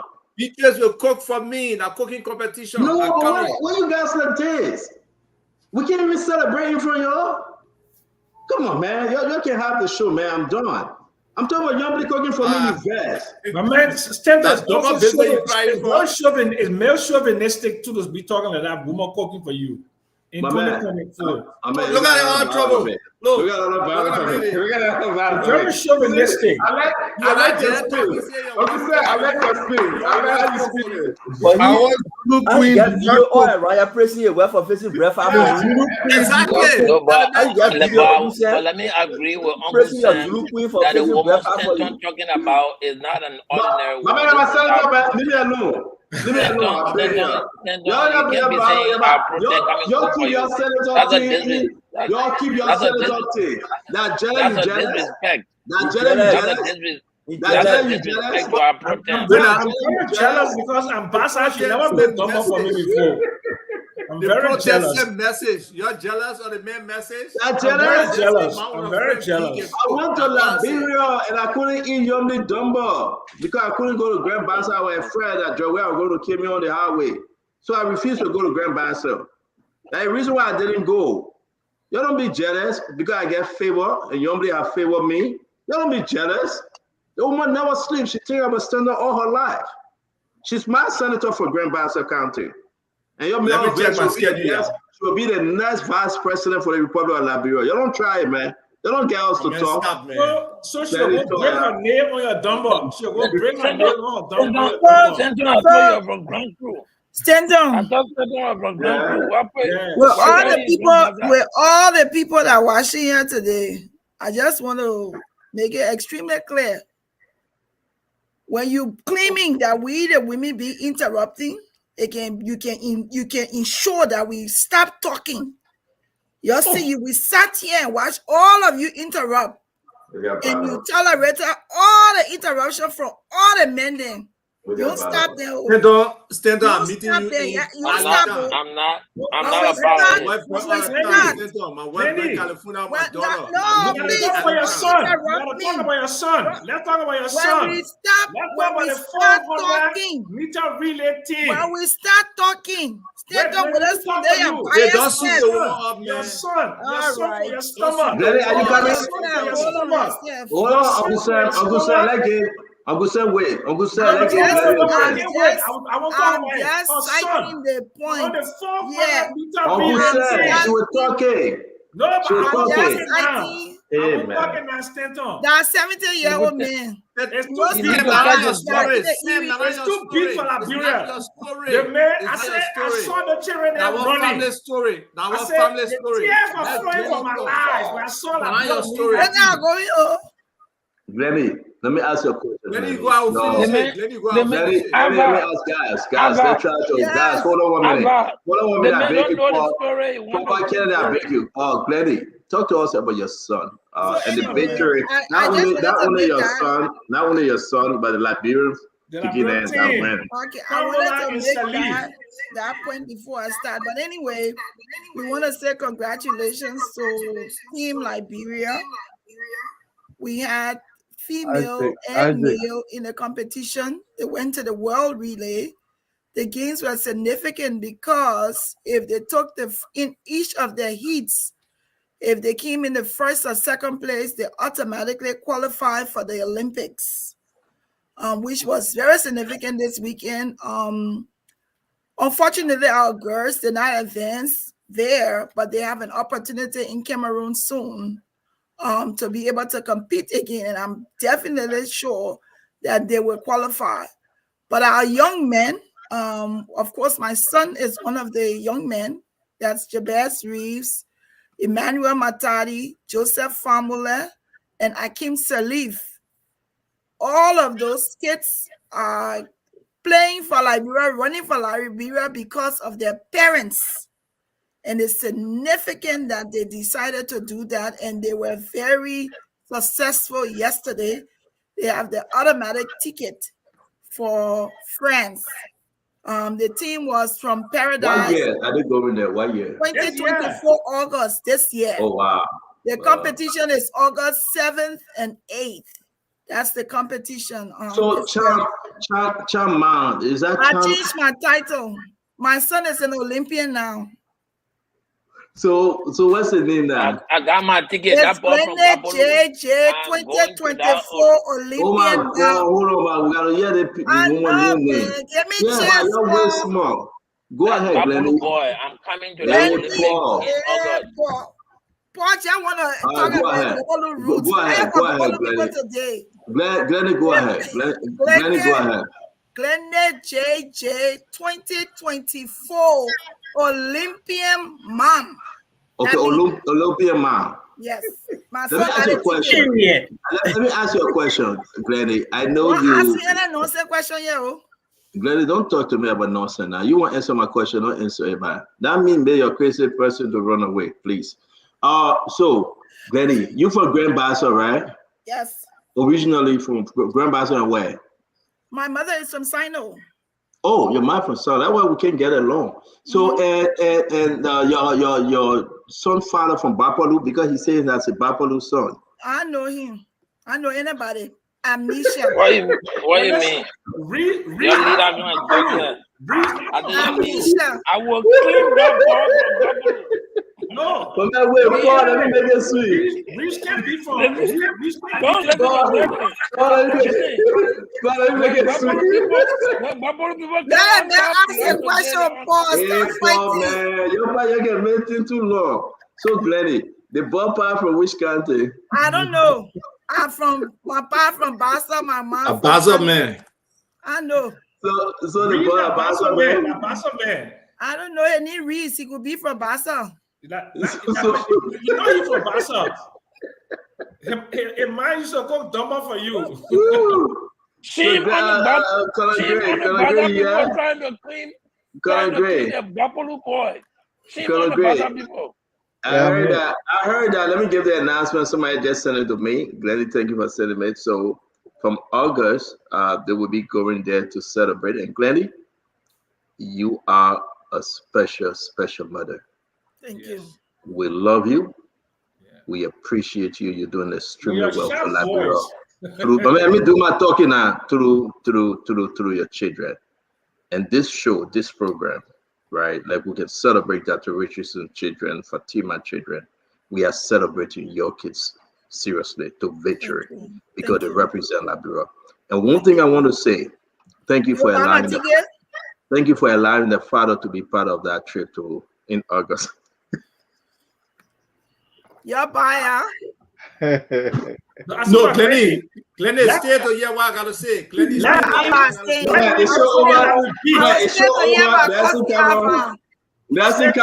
The show is over. We want to say thanks to everybody. We beat Poland. We beat Jamaica. The show is not over. I gotta congratulate. I get some shout out for graduating. All of y'all going by Nessie here, man. Listen, man. Y'all got to stop this thing, man. When the show is over, the show is over. Y'all got to understand that. We can't say no. The show over. The show over. I'm still my man Nelson and explain to the people. Yeah, you can stay with Nelson. Yeah, but they show you officially to all of our followers who want to say thank you. But wait now, you will stay with Nelson. Abba, you will stay with Nelson. Wait. To all of our followers, I will wait for you. Yeah, I will stay too. We want to say thank you. Glenny, you have done extremely well. Liberia is winning. Oh yeah. Fatima, we want to say thank you. Okay. Though your son is not representing the Liberia basketball team, but he's making hell of money in Europe. We want to say thank you that he's shining. I hope he can go play for the Liberian basketball team. Don't be like a President we have son that refused to play for the country team. We want to say to Conan Gray, man, your boy is serving in the United States Army. Bravo to him. That's something good. You represent Liberia. We want to say thank you. Paul Kennedy, we say thank you, my friend. You serve well by helping Senator get around in DC, and you are driving for him. We say thank you, Paul. Uncle Sam, 70-year-old man, as always, you're welcome on our show. I know you're getting ready to go back to Liberia, Papi. We love you. No, I'm not going to wait in July. Yeah, but we love you. Dr. Richardson is not here. And we understand that, folks, I want to announce this to you guys. Our network, this Spoon Talk, the entire network is been, how you call it? It's been monetized. I think that's the word I'm looking for. Monetized. Monetized. Thank you. And what happened here is that at the end of the day, or when you see our program, and you know, at least like any other program out there, Facebook will be dropping something in YouTube. You see, and let me say this: if you own our page out there, the Spoon, the Super, the Fabric, we are getting bigger, and we say thank you for your support. Tomorrow, we're going to be having Dr. Kula. We're going to be having a representative, Nikita Riggs, Robina, Famata. They will be here talking about the program in the next 2 weeks. We ask you to come with your little $5, $10 and contribute. They want to raise some money. The government of Liberia has no penny to give them. So they're depending on you, they're depending on me. We're making this announcement. We have a big program. We will speak to them. We'll raise some money like we did during the campaign. We ask you, please contribute. Listen to them. This is so passionate for Abba, for Glendy, for Fatima, everybody that coming from Cape Mount. Seriously, you want to be on this show. So Dr. Richardson been working, my TT, the CEO, been working, and they're trying to organize this the best way they can. As always, Liberia first. Again, we look forward to a beautiful show tomorrow. Paul Kennedy, man, you the man. We can't wait that you come to America and to announce that Asido will be coming here next month.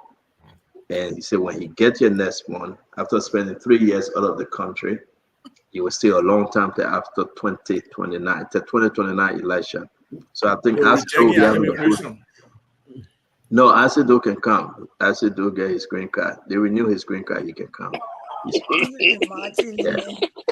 Yeah, they renew his green card. So he bought his ticket yesterday through Delta.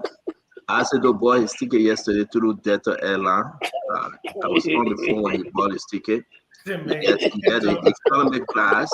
He's gonna leave. He's gonna leave from Rabat International Airport and go to Ghana.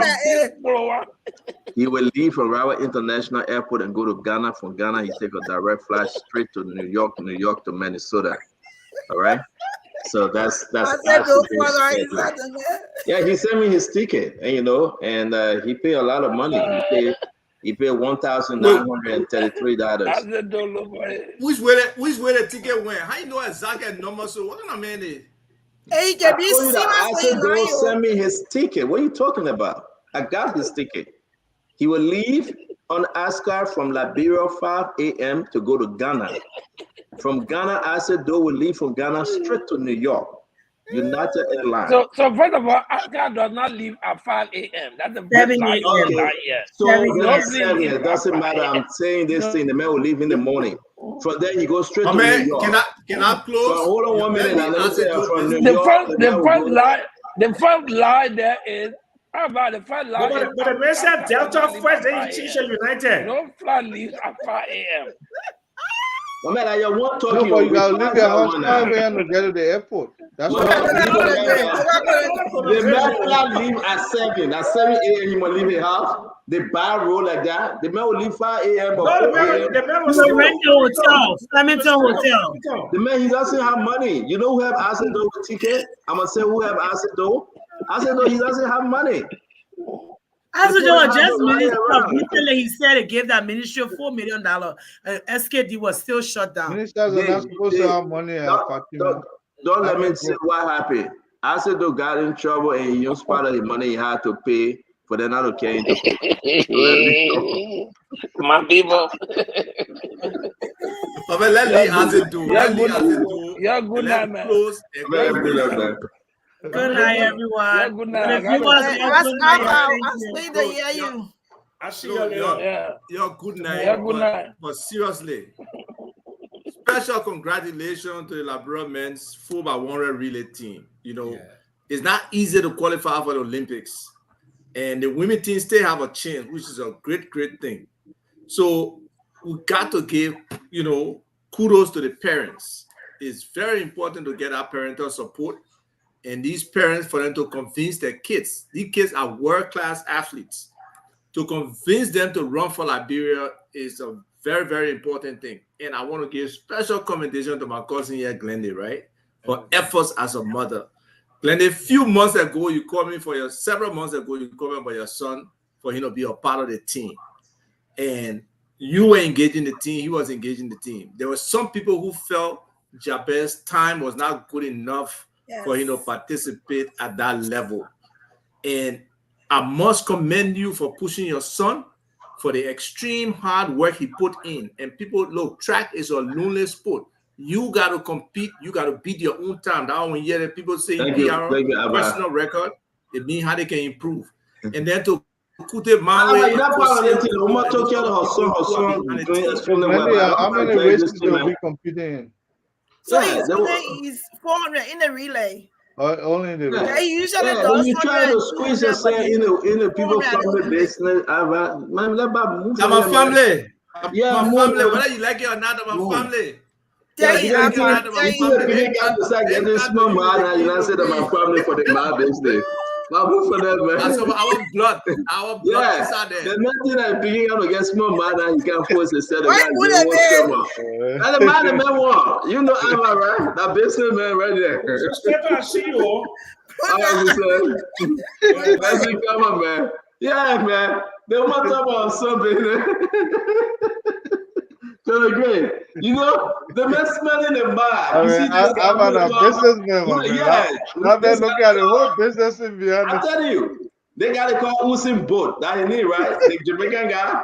The man making bad. So I was smelling the picking guy to start making money now. I'm a time spend here and there. Then he said that and say, "Damn family, you told me the bus shouldn't go, and I went us 5 o'clock in the morning and treat the man." That's what's a lie. I'm not gonna laugh that way. You want to take the picking glory, but man, this thing was all on how you call Glenny alone. Okay, this thing was on Glenny alone. Yeah. But you know, our behavior is a typical behavior of the ANC people that want to get 1.6. It's a typical behavior. Now he want claim victory. Now he want like Uncle Ava, and he wasn't there. Because you know the beginner will come by, they will be giving a different commercial, they'll be making money here, money there. I guarantee you, Ava won't be that picking manager right now. He have called Glenny. Glenny told me. He called Glenny, say the Masan contract, he won't be the picking manager. Come on, man. Ava get drafted, man. They're my family. No, but I'm proud of Dwalu, man. Dwalu put a massive structure down there. Dwalu, that house? Yeah. I mean, that house is in confusion. Oh, Megan to all. The land? The house, but man, Dwalu build the house, everything bad, but you know, I won't talk about it. Don't make me the toilet man thing about that. Eva. Yeah, man. Where you go, Eva? Put the life saving over there. That house, that Dwalu did extremely well, to be frank, apart from the joke. You know, when they were building that house, I had a whole video. And Dwalu built that house from his sweat. Yeah. Seriously. There's no confusion on it. He built this thing from his sweat. Yeah. Enter into this, my man. It's beautiful. Yeah. Seriously, it is. And, you know, and I think he will be rewarded. And yes. Folks got to understand, he will definitely be rewarded. And listen, this is Dwalu. This is what he's been talking about. You know, he loved this kind of thing. Yeah. But that's not the only place he got. You know that, right? Oh, really? Yeah, another spot he don't want me to show. It's like a villa on the water. Oh. Yeah, that's not the only spot he got. We got that other one that you don't want me to show. They say that the other girl that he was talking to first. Can I just emphasize? Where have you been? You just I was seeing clients. That's why I had a couple of clients that I had to do. Oh, okay. All right. But welcome, Dr. Richardson. Do your closing now. Well, I have no closing, but to welcome. Well, actually, not to welcome, but to say that tomorrow we're gonna have the fundraising for the surfers in Liberia and Cape Mount. These guys are dynamic Liberians who can glide, slide, fly on water. So we need to support them. Cape Mount is really as the top 10 places in the world to surf. And Robina, Dr. Kula, Representative Ricks, and Hester Baker, they found it fit, among others, they found it fit to support this team. So we'll be having a fundraiser tomorrow. So please come and support them.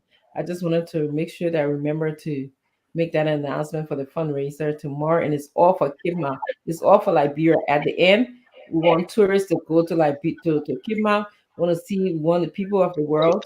There'll be a lot of people coming from different parts of the world to see how beautiful Liberia is. They're going to have buses coming from, Monrovia to Cape Mount. They're going to have different shop setups. They're going to have music. I believe Teddy Ride going to be there. So there's all these amazing things, these beautiful things to expose our culture. So come and let's support our own. We always say, we want the foreigners to support us. This is the time for us to do it. Yeah, bring they $5, $1, $25, $100, $1,000, $5,000. Yeah, they will take it all. So thank you very much. And as Stinker said, we're in the process of monetizing the Spoon page. There's 500,000 of us that kind of peruse the page on a regular basis. He and Madam he thought it wise to go this route. And the great thing, want to thank the people who are working in the background to make this successful. I want to tell Nelson and his crew and all of you guys who constantly keep the Liberian people informed. Yeah, thank you very much. So that's all I have to say in closing. And thank you, Stanton, for Thank you very much, Dr. Richard. It will be a wonderful show tomorrow. Don't forget, we'll be having Transport Minister Mr. Tyler. He would be our guest on Wednesday then, because we're going to have Dr. Kula then tomorrow. We want to say again, thank you for joining Spoon. Share our program, invite your friends, your neighbors. Let's make this one of the biggest. That's all Liberia have, my people. We come to tell you everything we know, no secret. Everything we know, we'll tell you, because Liberia deserves better. But again, to our sister, I am the best. Welcome. Dr. Paul Matana, welcome. Maurice Day, welcome. Sherry Snare, Zoe Power, Napoleon Nahu. Your show start when, Nelson? 9 o'clock, or it start now? 9 o'clock. It's 9 o'clock. So everything we just said, if you can hang with us, kind of great, that's fine, Dr. Richardson. If not, we're going to go to the phone line and hear from the Liberian people. At least let's take a few calls. That will be better. Let's hear from the Liberian people. The money that is stolen from FIA, the people are now saying like $7.6 million. I will share some document with you for you to read tonight, kind of great. 7.6 million United States dollars from FIA. That's huge. That's big. Our country is bleeding. Joseph Boakai left the country just to go hustle for money. And the people that there stealing money everywhere. Finance Minister pressure went up high. He's sick. He's seriously sick. For 1 week, he been sick. I hope people can reach out to him. Everything is just crashing. But yet and still, people see the need to enrich themselves so early. I want to hear from you, my fellow Liberians. I want to hear from you, home and abroad. Talk to us. Give us your guts feeling. What do you think about our country? Are we there yet? Are we getting there? You know, that's money gone. You're right, Philip Bala, it's gone. Whether it was Joria, Samuel Twe, or whosoever, that money gone. How can you deposit $5 million in the bank and they collect it the next day? The senator checks are bouncing. No money. It's rough. So let's open the phone line. Let's hear from the Liberian people. Whoever there will hear from you, will take some call. Yeah, so you can put it number up. Yeah, 0555-101075 is the number, and then we have the WhatsApp number up. So I take the first call. Okay, no, we lost this person. So the piggy refused to put my number over. Oh, like number there. Oh, is there? Yeah, you got it right. Is there? So, folks, let's take some of your calls. Let's listen to your feeling. Go ahead. You go first. Okay, so we lost the person again. Okay, so this person is back. Hello. Hello. Yeah, can you walk away from your radio or just lower the volume of the radio? Yes, all right now. Okay. Your name and where you call from? I'm Mr. James Kama calling you from Algeria. Okay, go ahead. Let's hear you. Yes, I just call, to congratulate our CEO for the program and also, highlighting our minds on the happening in the country because we are here, but we don't know. So I'm very, very thankful. And for those that were involved in that money business, the LAC,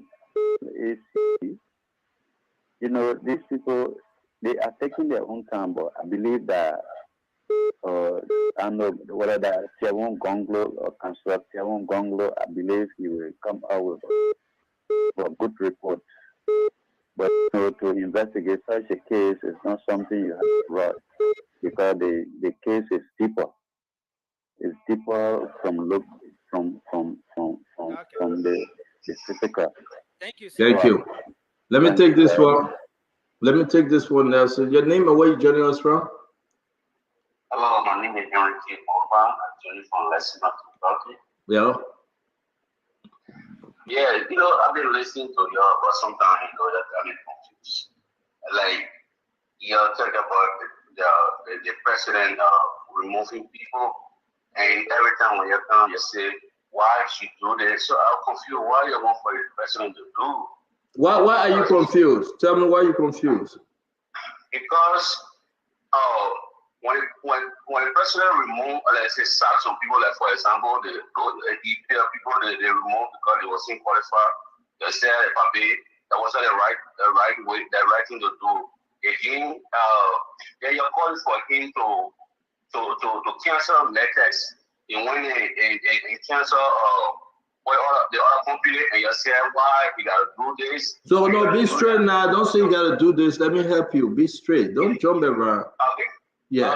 So which one you talking about? There's a company that is for me. The company that the president closed a few times. The president didn't close any company in Burma. So which one you talking about? Why the Western Cluster? I just forgot the name. The president didn't close any company. The president said he would close Western Cluster. He didn't close it. He said he will. He said he will. He said he will, but he didn't close it. Yeah, and you said is it a right decision to take? And but you're calling on him to remove CTN and the other company. Yeah. So I don't know. Do you know about CTN?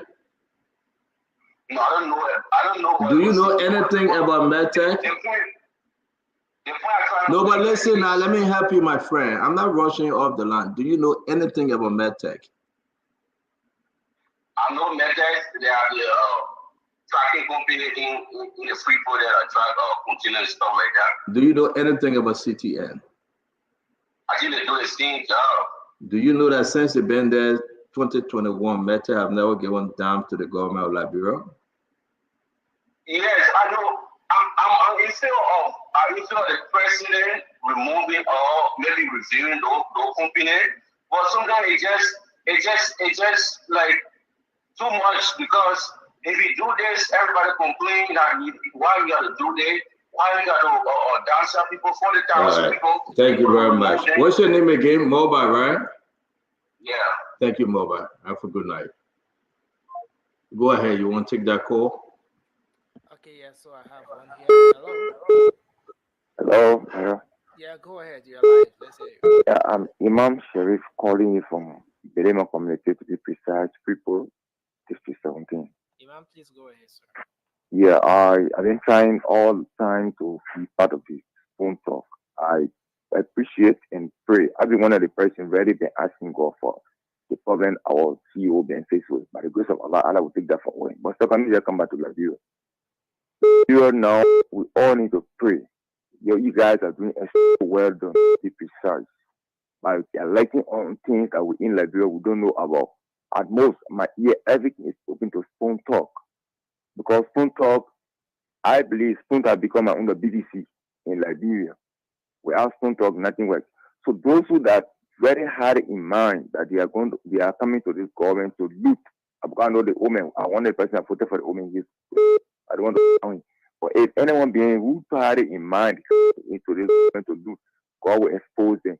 Even the past government, if that money being hinting on them, God will bring them back to book. That's all I have to say. Thank you for affording the opportunity. Thank you. Let me take this one real quick. Your name and where you joining us from?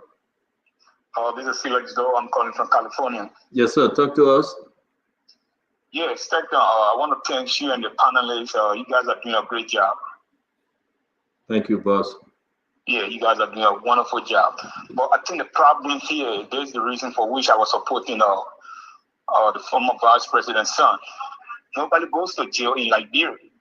People get away with crime, especially when it comes to financial crimes. They get away with it a lot.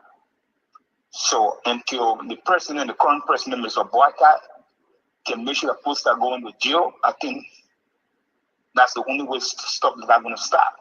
Thank you. Stealing money and nobody goes to jail. I'm talking about government officials.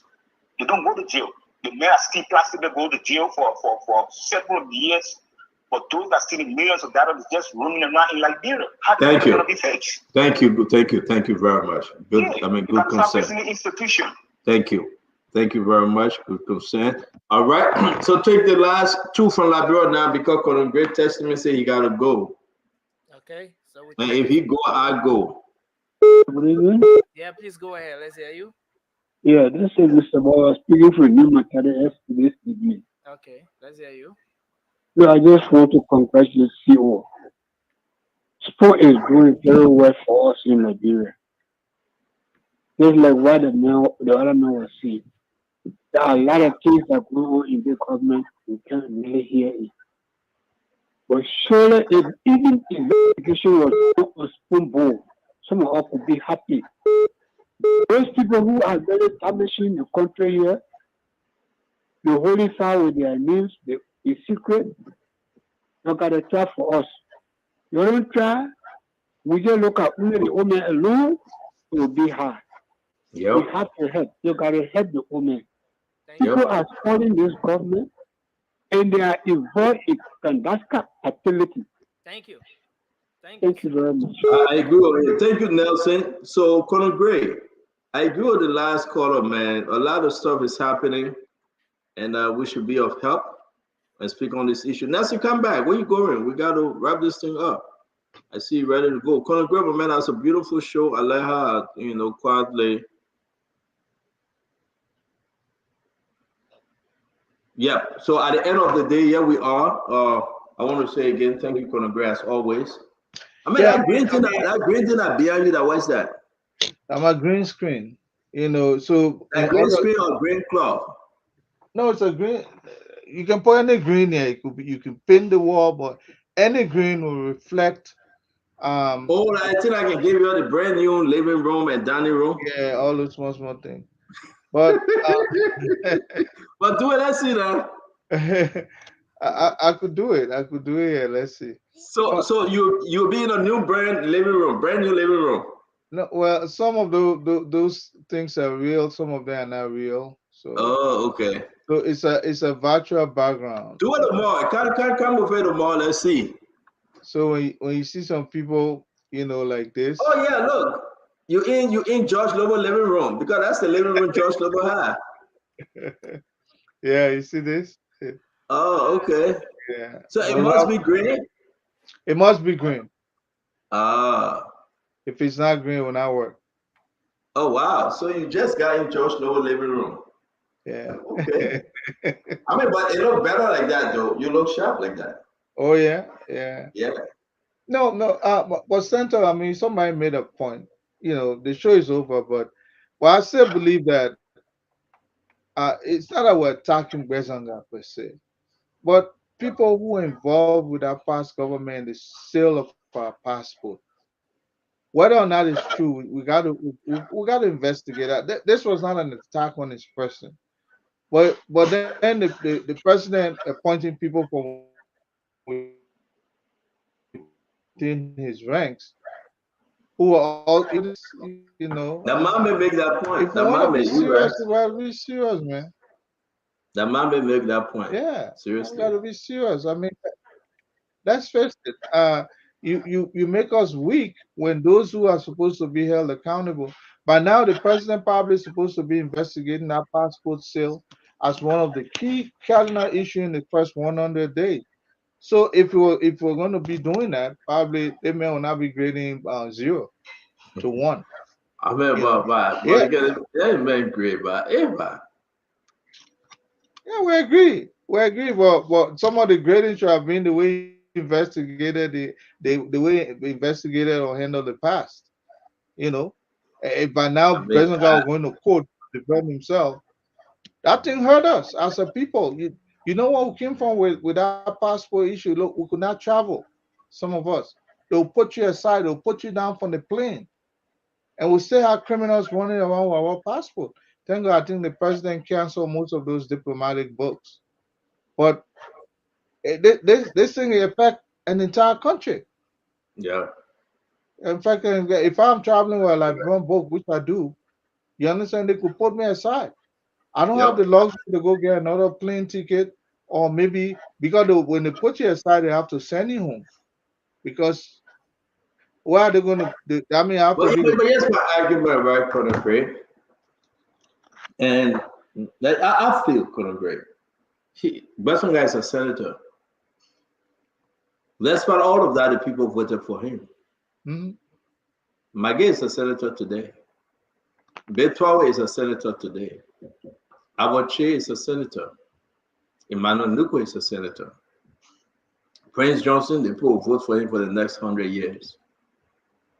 So are you saying that our people are not listening? Or they just they don't care? You understand the point. So I will not be here that we call the lawmakers roll.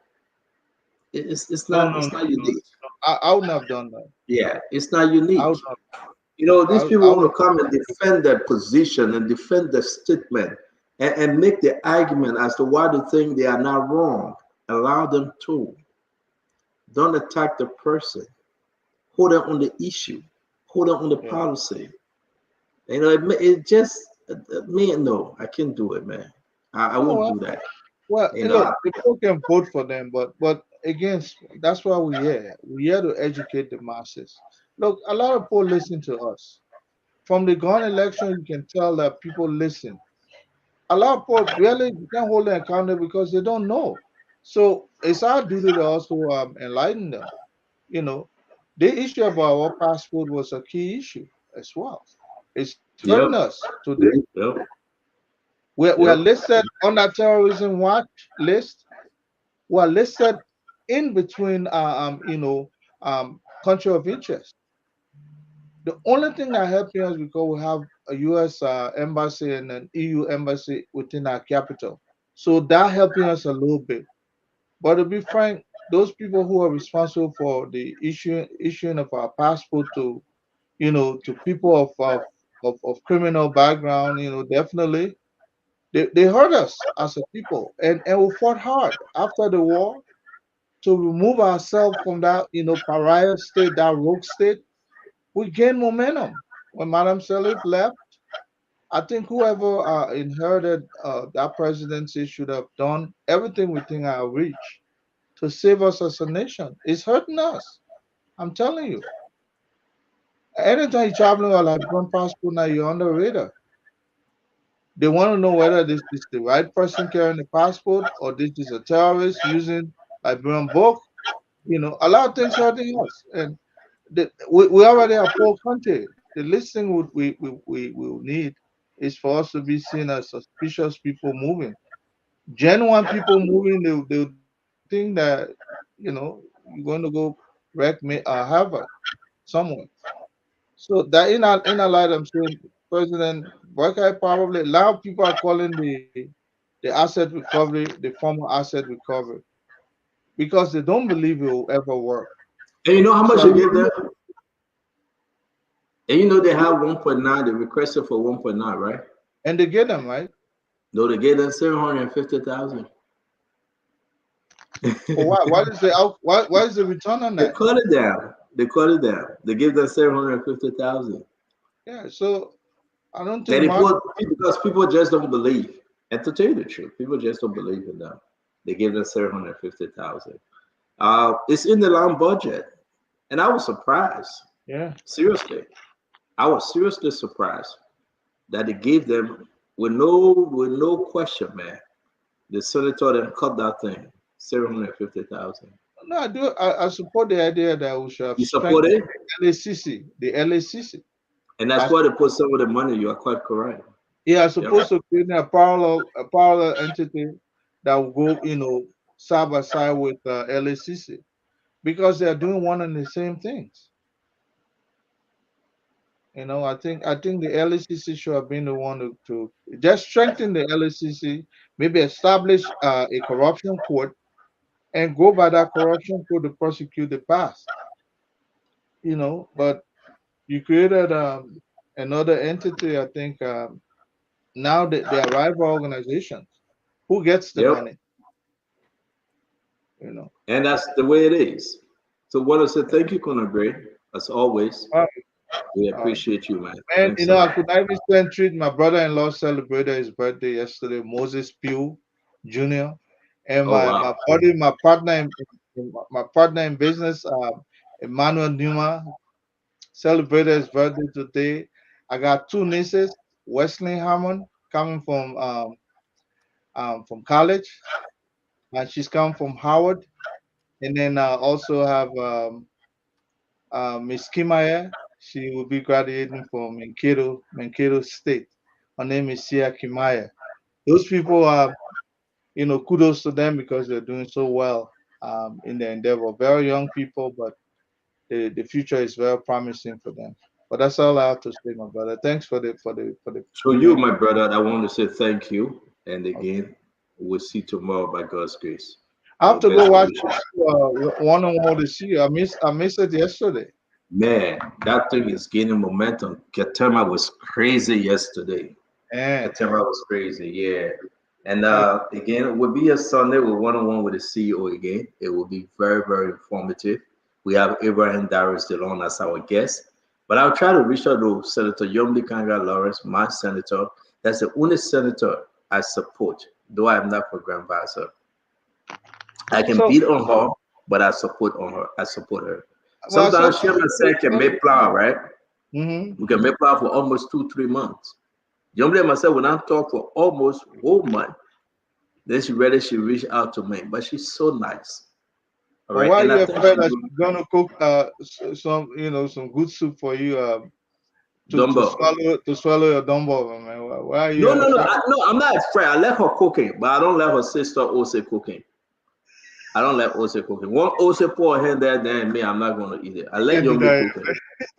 Yeah, Yombi can cook well. You know, Ose big cooking for Tim, you know, and Tim they're getting big. I don't want to get big. She can cook for her husband Tim, and Tim can get Tim, but just get big, my man. Yeah. But is the senator cook like that? She bring out food. No more cook, but she will not force you to eat. No, my man. But the guy eating, they had the man eating. Our team eating. Well, because the man eating, the man don't blame the woman. The woman is there to. So she cooks. She put all the food down. It's tempting. That shall not tempt the man thing. Oh man, those things are. You the man should have self-control. You know, what kind of food Lao not cook? Well, you Lauco check potato screen. And her mom cooked the peanut butter soup with fufu. Oh, yeah. Look at that! You know, but you go ahead and eat sparingly. That's what you do because you got. Yeah, that's what I did. But on a serious note, I just want to say, if you guys want to join me to pay Senator Yombi Kanga Lawrence a visit, you know, since the whole election, you know, they won, they crown her to be pro tem. She become pro tem, you know, she doing everything. She visited President Baka too much, man. Every day she in that place. They are discussing the budget, how much money going, how much money come up. So we got to talk to Senator Youngbley now. But I'm seeing something though. Conor Gray. No, she is. She's a damn good leader. She is. But I'm saying something, Conor Gray. I think I really want to ask Youngbley this question. 2029, her seat will be an open seat. She can either run to be vice president to somebody, or she run to be president, or also she can run to retain her seat. What do you think Youngbley going to do? 2029. You just won. No. She got 9 years. No, 2029 she done. Youngbley, Vulture, Silver, and DeLong. 2029, the seat vacant. Oh yeah. They are the CPP. They are the CPP candidate. You remember? From 2020. Yeah, from 2020, they are the CPP candidate. So what do you think? You think in her mind she want to keep her senatorial seat, or you think she will be running? What do you think? Just briefly, we have this conversation. What will you think though?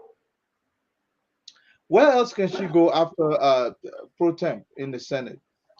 Can she Can she just stay there? You think if she run, because if she running to be vice president or president, that's a gamble now. It means that you're not running to be senator. If you lose, you civilian. I think if she does well within now into that time, she'll be an asset joining any team. And I feel that's where she should work towards. I understand, but the chance of winning, I believe if she stay in Buchanan, she can win the game. No matter what, the see people will push Charlene Bruskin against her. I still believe she can win the game because she would deliver for the people of Grand Bassa. But if not, look at the other person say they want join me to go to Yombly Hall. I mean, you're not joining me nowhere. Look at that. You ain't coming with me, oh. Nobody gonna come behind me. You want join me to go see Yombly. You have to go for the next stage in your life. Look, you can't remain constant. Always aim for the sky, shoot for the stars. We understand all of that. So you're advising her to run to be VP or for the presidency? VP or Brazil, yeah, one of the two. Yeah. I mean, where else can she go? Where who, brother? Where who? Well, Yombly. I mean, I would support her though. If Yombly is on the ticket, I'm saying it right now. Only thing when she made me very small in the near future, then maybe I'll change my mind. You know, I gotta say that in sweet because I'm gonna eat dumbo. That lady, Color Green, I'm gonna eat dumbo, so I gotta say it now. It's not really eating the dumbo. But having said this, so on a serious, oh, so Monsieur see that female, she said she won't kind of go see Yombly. So on a serious note, I think it will be better, but I'm afraid if she go on the wrong ticket, she will end up losing both. You know. No, after serving as pro temp, she comes with a serious asset. You know, somebody said she'll be vice president of POOM. That'll be a big collaboration, man. That'll be a good ticket. Yeah. Ticket. Look, Yombly is doing well. And I think she was selfless by allowing somebody else, you know, despite what happened. Colin Gray, I'm sorry to cut you off, my brother. They think I'm going to Yombly play. Look at all the people that say they won't come. Look at Joseph Dan. Can I come too? Everybody's trying to go get a woman harder now. No. That's because you're going there. All right. So everybody that want to go to Yombly Place by God's grace tomorrow, Wednesday, we will take names. And if you want us to celebrate, the woman here to rest, she invited only me, and you know, because we have not seen each other for long. The last time she came, I think it was a year ago, I saw her. So she invited only me. If you want to come with me, I can bring you along now, but I need a list. They love the woman too, man. At least I can only invite 20 people. Yeah, only 20. Seriously. Look at that person say, Marcus say, I live in Upper Darby, can I come? The person said, I live in Maryland. Look at that, Teresa say, Mercy, I beg you. She want to come. So if you guys want to come, we're going to set a list. You want to come talk to Senator Yombly Kanga Lawrence? Listen, I can make that happen, okay? We can set up something. I don't know how long she here for. I will talk to her. You want to see your senator? You want to hear from your senator? You want to come and see her? We'll organize something, okay? On a very good note, we will organize something for Senator Yombly. You will go and appreciate her, take pictures. But that just tells me that Yombly should set up a... Huh? What is it? What? Conor Gray, what you say? Oh, me? Yeah, you said something. You can hear me, right? I can hear you now. What did you say? Maybe she should start setting some town hall, man. People want to talk to her. You know? I think I'm going to do that. Look at all the people that say they won't come. Maybell, Big Mom Maybell, and you got Ruben Kennedy, say in Dallas, he can fly and come see Yombly. Tenji, Sese want to come. Pastor Kotu. Listen, let me say this. We'll organize it because I don't think Yombly, the senator for Grand Bassa County, will just come and you see your protein. She is your protein. Okay? Yeah. You paying her. So I agree with what Conor Gray said. Let's set up town hall and let's invite Yombly Kanga Lawrence, the senator of Grand Bassa County. Let she talk to you. Let she shake hand with you. Let she take picture. And then at least that she can hear you. When she go back, she will carry the message. So we set our time up and we'll talk more about it this week. To that, we want to say thank you very much, Nelson Collette. Always good to be in your presence. A very nice young man. Keep it up, Nelson. Thank you. Have a good night, Nelson. Thank you very much. Oh, it's center. Yeah. Folks, again, we want to say thanks to all of you for being here tonight. Thanks to all of you in Radio Land, our folks across Liberia who have been following the program on Spoon FM 107.5, Fabric Radio 101.1, and Super 95.5 FM. We say many thanks to all of you for being here tonight. And thanks to the partner radio stations across the country that have been relaying the program as well. Thanks to Trust FM in Bome County. Thanks to Premier FM in Bon County. Thanks to Gibi FM in Kakata, Gibi County. And of course, we have Trend Radio in Grand Crew County, and a host of other radio stations that are always relaying the program. Many thanks to our folks across the internet. As you know, we're always streaming live. We're on YouTube. Spoon Talk Live is the YouTube handle. Thanks to the folks on Facebook. We're there on Spoon TV Live. We're live on Fabric TV Live and Super TV as well. So in case you're following Spoon TV, you're not following Fabric TV, please kindly follow Fabric TV, follow Super TV on Facebook. And you can also follow our YouTube handle, subscribe to our YouTube handle, that's Spoon Talk Live. They will come your way again. We want to say thanks to all of you for being here tonight. Let's hope you can come back tomorrow. Of course, Spoon Talk is up for today. We join down the curtains on the program, but another fascinating edition of the show comes up tomorrow. Until then, I'm Nelson Collette. Coming up shortly is the Late Night Show, the Late Night Politics on Spoon. You can make up time to join us. Until then, I want to say thanks to all of you for being here. Thanks for always making your contribution here on Spoon. Bye-bye for now.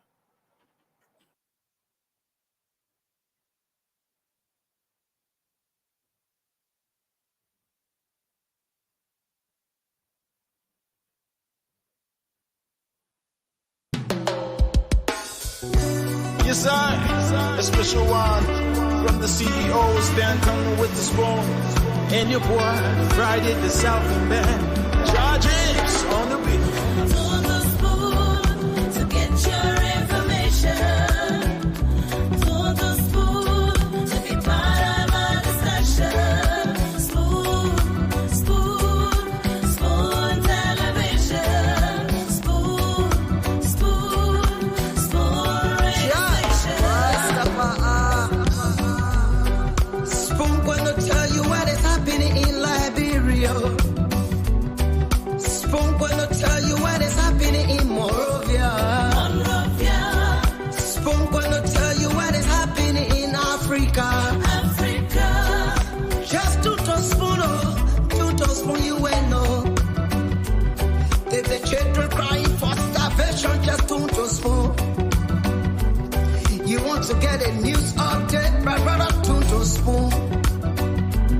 You want to know what is happening in Monrovia, to spoon.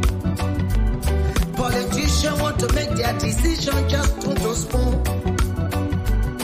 You want to know what happening in the ministry, to spoon.